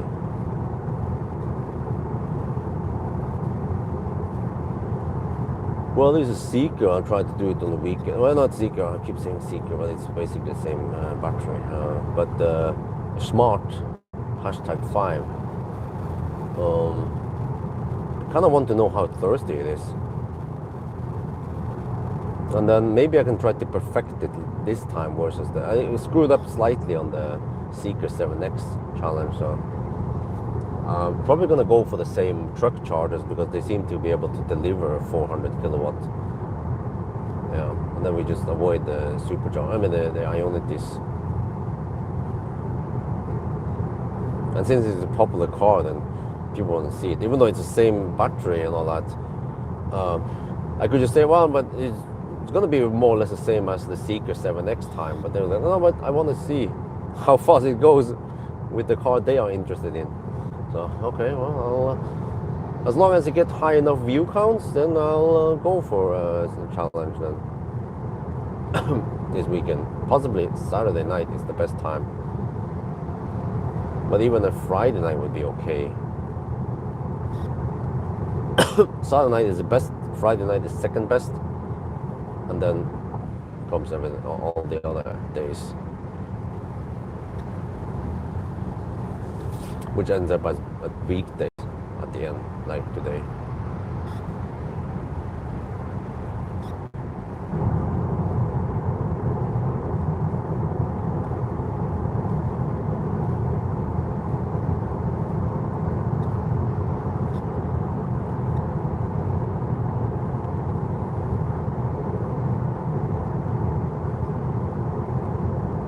Everyone is hammering it, at least for now, going at almost the same pace as me. Meaning that these guys don't follow the speed limit, they actually go speed limit plus VAT.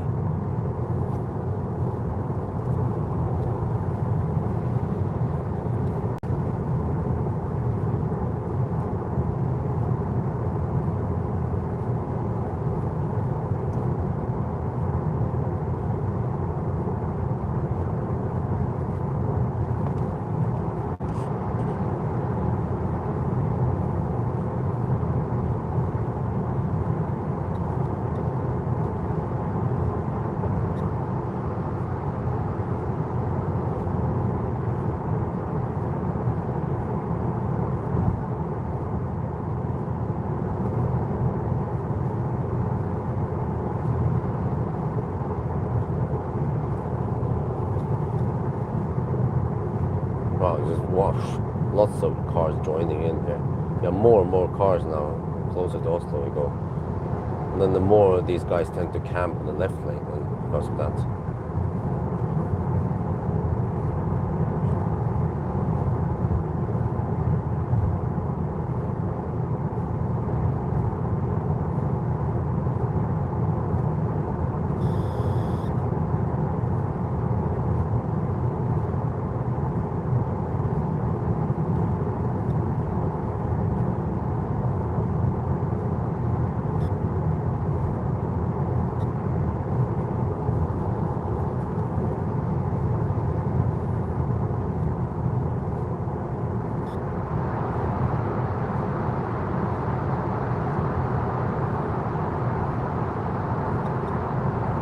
Well, this is just minor delays. Probably just a matter of a minute or two, but it's the Mortensrud delay that might be quite significant. I could lose 15-20 minutes there if it clogs.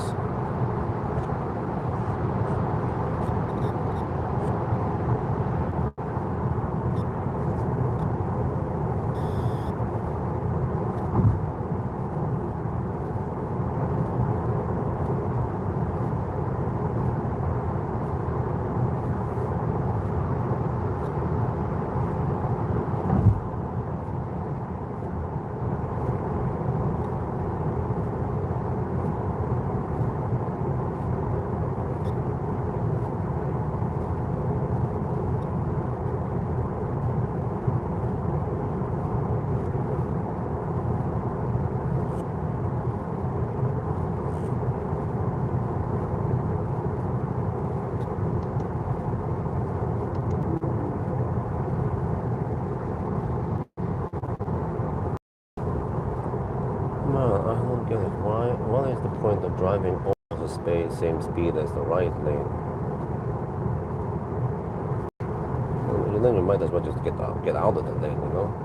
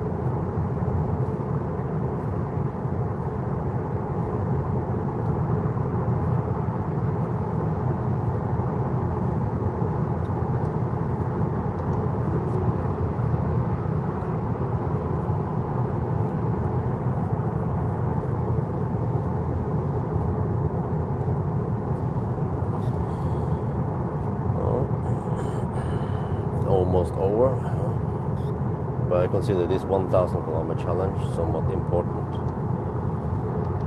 But I've seen the view count on the Model Y performance. View count is high. People for some reason are interested. Also, I figure out that Thai people are interested. Got that info from a live stream I had with my Thai friend. They said, "Oh, Thai people, they don't want to know about this car." Huh? Really?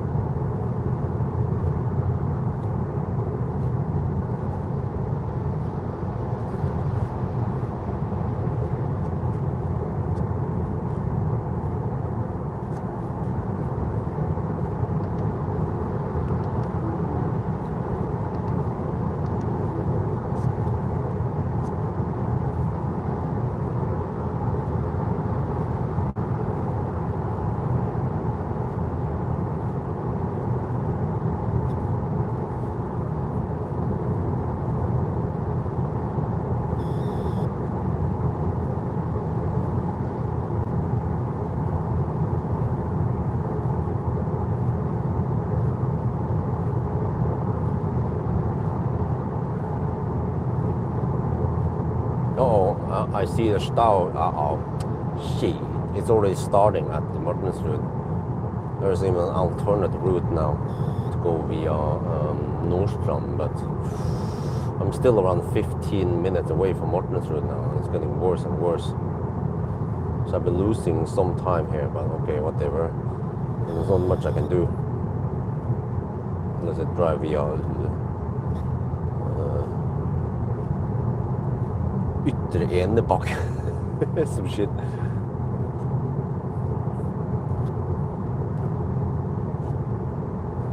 Yeah, the Stau has started. It starts usually right after 6.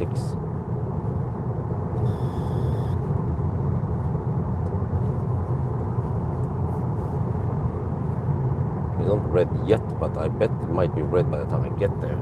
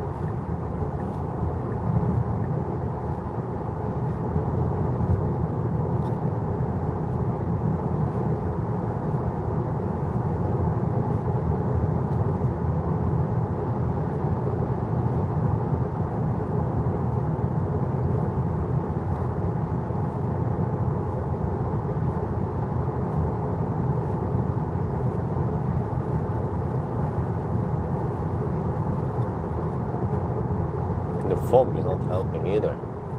Guys that drive slower in the fog.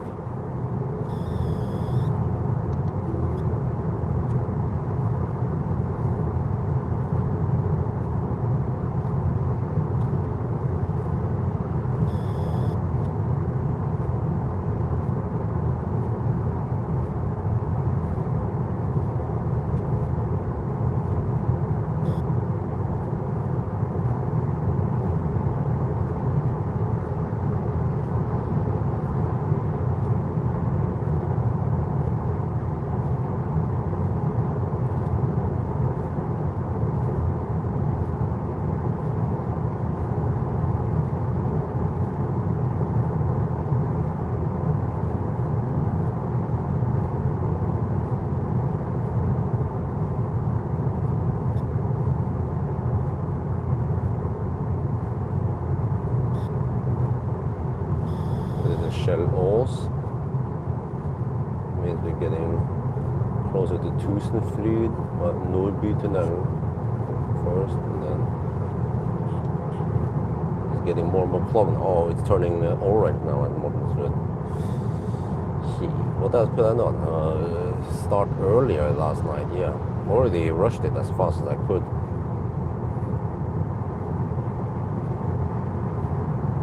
But yeah, if I just came here just half an hour earlier, that would have been big. Then I could have slipped through the Mortensrud stretch.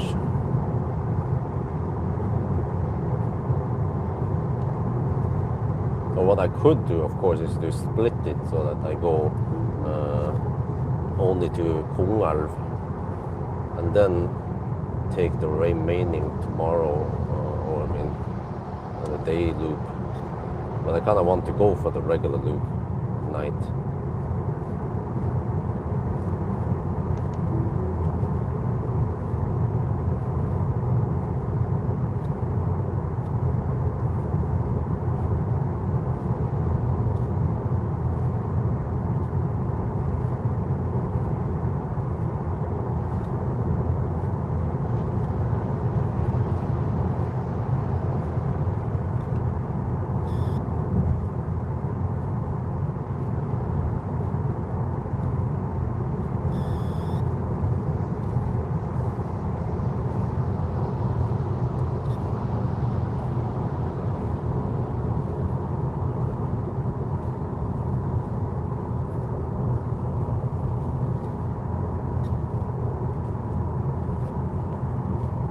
What is the mission? Huh? What?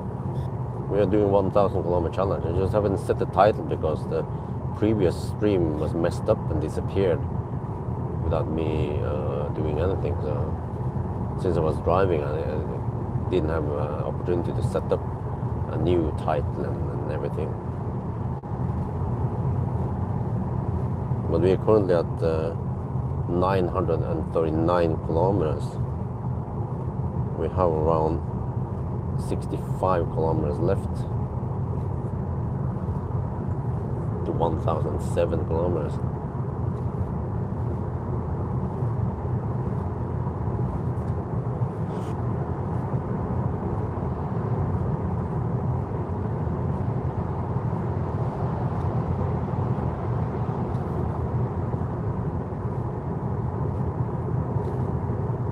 Sometimes the traffic actually goes fast, sometimes it goes slow. Oh shit, red now at Mortensrud.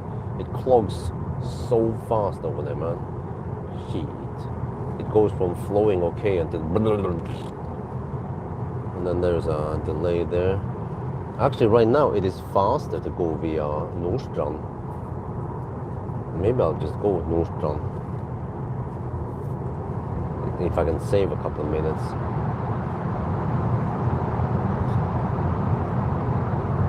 57 minutes via Mortensrud and 54 minutes via Nordstrand.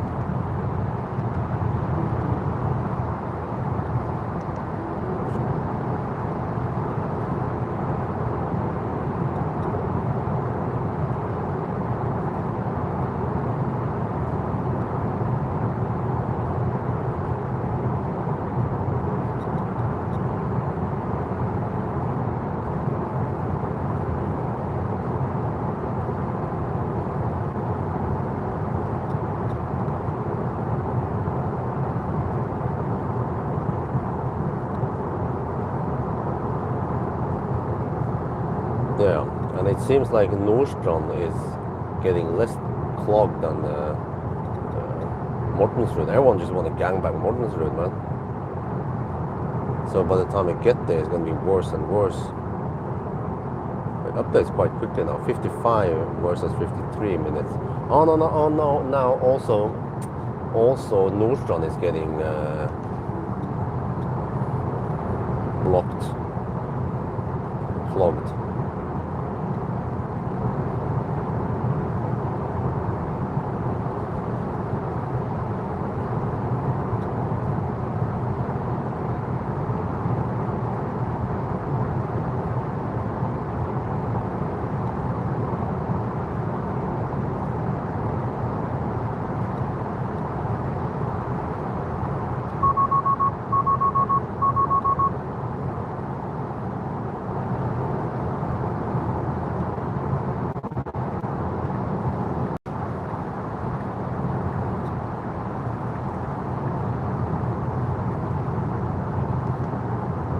Okay, I need to decide soon where to go.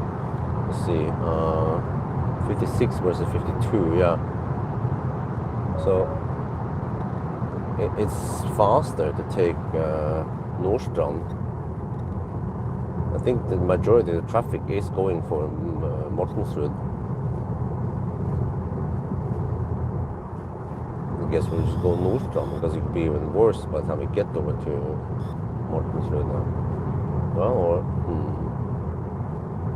let's see here. There's some red here also, but it's not that bad. Okay, let's go for it. I want to check out what it looks like if I go for Nordstrand for once.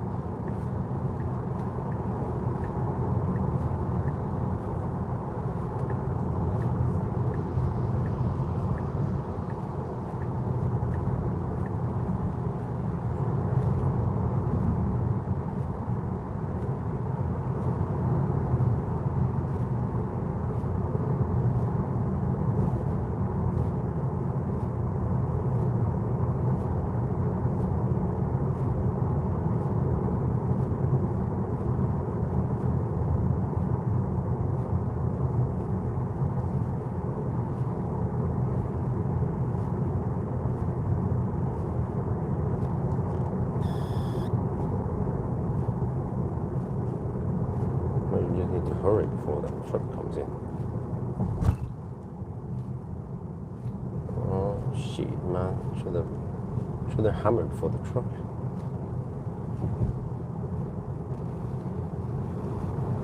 Okay, whatever. As long as you didn't get stuck in too much down, then no problem, man.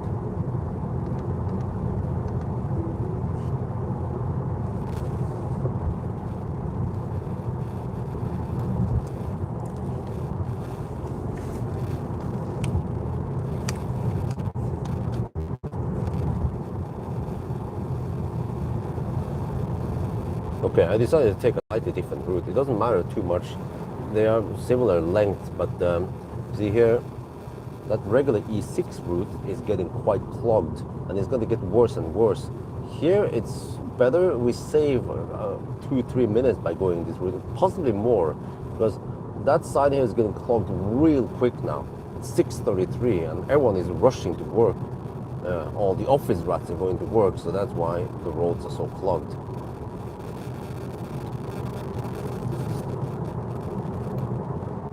โอเคเราขับไปอีกทางหนึ่งนะครับมันก็คงไม่ต่างกันเยอะเพราะว่าระยะทางมันจะคล้ายกันนะครับแต่ว่าถ้าเราไปถนนเมนนะทางนี้นะครับมันสีแดงรถติดเยอะขึ้นนะครับทางนี้นี่มันจะเร็วกว่านิดหน่อยนะสักอาจจะเป็นสัก2-5 นาทีนะครับแต่ว่าปัญหาคือถนนใหญ่นี่นะมันจะมีคนไปนั่นเยอะเลยนะก็มาทางนี้ก็ได้นะครับไงก็ได้ครับก็มีหมอกด้วยก็ขับช้าหน่อยนะ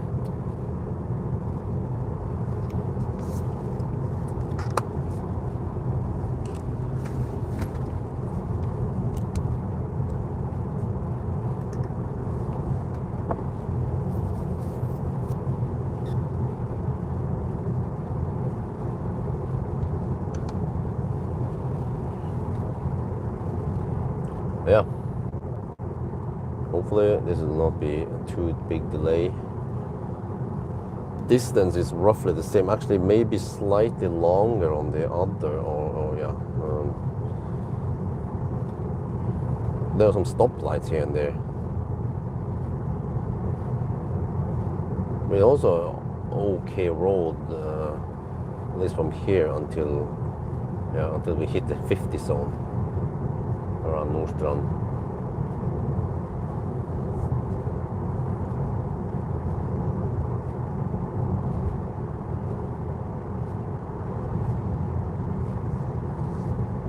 Here I could overtake the truck. I think I'm gonna overtake the truck.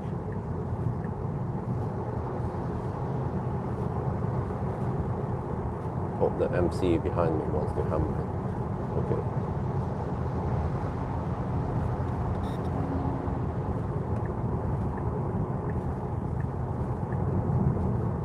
Don't want to get stuck behind the truck. The rest of the traffic is okay.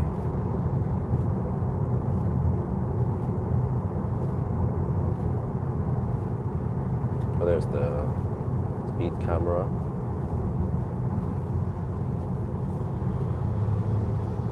MC hammer.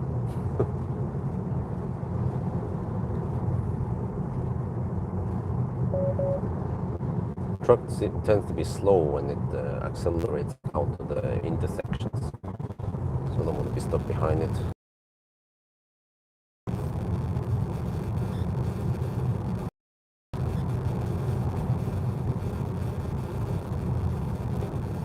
Now, car estimate will be home at 7:23, so that's already a 23-minute delay.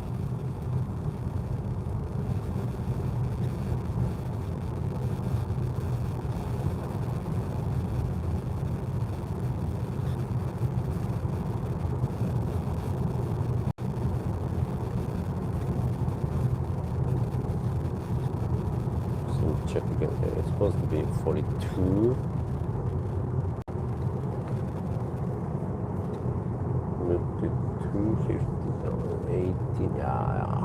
Yeah, we could just count it 7 exactly. I think it's 7 and 1 minute, but okay, whatever. Say right around 7 is when we should be at yes home. So that means anything else is delay, and then we basically knows the 1,000 kilometer time, because we have to add now. Let me see all the delays we have. 220, yeah, 226.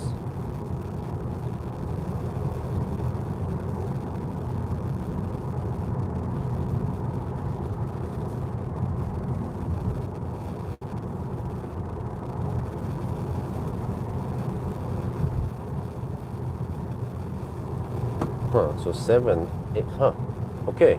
So we already know the 1,000 kilometer time. It's 7. Well, I don't know the exact, but no. Okay, it should be 7, 8, 9, 9, 9:25. Wait, isn't that the same time we had as the long range? So the advantage here is that we have a bigger battery. Gives us a slight advantage in the first leg. Or just the fact that you have more energy initially. The 4 kilowatt hour extra helps, of course. And then since you're charging a slightly bigger battery, then you usually gain more energy. It depends, of course, how the charging curve is, so on. Maybe the charging curve is roughly on par with the old. I need to do a direct comparison.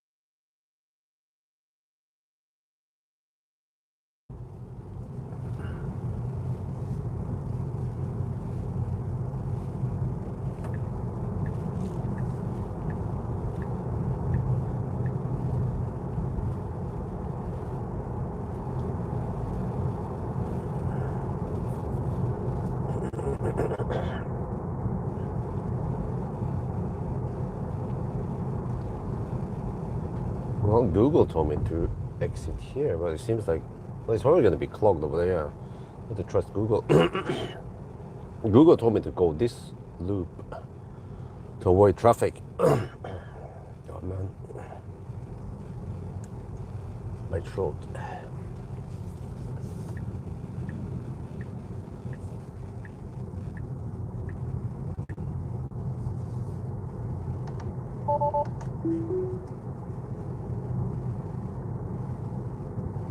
Yeah, I see the Stau starts over there. Yeah, so it's a good choice to follow Google or the car's navigation.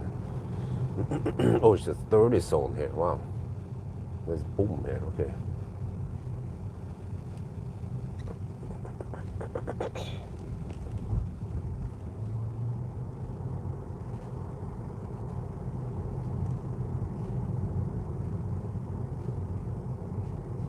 Oh, that road is closed 7 to 9 because of Stau. People are going to drive. But we came before 7, so we can take this shortcut. Seems like they closed the road because people take this to avoid Stau.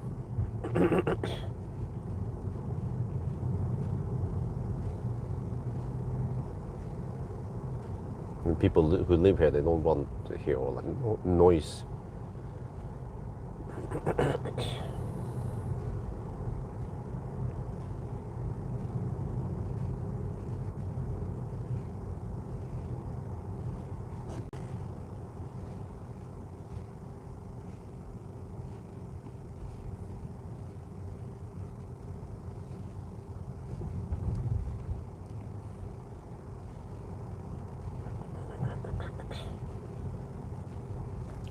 There's going to be a merge eventually in the main road again, some kind of red light, I guess.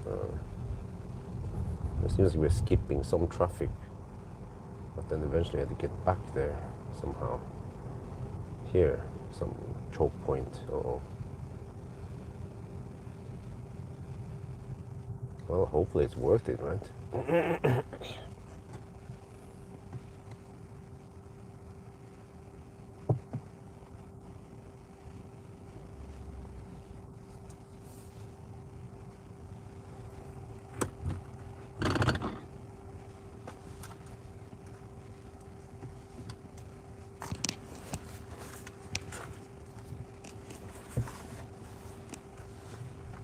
Oh, it's a red light. Uh-oh. That's kind of slow. But there are also red light, lots of red light on the other side, down there. So.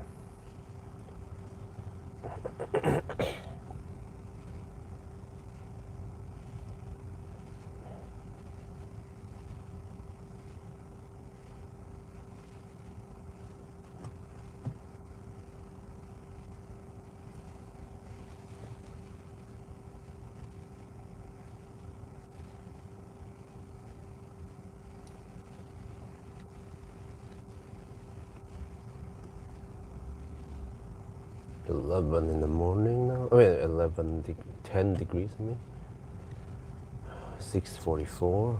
Well, we should have finished the challenge in 16 minutes. This is going to be at least 25-minute delay now.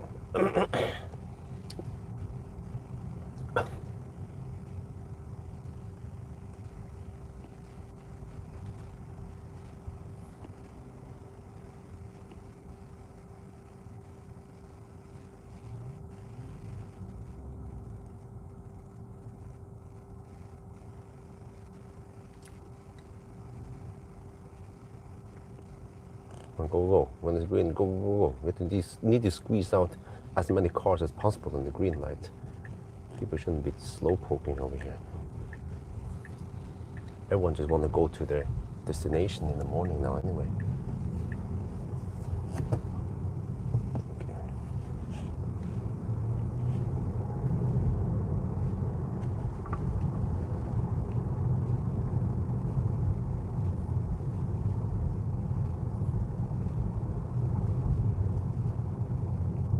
Okay, well now I know roughly what kind of, how hot I need the battery to be at. So I suspect that when well, I can check again. I have the recording, but when I did the charging test, the battery was simply too hot when I started charging, and it actually rapid gated. So it's weird. Seems like, well, I suspect that they haven't updated the preheating algorithm for the new battery. So it's just following the old thing. Wait, are you supposed to go up there? Everyone goes up there. Okay, no, I'm gonna follow here and get back to the main road. Just follow navigation. I think navigation knows best.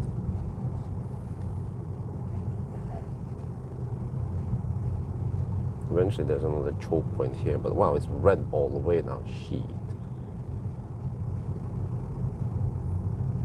Hopefully this is a good choice, because Mortensrud, I know I've been stuck in Mortensrud also. It's like, it's walking speed there for half an hour. At least here it's orange from here after the choke point.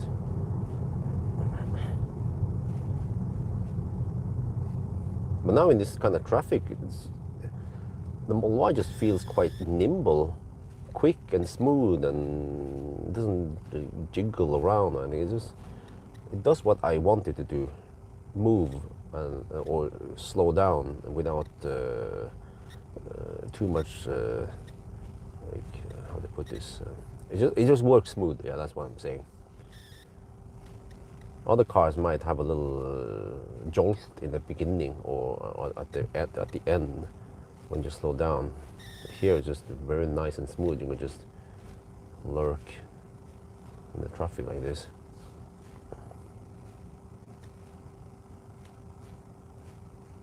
Well, the consumption has dropped to 230 watt-hour per kilometer. And then after correction is roughly 2 more, so 232 then so far. Okay, so I need to start charging at around 40 degrees. Yeah, 30 was too low, but 40-ish should be okay. Maybe even 42 degrees and 10%. But then the problem with 10% is that we won't see 250 for too long, only until 13%, and then it drops.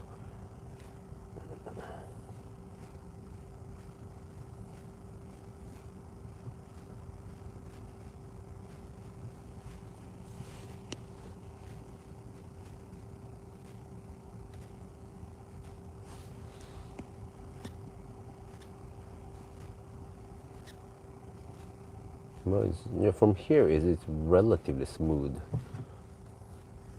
So that we get in the choke point here with the green lights.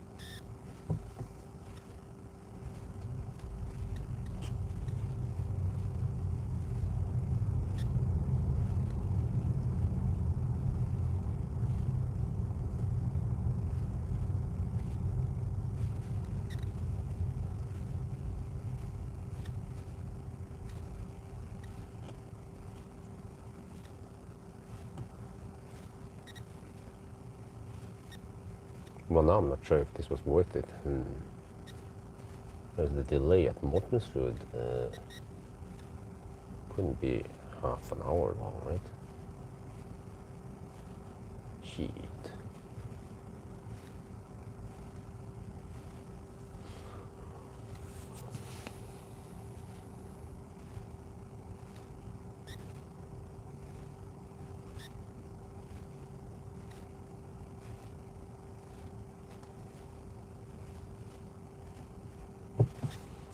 Go. Need to squeeze in here. Oh, what the heck, man? Dude, like, how slow were they? Man. Why did the other guys start so slow? It was just 3-4 cars that could pass.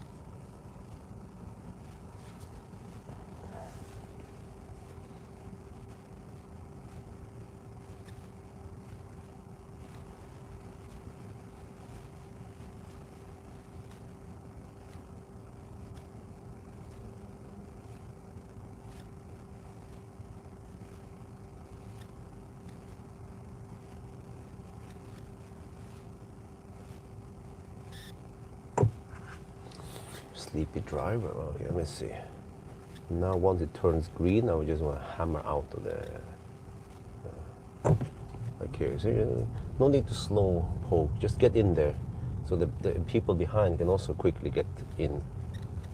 We can get as many cars as possible on that green light. And from here, it's supposed to just float non-stop. It's not red, it's just orange, and there's no choke point here. There's no red light here. It's just, I don't know why people are driving slow here.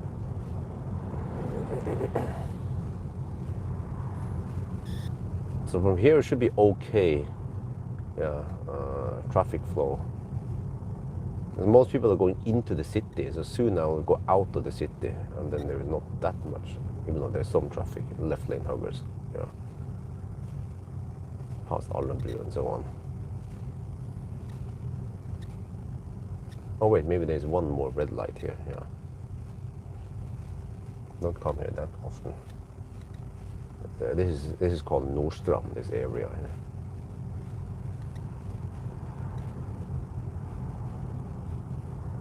And this road has been like this for decades. They haven't upgraded anything here. I guess there's simply not enough space for roundabouts, so they just have to keep the stoplights. Yeah, there's one stoplight there. A roundabout would make things more efficient.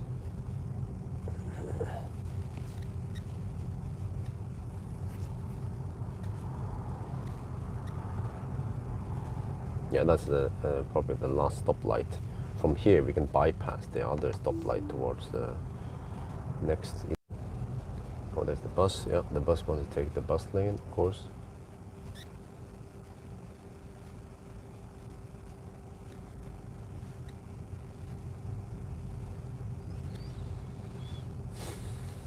Now we have half an hour delay. Wow, maybe on hindsight, maybe it would have been better to take Mortensrud after all.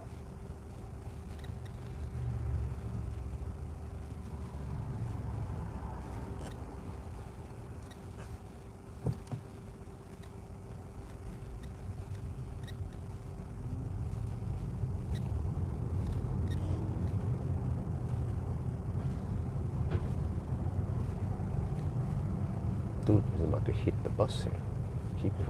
Keep left. Stay in the middle of the lane, bro. It's kind of tight here, you know. The buses, they just hammer through. Well, there's another stoplight here, and that's why it goes kind of slow. Yeah. That's why I usually don't like coming on this direction, because there are so many stoplights.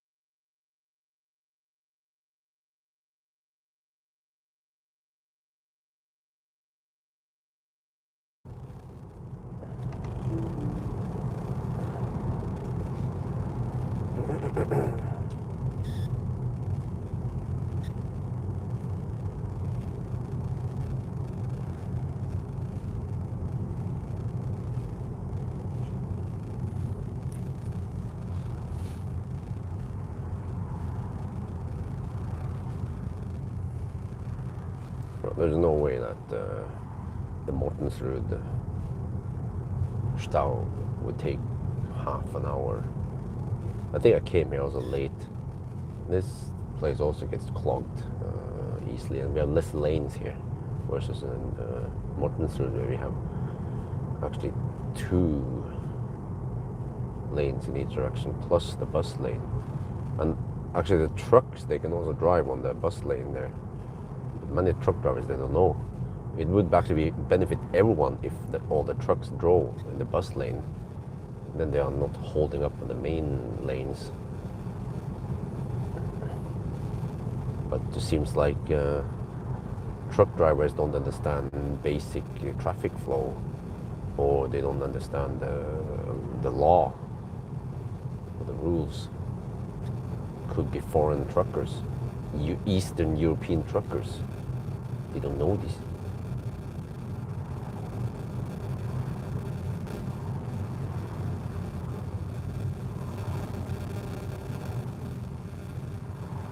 Driving bus lane. Oh, it's quite high, the fine. It's like, I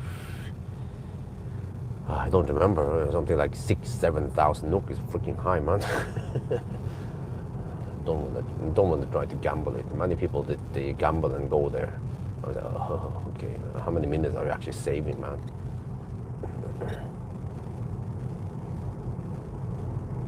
Yeah, from here it should flow a lot better, because this is not just a bypass thing. We don't have to stop for that red light. It's just for the guys going to Ormøya, Malmøya. And then we get back on the ring road and so on, and then all good, right?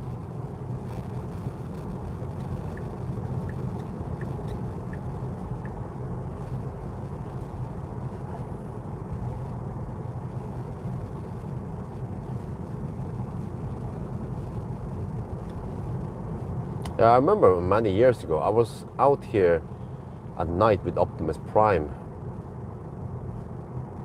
and then the police officer pulled me over here, around here, not far from here. And I was like, huh? I didn't drive that fast, really. I was just cruising. You can't drive too fast over here anyway. And he was checking for, there was a stolen Tesla Model X, a black. And then he wasn't sure what color Optimus was. And I was like, oh, well, this is blue. It was winter. Yeah. Then they just let me go. He was being very kind and humble. I feel like that last encounter with the Geländewagen, he was actually being a little bit, not sure how to put this, he had a slight arrogant tone, because, okay, he said that, yes, you know, you should, we're not gonna underdig your, what do you call it, judgment, but they make the call, you know. I'm like, no, I think it's fine. I think I should be allowed to find a safe spot to pull over. I mean, it wasn't critical. I mean, like I said, yeah, he used the whole example with the fox. Yes, true. If there was actually a fox there, yes. If there was something dangling or something dangerous, or if I had like a fossil car and the exhaust was hanging about to fall off, yes, okay, then I totally understand. But as long as that was not the case, then he shouldn't have been nagging me about this. Lots and lots of people disagree with the policeman. They thought it was not necessary to stop right there. And I just follow my own instinct when it comes to safety.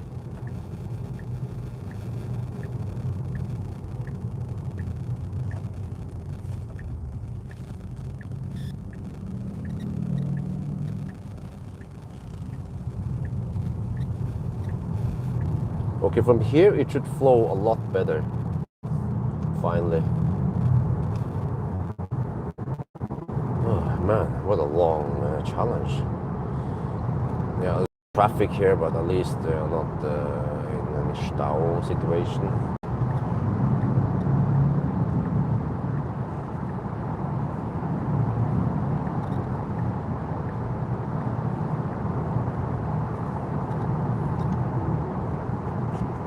Everyone is hammering over here. Police are gonna have a hard time singling out someone and pull them over because they were speeding. What did the fox say? Yeah, what the fox say? It's kind of funny, man. It's gonna turn into like a joke that all a fox on the roof, especially because I ordered a fox. I'm gonna put it on the roof on the smart #5. Yeah. Because I expect that it will be kind of thirsty. Then when I stop on the 1,000 kilometer challenge, like, why was the consumption so high? Oh, there's a fox on the roof.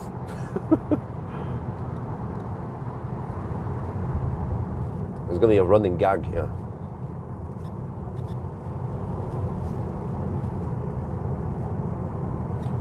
From here it should flow fairly well. Now it's a 7:28 at arrival. Okay, we'll see. We still need to finish this. Let's see.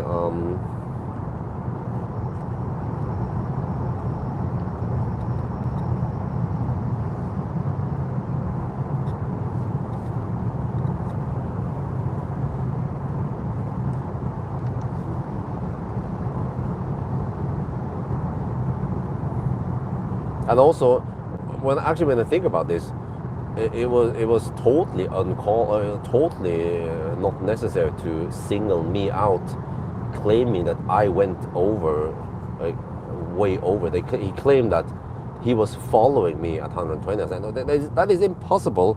I was cruising at 104, which is 95 GPS speed. I was being super strict about it. You can see in the video, I was just flowing with the traffic, minding my own business. And then he just wasted my time and his time and the resources for nothing really. And in a way, it was slightly dangerous because he supposedly cruised at 120, yeah, to be able to catch me. But it wasn't like I was running away, and I was just following the traffic flow, and he decided to go 120 without using siren or without using blue lights. So he better be careful with other traffic, because if people are not paying attention, they don't expect people to fly in 120 over there. But the traffic over here flows at 95 roughly. So if you went 120, that's 25 faster than most other people.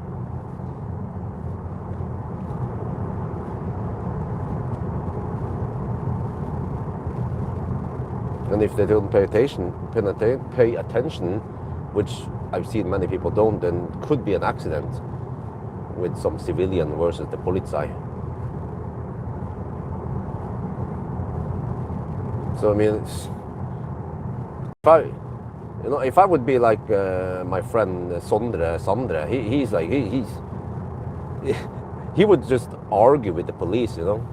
I could lecture the policeman and say that, okay, first of all, bro, you don't have an effing clue about what you're talking about. You claim that this is a new Mercedes, but I test hundreds of cars, and I know what the speed is. So the whole thing about it's a new Mercedes, it doesn't show that much error. No, that's bullshit. It shows high error, trust me. If you don't trust me, you can sit in the car and we can do a test with the police following me. But it's not too important, that case. But the whole thing that they've hammered over here for no reason, false claims, a really false claim, that's actually not necessary.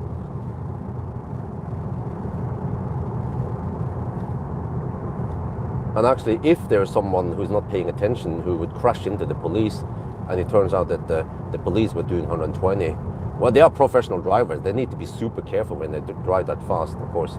Super aware of whatever Nissan could be crashing into them. They have Nissan changing lanes without blinking, for example. But if it turns out that some Nissan crashes in the police might be at fault because they were driving way faster than they should around here.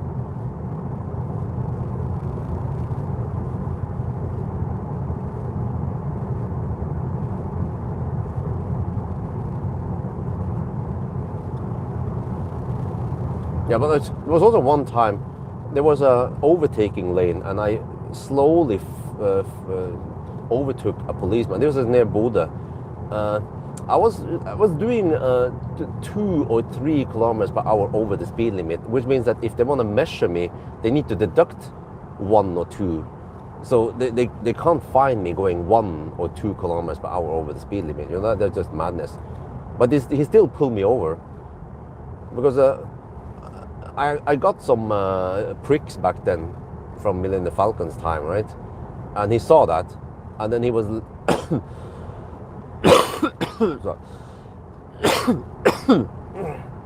he was lecturing me about that the police is trying to make a good example by following the speed limit strictly. I'm like, yeah, okay, true, but I mean, especially in Nord-Norge, people are hammering it. I noticed that in Nord-Norge, especially Finnmark, man, people are hammering it. So you can expect that there will be many people going slightly over the speed, like I did, and they can't find you anyway for going a little bit over. So it was totally a waste of time for him to hold me back and just talk to me. And he was like, that guy was being really arrogant. He was like, apparently you have a problem with keeping your speed limit. They've been looking in my history, and like I got some fines in the past. Wonder if I could actually report that to his boss and say that was waste of time. There was nothing dangerous about that situation at all, and I overtook on the overtaking lane with both traffic or lane in the same direction. You know what I mean? Well, whatever.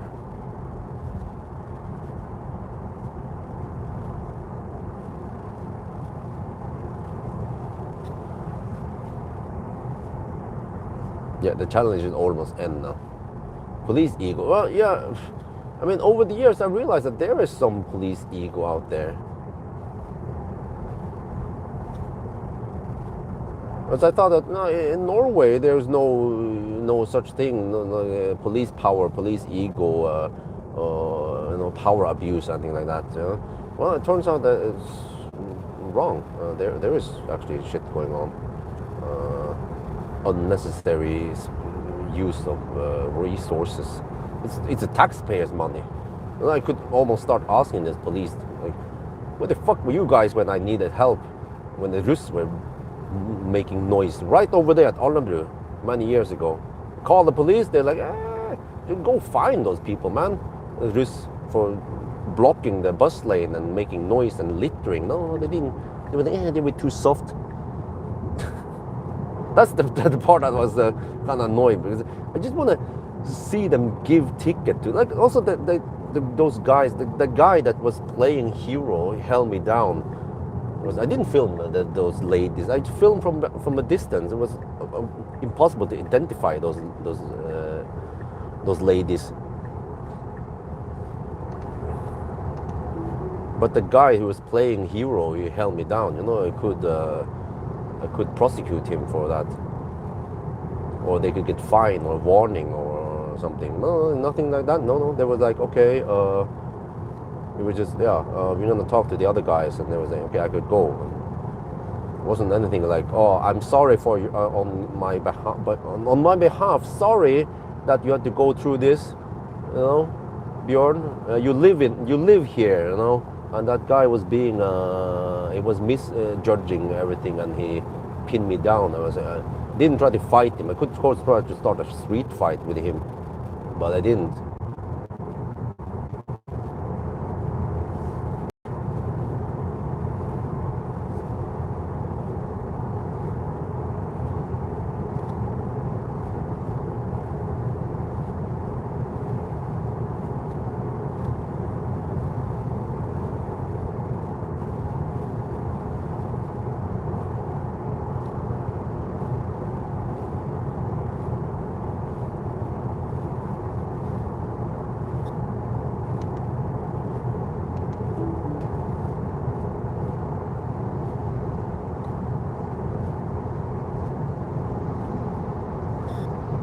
Well, he can go on.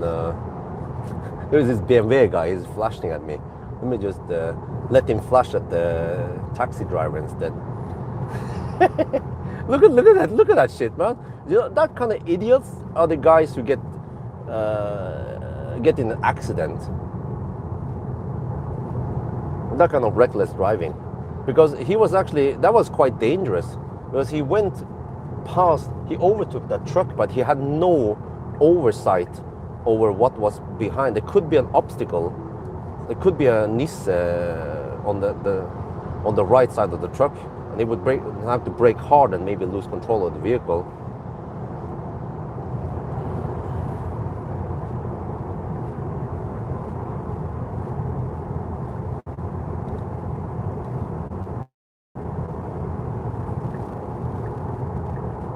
Oh, yeah,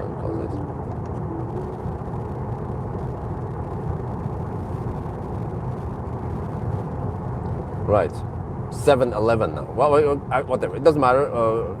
I know what the time should be at Yesholm, but okay. Distance 982. We need 1007.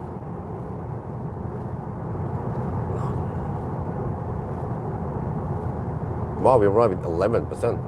What, did I charge too much? No, I think we drove quite slow, yeah, because of traffic. The consumption is slightly nicer now. It's 227 watt hour per kilometer. It's corrected 230 roughly. Yeah. I'm having a hard time reading the numbers here. So my eyesight is getting worse.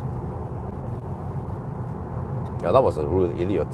He was tailgating. He came from nowhere. I was in the left lane, but I couldn't go faster because that taxi was blocking the lane anyway. Then he flashed several times at me. I was like, okay, there's not much I can do, bro. If I can move over, I'll move over, but there's nothing. You have to flash at that taxi driver then. And they are notorious for hugging the left lane. We all know that.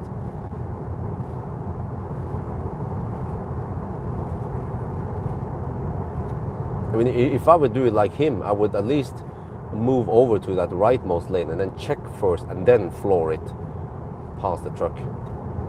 But also, of course, use blinkers when I do that. But he's a BMW driver. He doesn't use blinkers.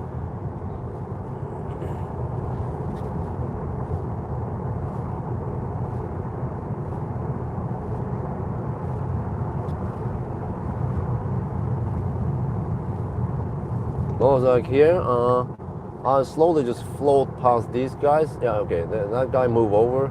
But the taxi driver, he's not gonna move over. Nope, he won't do that.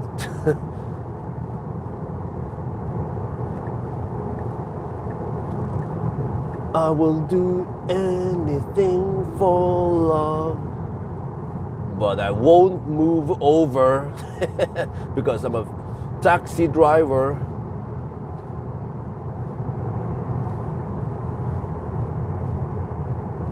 And now it's the stau start on that side.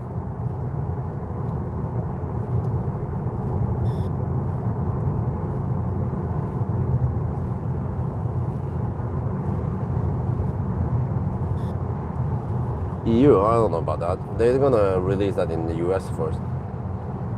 Yeah, it needs a fox on the roof, yeah. But you know, like that kind of guys, that's the kind of guys that the police should be looking for. Not me just flowing with the traffic, man. Gee. It seems to be some kind of young, police officer. He wasn't the oldest dude, you know. Okay, whatever, it was interesting. It gave me some extra views. It didn't cost me that much time. It was more or less irrelevant anyway for the challenge. We just deduct for it, no problem. And the view count on that video is kind of high, even though it's not supposed to be that high for the Geländewagen. People didn't watch it for the Geländewagen. They was like, hey, police, okay, let me check it out. What is going on here? Like, lots of comments on that. About the police and the fox and all that. So of course that's good for the algorithm, because it then makes YouTube will then select that video and present it to other people. Like, hey, wanna watch this? Now there's a freaking there you go. A freaking Volvo hugging the left lane, of course.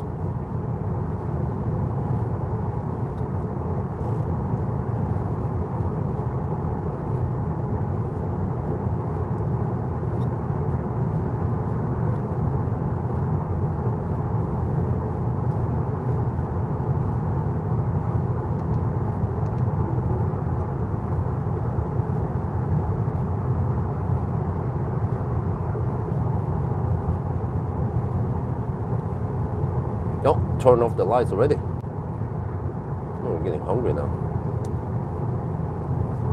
I actually survived on just the food I brought. Wait, I didn't finish. Oh, I finished the last slice of bread. I brought 3 slices of bread with cheese and salami. And that was enough to keep me filled through the night.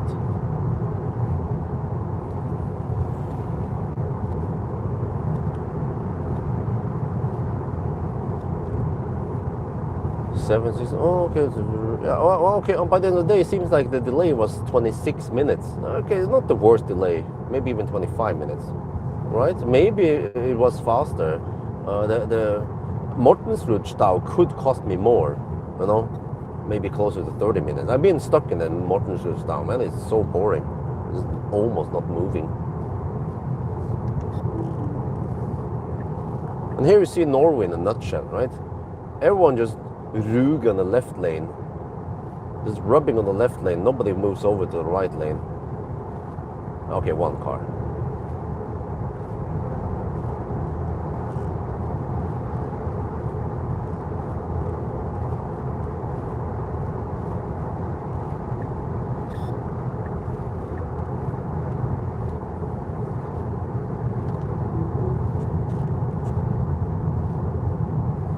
Okay, whatever. No need to stress. We just need to deduct for this.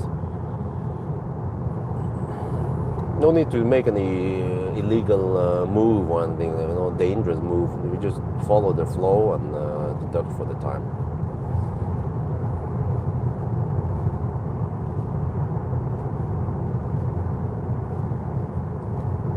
Actually, when I think about this, with the Geländewagen, since he already pulled me over like that, I should ask him if I can make a thumbnail with the police officer bending over towards the Geländewagen. Maybe if he can just show his baton or something, or if he has a gun, that will also look more dramatic.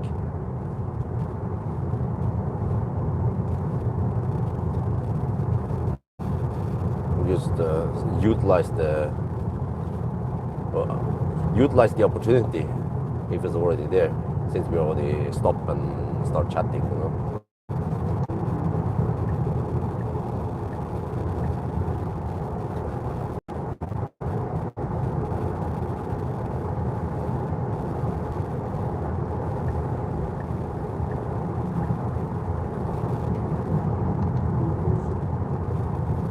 But I checked it. You are allowed to film the Norwegian police as long as they are on service. I think just like in. So I had the full right to make a video because we want to document if there would be some kind of abuse of police power, you know. So it's like evidence. And they also need to watch out, yeah, what they say. So actually, that guy in Bodø who pulled me over, he was being really arrogant. If I recorded him, I could use that as evidence, show that to the police boss, and he will probably get a warning or something, or a tilsnakk. You don't treat other people like that, especially if they haven't done anything wrong. But even if they have done anything wrong, it's still, I think, the police, they should not be arrogant for that reason. Just like all the other times when I got a ticket, they just say, okay, you know, you were speeding, blah blah, but they just have to be, what do you call it, saklig, right, and not be arrogant about it. Especially if it's just a minor speeding, like you know, like 15 to 17 over. So it's not neck snappingly fast. But of course, for example, that BMW driver who was really driving recklessly, then okay, maybe it's appropriate to kind of yell at him a little bit, like, you know, if you keep driving like that, you could cause an accident, hurting other people or yourself.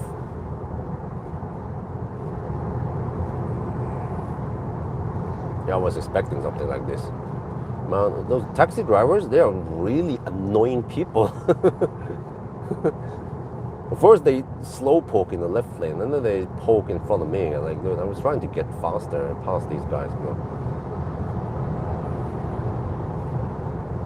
Okay, whatever. Just have to stick with the thing. 997.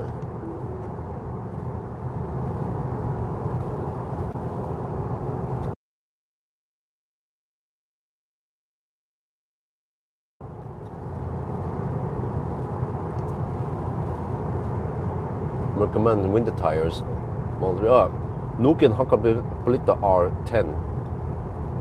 They're awesome. No, sorry, my bad. Nokian Hakkapeliitta R5, yeah. The 10, that's the 10 is for studded tires. Pick that, but you don't want pick. So just go for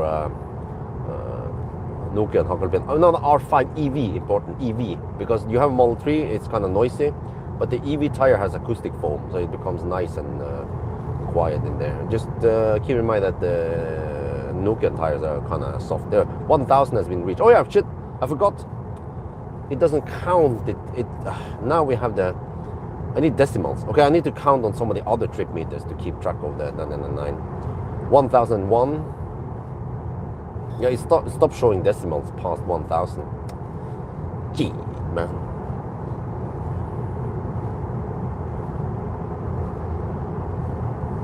Okay, we need 1,007. There, finally the guy moves over. And what's up with camping on the left lane like that for no reason? See, he wasn't planning on going fast anyway, you know? So, yeah, he's cruising at 110 on the speedo.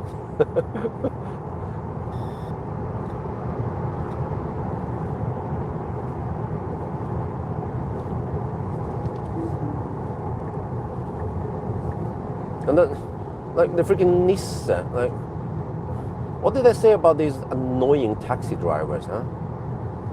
Seriously.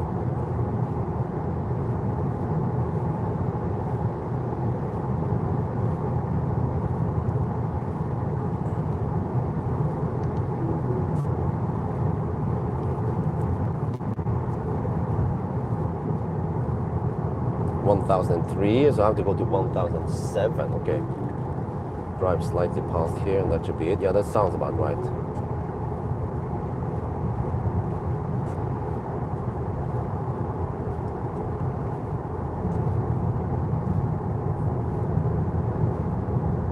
Well, 9% left, plenty. Okay, eventually I'm gonna do the charging test. Wait, no, oh shit, the traffic, on incoming traffic.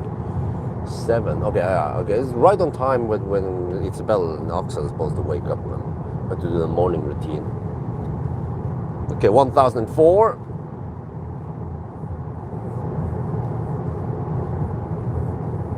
Okay, so it becomes 9:25 then. Wow. No, shit, man. 1,005. Okay, need to get ready.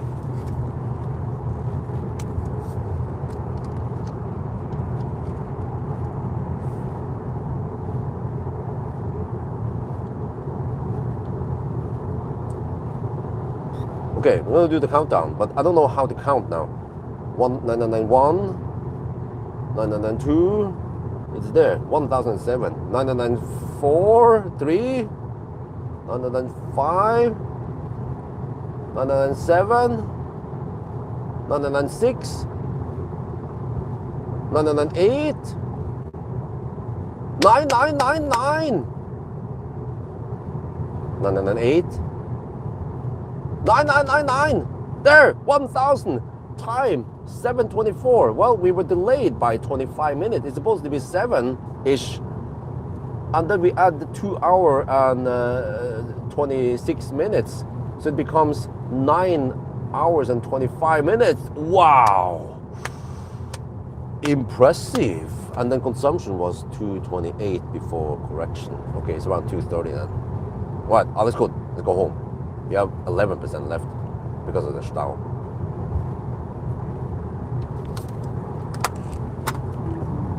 I can go here. No, that guy is so slow. No, okay, what the...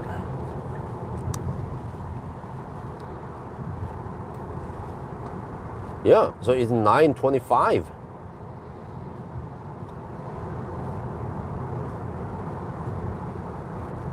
But wait, did I count everything correctly?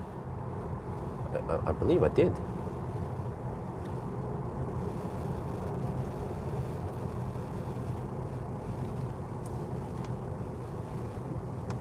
I mean, if you look at the pure time without any deduction at all, 7:26, we started at 9, okay.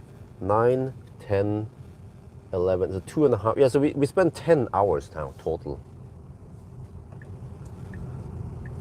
Actual before any deductions, 10 hours something, right? And then we had 25 minutes of Stau, we know that, where we counted. So then it becomes 9:35. And then we had that delay on the way out last night. The 5-minute delay at the border because of some road works and some Stau and some whatever happening at on the way out. I documented it. And then there was just minor, like 1 minute here, 1 minute there. It was just minor, some handshakes, the stall that was kaput, you know. Wait, can we just go here and then? Okay, whatever. It's faster actually to get on the motorway.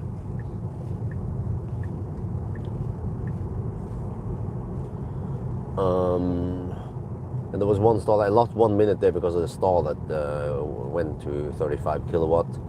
And there was, what else was it again? Some minor delays. Just 1 minute here, 1 minute there. Don't remember what was the issue again on each place. But total, it was around 7 or 8 minutes. No, more like yeah, of deductions. So what was 10 hours minus 25 minutes of Stau, minus 5, so yeah, so then it becomes 9:25, like I claim now, or 9:26 or whatever, but close enough. Dude, you need to accelerate, bro. Don't just merge in there, shit, man. You need to go faster. You can't just accelerate on 6th gear, bro. Rest of the traffic going schnell.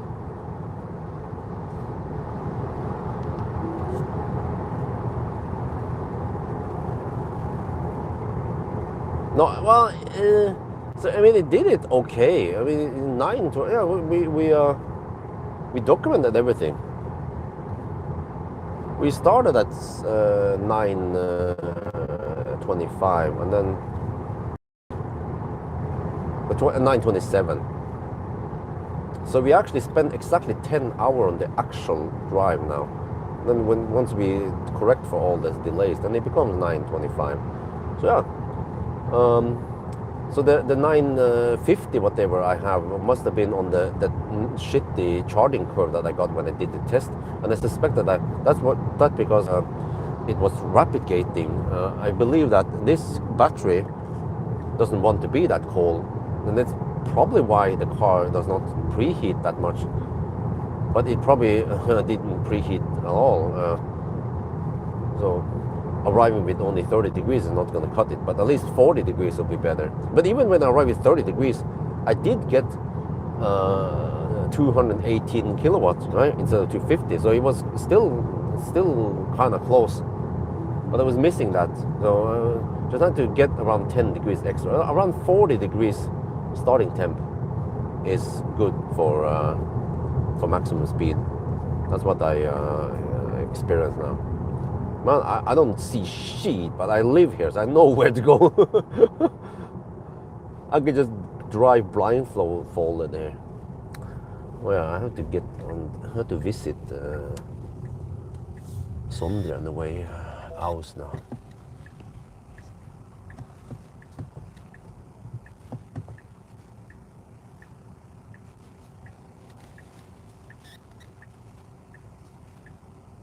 Yeah. It should have, at least have a flat curve. But I suspect that these LG batteries, they are shit, just like Vanya claims. You know, they just can't take this speed, unlike the Panasonic battery. So if I can get the Panasonic curve, that would be great. Yeah.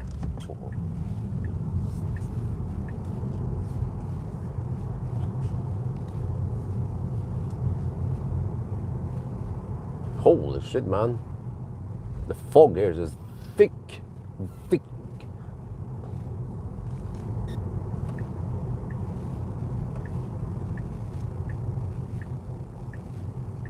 This would be perfect for a charging test, actually. I have 9%. The battery's at 33 degrees Celsius. Okay, whatever. I'll charge a little bit on AC and then, yeah, preheat, or it's gonna cool down, right? As we, I need to reheat the battery once we are back on action. I need to do a charging session before I leave and gather that data at the Yemen. And I can actually do the wrap-up once I do the charging session. I just leave everything in the car now, except for maybe the food bag. Well, I can bring one of the camera bags, yeah. But at least the wrap-up camera bag thing. Oh, it's a pussy cat. Don't want to take one of its 9 lives. Sleep time. Well, I don't know if I'm gonna get any sleep because I need to. First, I need to get the kids ready, and then by 9-ish we ship them to kindergarten, and then After that, I need to reheat the battery, and then I go on the charging test. Maybe I'll pass out there, take a quick power nap while the thing is charging. But I have to, very important, I have to stay in the car while it's doing its thing, so it doesn't shut down on me.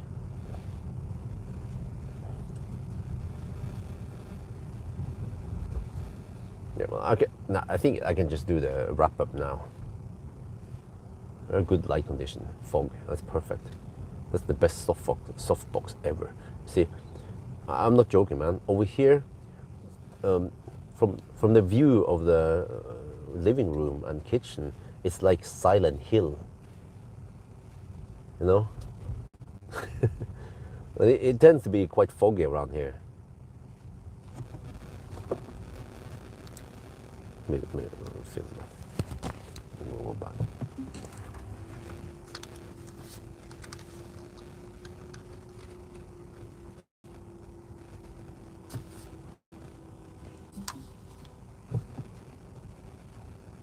Wow, we're back home now, and you know the view from the house here, especially towards the valley there, it's like Silent Hill. It tends to get foggy here in the morning.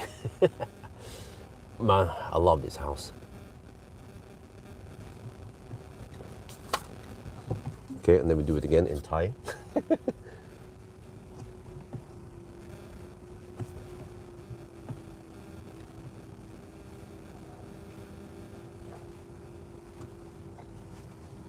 We need to stay on the wrong thing, right? Shoot, I've been smoking.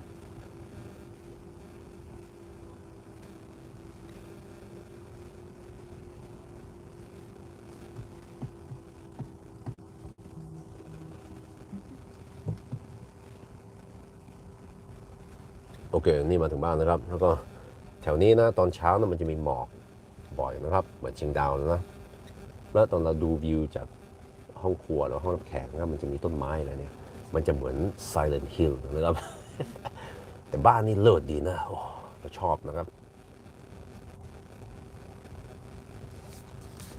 Okay, so I need to put the car in the garage, try to keep retain the heat in there.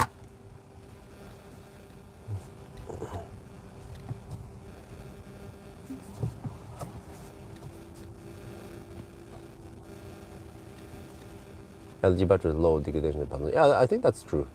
That sounds about right because the MC Hammer battery was kind of degrading a lot. I think I need to test him once I have time.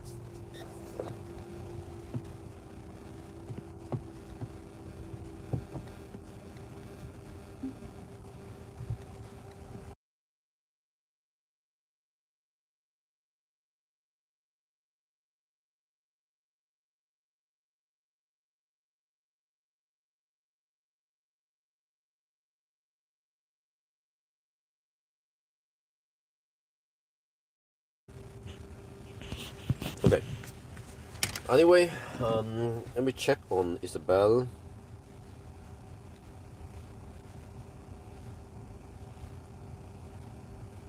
They're about to wake up now, the whole gang.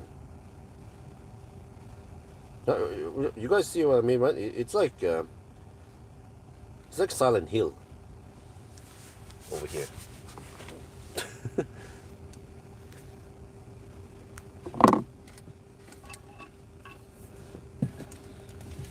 Okay, anyway, let me get my shit ready.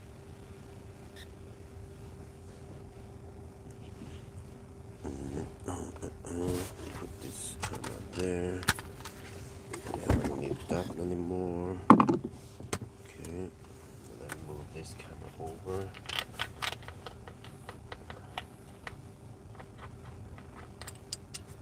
Well, if I try to preheat the bucket now, it's just gonna cool it down in the garage, right? It's kind of pointless. Need to reheat the bucket then. Preheat and reheat. Pizza.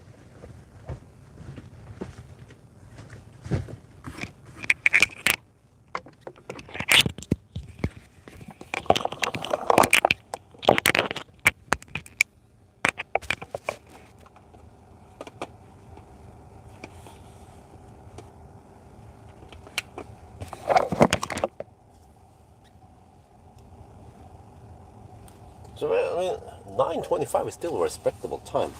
Okay, it's slower than the Seeker 7X, but I mean, we're charging at half the speed as Seeker, 1/3 of the speed. Yeah. What? So we managed 230 watt hour per kilometer roughly. What to find out about how much a Seeker spend.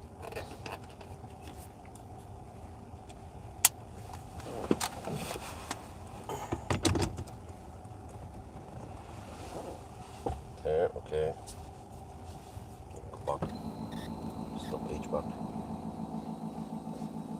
Well, it looks awesome in the white interior.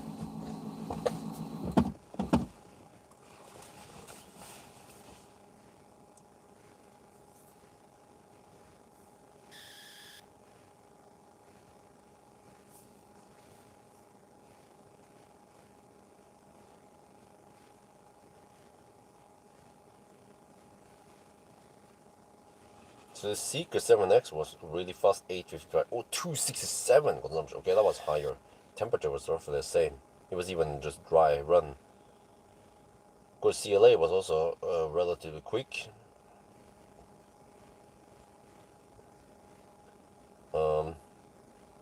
But since this is SUV, then we should compare against Seeker. What else do we have here? A6 e-tron. No, that's A6. EL8. That must swap. Okay. We actually don't have that many other cars here, except for the Seeker. Huh. But you could match the old Uniper. Yeah, exactly the same. But then slightly higher consumption than the Uniper. So, right, that's good. 87. Here, Q6 e-tron. It's actually fast. It's 5 minutes faster than the Q6 e-tron. How can that be? Well, the consumption of the Q6 was higher.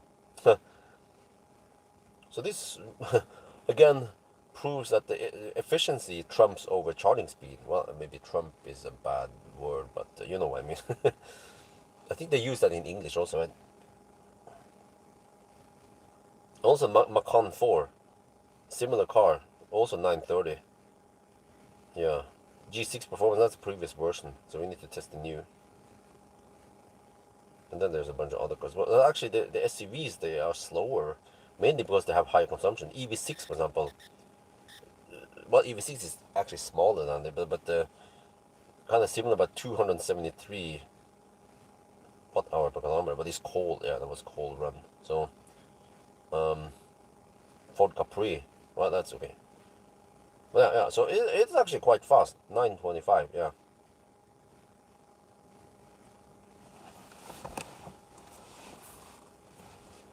Wow, the white interior here is looking awesome. Normally it would just be black on most other cars, but here is just great looking interior. Yeah, it feels good. The seats are great. The sound system is pretty good here also. So anyway, but back to the challenge. So 925. Yeah, but was it correct? Yeah, I started thinking. Yeah, but when I think about this, we spent actually 10 hours on the actual test. And then well documented that we were stuck in Stau for around 25 minutes. We shave off that, it becomes 9:35. And then we had that delay on the way out last night, plus some handshake. No, it wasn't a handshake problem, no handshake problem, but it was that interrupted. I think we didn't need to mention all that. We already know what happened. Wow, it is nice interior here. That bright interior just makes it look great when you sit in here. It looks and feels quite premium. The material also feels good to touch. Oh man,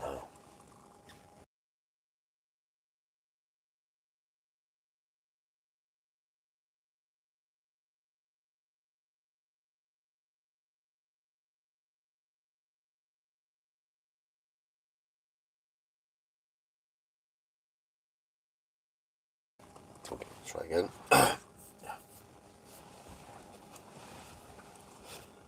But man, it looks nice here. That white interior with a bright headliner makes the whole car feel. Oh, let's try again. But man, look at this nice spaceship we have here. The bright interior, this looks awesome. Many cars I test nowadays is just black, black, black, everything black. But here, it feels like a home, you know? In your home, you don't have all the walls painted black. You have them in bright colors because then it makes it feel bigger. And this car is already quite big and spacious. You guys know it, how it is with Tesla. The seats are great. Sound proofing is actually pretty good. The sound system also very good. You know, you get such a great car for the money.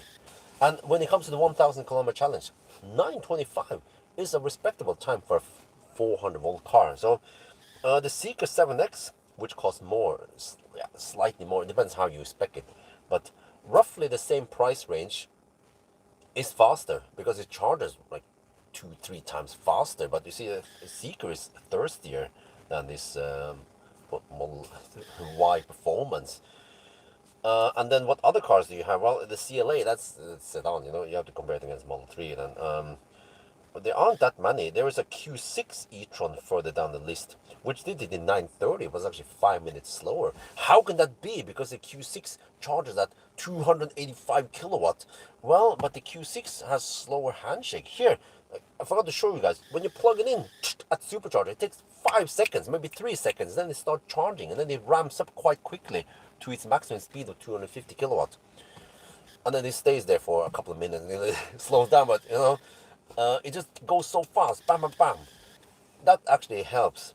Yeah, and then the fact that the Q6 was thirstier, yeah, even though, it was warmer, but it has roughly the same space, but on boxes, I mean. Okay, and then not that many other cars there. Macan is on the same platform, right? Yeah, so, yeah, there's an EV6, 84 kilowatt hour, 940, actually 15 minutes slower because it was consuming a lot more. So, but okay, it was colder, yeah, it's fair and square. But it actually shows that this Model Y Performance, compared to the regular Juniper long range, whatever, it consumes a little bit more. But that's pretty much it because it has wider tires and whatever. But it seems like you're not losing out that much on going for the performance version. Some of the other cars tend to be a lot thirstier, but here you still get the comfort, you get the cool looks, and you still get the good speed when it comes to at least travel speed. But the charging, I don't know, it could be better, yeah. But I also suspect that maybe the preheating algorithm has not been updated versus the new battery, or something weird is going on here, you know, similar to what we've seen with the MEB platform, and it's 91 kilowatt hour. So yeah, but overall though, it performs really well. So if you guys order this car and you're considering, you know, should I go for it or not, go for it, man. It's an awesome car. The way Tesla tuned the software, the pedal feel, just the way you get in the car, you start driving. There's no power on off. There's none of that stuff. Plus, that if you go for the sexy commander like I did, then you can permanently mute that uh, the speed limit warning. So you just get in the car, start driving. No need to disable this, disable that, and then once you're done, then you just get out of the car. Done, you know. And the car just drives smooth. Even in the Stau situation, it was just going so smooth. No jittering, no stuff like that some other cars tend to be. So if you don't know what I mean, you just need to borrow the car from Tesla and try it overnight or something, and then you will experience how it is. And I totally understand why the Model Y is such a best-selling car, and this performance is just one step further there. So if you ordered one, go get it. You're gonna be happy. You're gonna love this car, yeah. So anyway, wait, that was way too long, man. 4 minutes. Okay, we need to be faster. Okay, yeah, okay.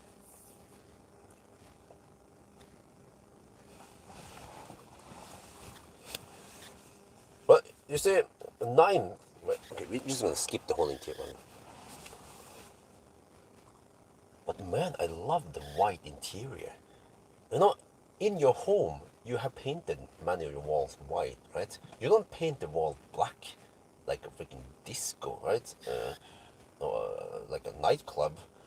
Many cars I test nowadays, they are just black, black, black, black. Here it's nice and bright colors. I like it. The seats are good. The sound system is good. Soundproofing is good. The comfort, ride comfort and quality is also good. This car just checks all the right boxes. Okay, there's some annoyances here and there, like I showed you, but for the most part, it's really good. And when it comes to the time, 9:25. Okay, it's not as fast as the Seeker 7X, but the Seeker just brute forces with bigger battery, roughly the same price actually, very good. And it's a bit thirstier. So, but the Seeker 7X, I mentioned it before, is really a no-brainer. It's extremely good. But this car, this Model Y performance is good in maybe some other aspects. It just runs so smooth. It's just the whole Tesla experience. If you never experienced it before, you need to try it out. Just, it's like iPhone versus MacBook and stuff like that, But okay, other cars in this comparison, well, we have the Q6 e-tron 930, but what the heck, it's 800-volt architecture. It's supposed to be faster. Macan also, and we have the EV6, the facelift. But all those cars, they consume more. So, the fact that this is a performance version, but they still made it efficient, that resulted in better time. You see, efficiency trumps over charging speed. Okay, maybe trump is a bad choice of word, but you know what I mean, right? Efficiency actually makes a big difference. It can make up for the not so fast charging we have here. So yeah, it's actually a really good car. If you order the car and you're not sure whether you should keep it or not, go get it, man. There's a pretty high chance you're gonna love the car. Yeah. I tested a bunch of cars in the past, and there is just something about getting back in a Tesla, and everything just works really nice and smooth. Okay, anyway, I think that's going to be for now. Hope you guys enjoyed this video. As always, thank you for watching, and talk to you later. Okay, that was 2.5 minutes. That's better. โอ้ภายในนี่โหลดดีนะครับมันสีขาวมันรู้สึกแบบโอเคที่บ้านนะครับคุณก็จะทาสีข้างฝาอะไรให้มันสีขาวใช่ไหมครับให้มันแบบสว่างนะครับคุณไม่ได้ทาสีดำนะครับเหมือนแบบไนท์คลับอะไรนะครับมันเหมือนกันนะทุกวันนี้ตอนผมเทสรถนะทุกคันมันจะดำปีหมดเลยดำหมดเลยอันนี้นี่ก็รู้สึกเหมือนอยู่ในบ้านนะครับสบายดีนะสว่างดีนะครับก็เบาะนี่ก็สบายดีช่วงหลังก็สบายดีนะครับมีที่เยอะสเตอริโอก็ดีเก็บเสียงได้ดีมันดีตั้งหลายอย่างนะครับคันนี้นะครับแต่ว่าโอเคต้องพูดถึงว่า9 ชั่วโมง 25 นาทีมันดีแค่ไหนนะถ้าเทียบกับคันอื่นโอเค Seeker 7X นี่มันเร็วกว่าเพราะมันชาร์จโคตรเร็วนะครับแต่ว่ามันก็กินไฟเยอะนะราคาก็พอกันนะถ้าเป็นที่นอร์เวย์นะครับแล้วคันอื่นโอเคมันมี Q6 e-tron แต่ว่ามันไม่มีที่เมืองไทยมี Macan 4แล้วก็มี